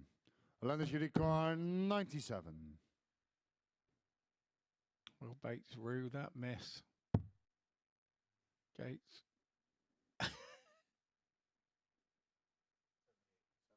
78, yeah. Nice work, Leonard. 77. 39. Owen, you require 36. 36. Pretty simple for Owen Bates to level up this match. Double 9. Can't afford to come inside. Can't afford No score. to go there. Leonard, you require 58.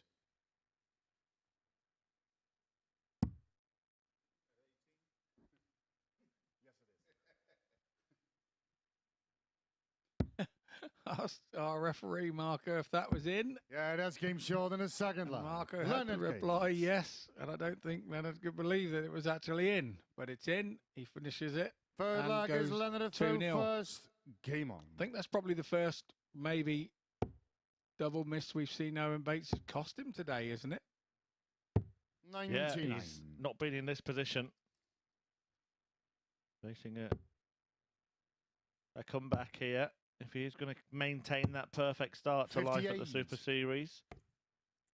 So there are plenty of his friends, family and fans watching on, hoping that he can do that. But whatever happened, it's been an 100. excellent debut day.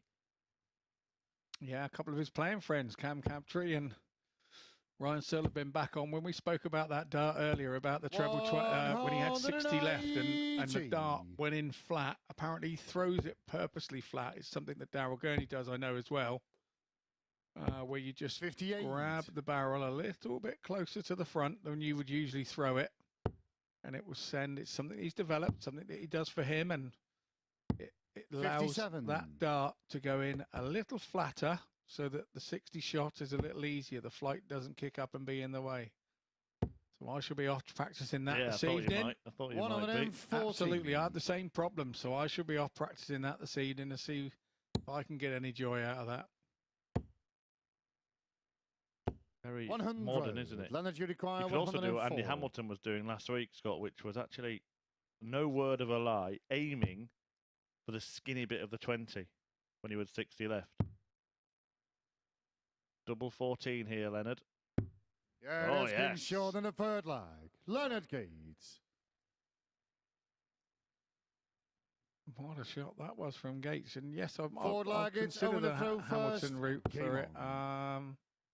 No, it's over. I've considered it. Probably won't do that if you don't mind. Maybe it's something that Hamilton could try and employ, the Bates Gurney tactic 125. if he does have that problem. Modern day thinking.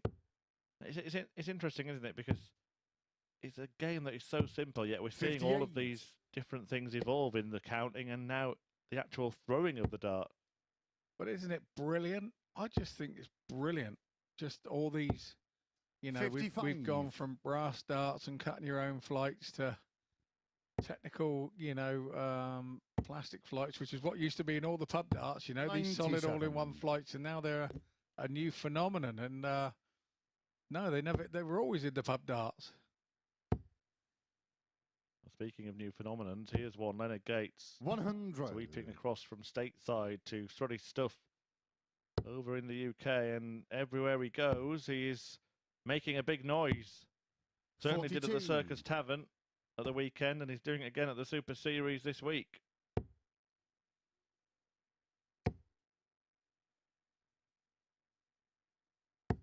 $100.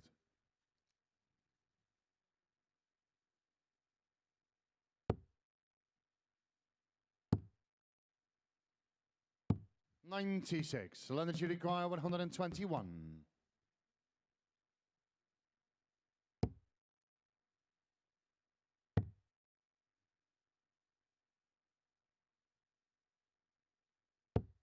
57. Owen, you require 112.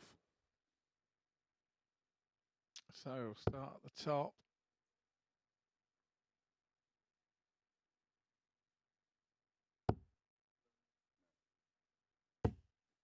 $100. Leonard, you require 64.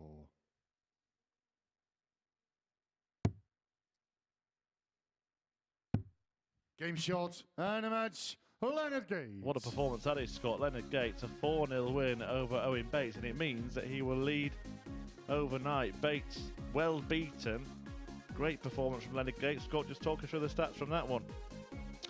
Yeah, I mean, the 85 was a good solid 85 average there, and the checkouts, it's that 4 out of 5 again. We saw him do that over the weekend, and he is 80% on the checkout, and the highest checkout at the turning point when Owen was in position to come back at 2-1. He poked that 104, and, you know, that turned the game.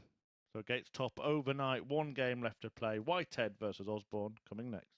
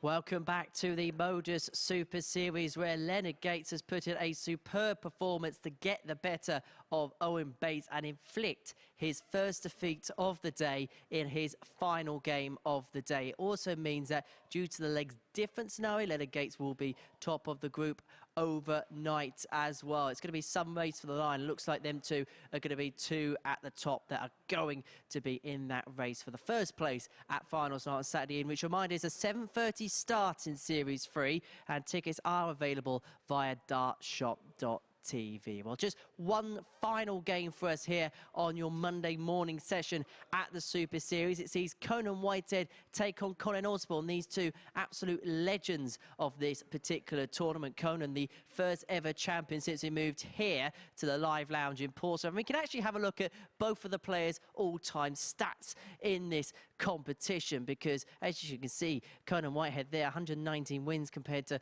97 losses. His highest checkout, the 170. He's had a 10 darter in this competition, and over all of his matches, he's got a checkout ratio of over 1 in 3, an overall average of 87. Impressive numbers by the Barbarian, the biggest of which actually came here at the Live Lounge, and that was 115 88.62.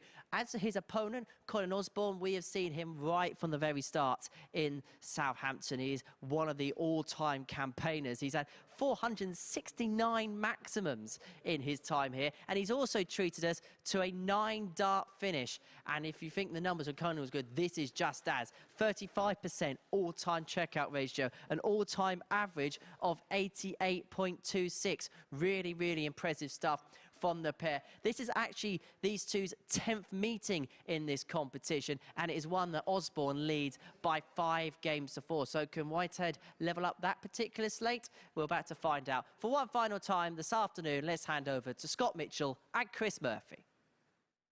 Yeah, really interesting stuff from Henry, who's clearly been doing his homework there. And the one that stood out for me was Colin Osbourne's overall average from, this will be his 380th match in the Super Series and Live League.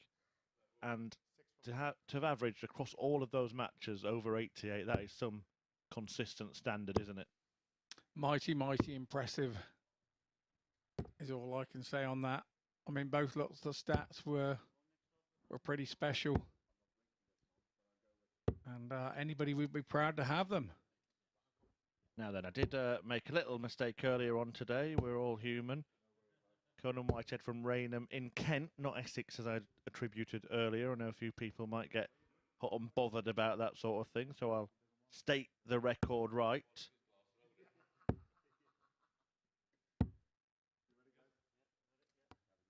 Colin Osbourne, no doubt where he's from. It's Conan the throw first. Game on.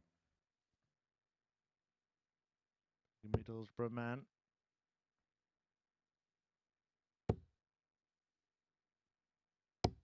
Remember that 9-darter that Osbourne, the wizard, conjured up in Southampton? Really memorable moment. 180. That was then, this is now.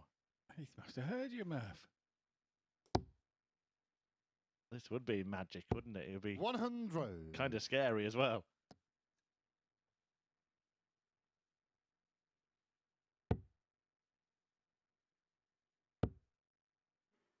A little ooh from the Oz. 55. The first one.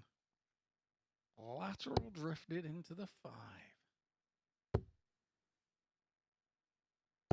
140.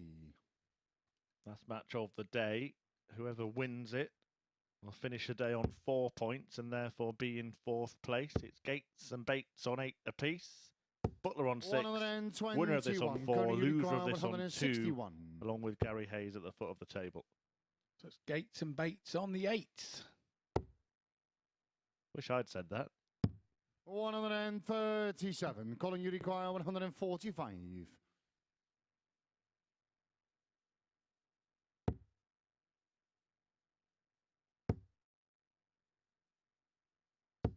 $55. Colin, you require 24.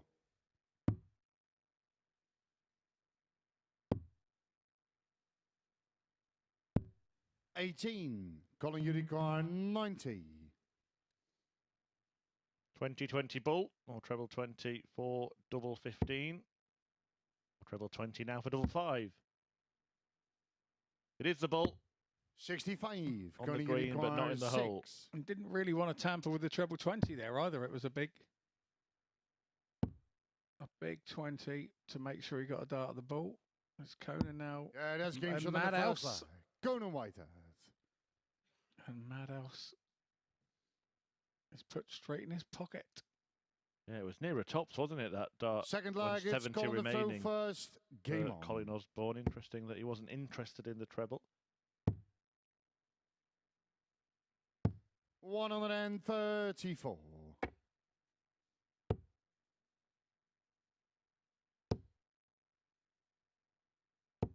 100.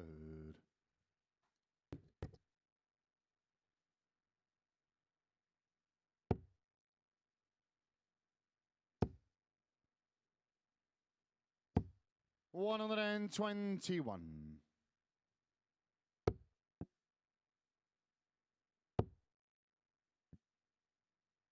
125. So the boys going at it toe to toe here. 6 darts in leg 2 and just 30 separate them. 135. Pressure may be applied here. Needs another treble to leave the finish. The lot would put Colin in peril. 180. Now all Colin, the you require ones 111. may need to go. Aye. Aye. Aye from Colin Osbourne. Wonderful stuff to level up this match. And it gets the respect from Conan Whitehead as well. What a leg of darts from the two gentlemen. Going to throw first. Game on.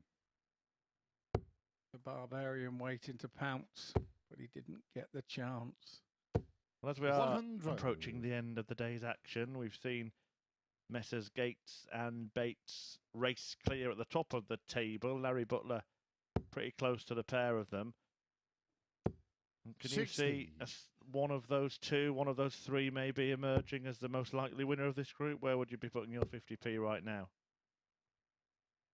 Yeah, I would. Yeah, I would. I don't rule 100. Conan out of this at all, or Oz. But you know, the smart man, and I'm sure the bookies will be looking at our top 2 today as one of those to be the favourite. But we know in this place, it's all about how you react on day 2.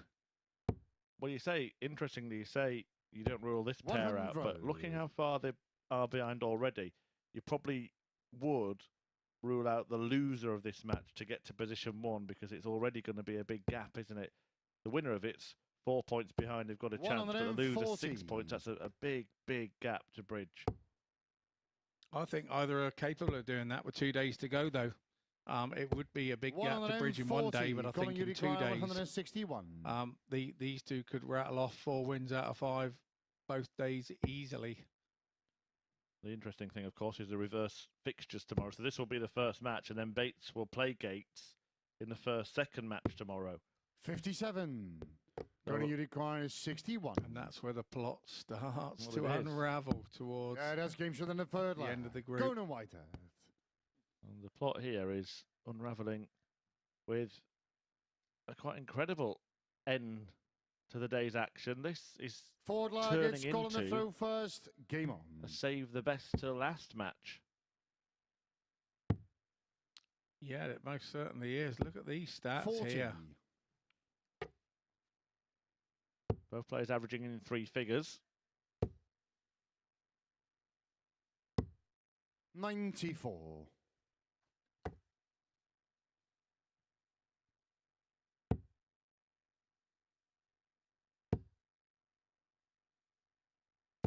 $135. It's one of those games where you don't really need to say anything. I think the game is telling us all we need to know. It's just a cracker to watch.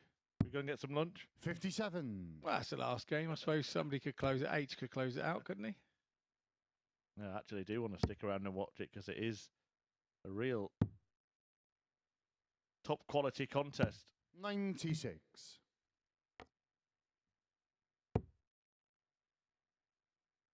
Last few matches have been pretty one-sided. Gates beating Osbourne 4-1, Butler beating Hayes 4-1, and then Gates battering Bates 4-0. Cannot see this one being a 4-1 win either way. And it can't be a 4-1 win to Osbourne, obviously. But Conan Whitehead, I don't think will have it as easy as those results I've just read out. His last match was a 4-3 defeat against Larry Butler. 94. Colin, you require 145.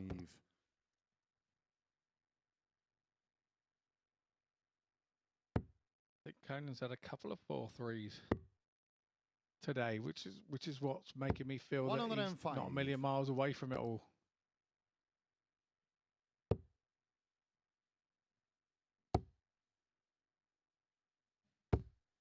$100. Colin, you require 40.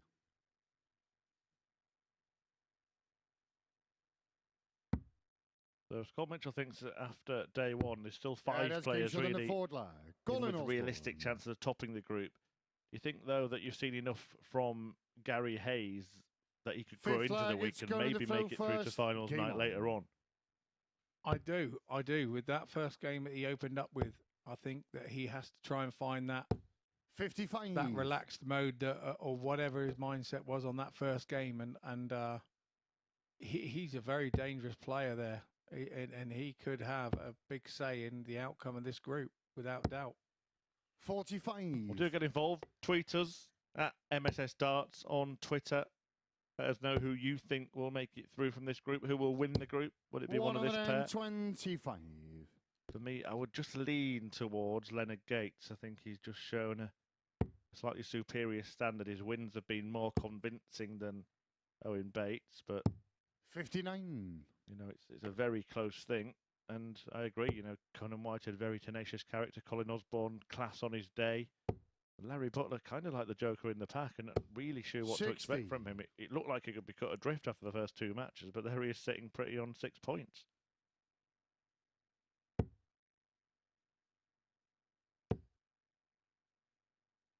The intrigue to this format, that's what it is. 140. The intrigue to the Super Series, and that's why we watch it.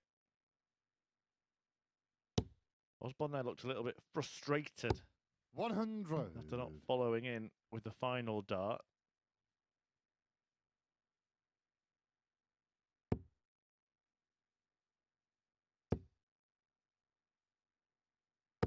$180. Can you require 161? Put it right, didn't he, in the very next visit? 99. Colin, you require 77. That's good from Conan there, keeping Osbourne on it. It's 18 for double top. It's double top. 37. Conan, you require 62. Could be a big moment, this, a key exchange in this curtain closing contest. Yeah, that's and game Whitehead short wins the it. flag. He is now Conan one away Whitehead. from winning the match. More than solid, that. Very impressive 6 again. flag, it's Colin to throw from first. Whitehead. Game on. Like we said earlier, very easy to get yourself down when you haven't been struggling to get off the mark and get points on the board, but 96. he's now done that, and that was impressive finishing.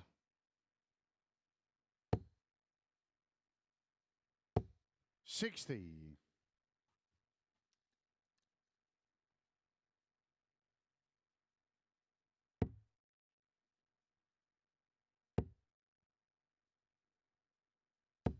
$125.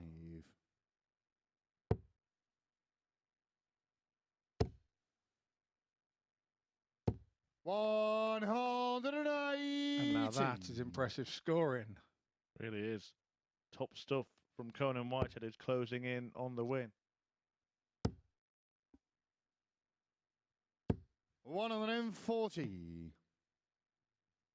Osbourne leaves the finish, but Whitehead is in there again. In there again.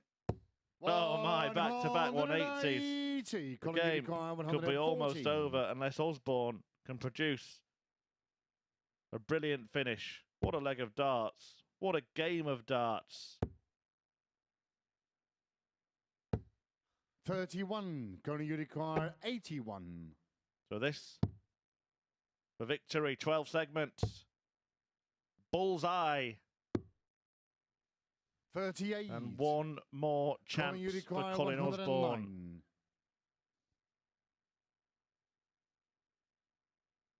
And Grimace from the Barbarian. He now has to survive a missed start at double. 89. And he has Conan, survived. you require 43. And Conan Whitehead will return 2 darts at the double of his choosing.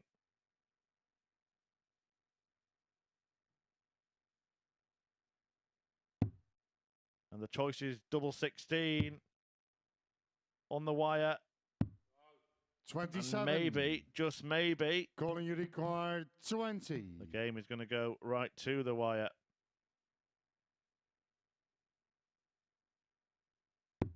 Yeah, that's game shot in a 6 flag. Colin Osbourne. Scott Mitchell has made his way up to join Henry to analyse the action at the end of this 7-10 game. final leg. It's Conan to throw first. Game on. And what an end game it's turning out to be. One leg will decide which of this pair will climb 60. onto 4 points and just keep themselves in contention.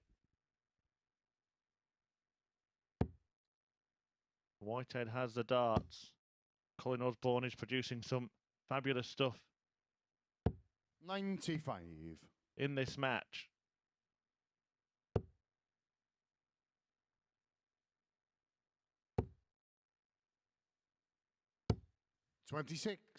In the Super Series, the pair have met 9 times before. Colin is 5-4 up in meetings between them. Whitehead looking to level that record, but he can't believe what he's witnessing from the Wizard, 180. who piles in his third 180, the 6th of this superb 78. showdown. Look at those numbers. Every time they go to the board, they're finding at least one treble. Often 2. 83. And Osbourne slightly better in that department as well, and he is first down to a checkout. 123. He hopes will be 143. the last visit of this match, but he is going to get 2 visits to take out the 143. Whitehead shakes his head. 100.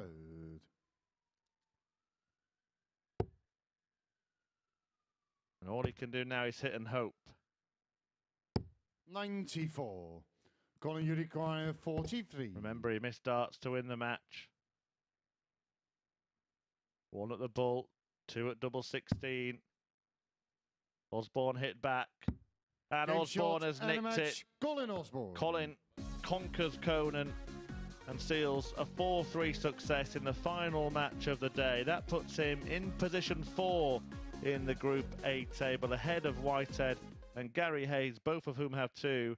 It was an excellent display, the best of the day from any player, posted by Colin Osbourne in that final match. A 99.15 average, 50% checkout success, but he punished Conan Whitehead for missed match darts. That brings an end to today's action, and all that's left to do is get some final analysis from Scott Mitchell, who's joined Henry Deacon. Chris, thank you very much. Well, we have all these scripts written down with things like that. Let's just forget about that and talk about that last game, because that was really, really good, wasn't it? Yeah, it was a little bit like saving the best to last, wasn't it? And Conan made a little mistake there halfway down that last leg, and Oz jumped on it. As good a game as it was, it could actually turn out being pivotal in that middle part of the group.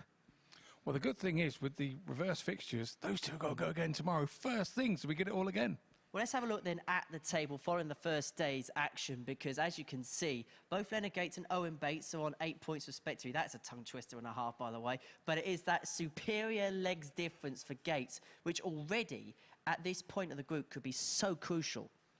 It could do. And they'll get game 2 tomorrow as well, so it could unravel in the first 2 or 3 games.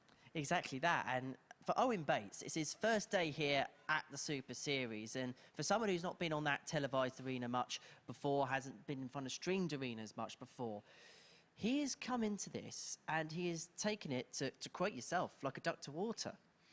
But the thing is, he lost that last game. So he will leave here thinking, what if? I know what dart player's thinking. He lost the last game, so if he'd have lost the first one and won the next 4, he would have left happier. As for Larry Butler, got better as the day went on, and he is in prime position now.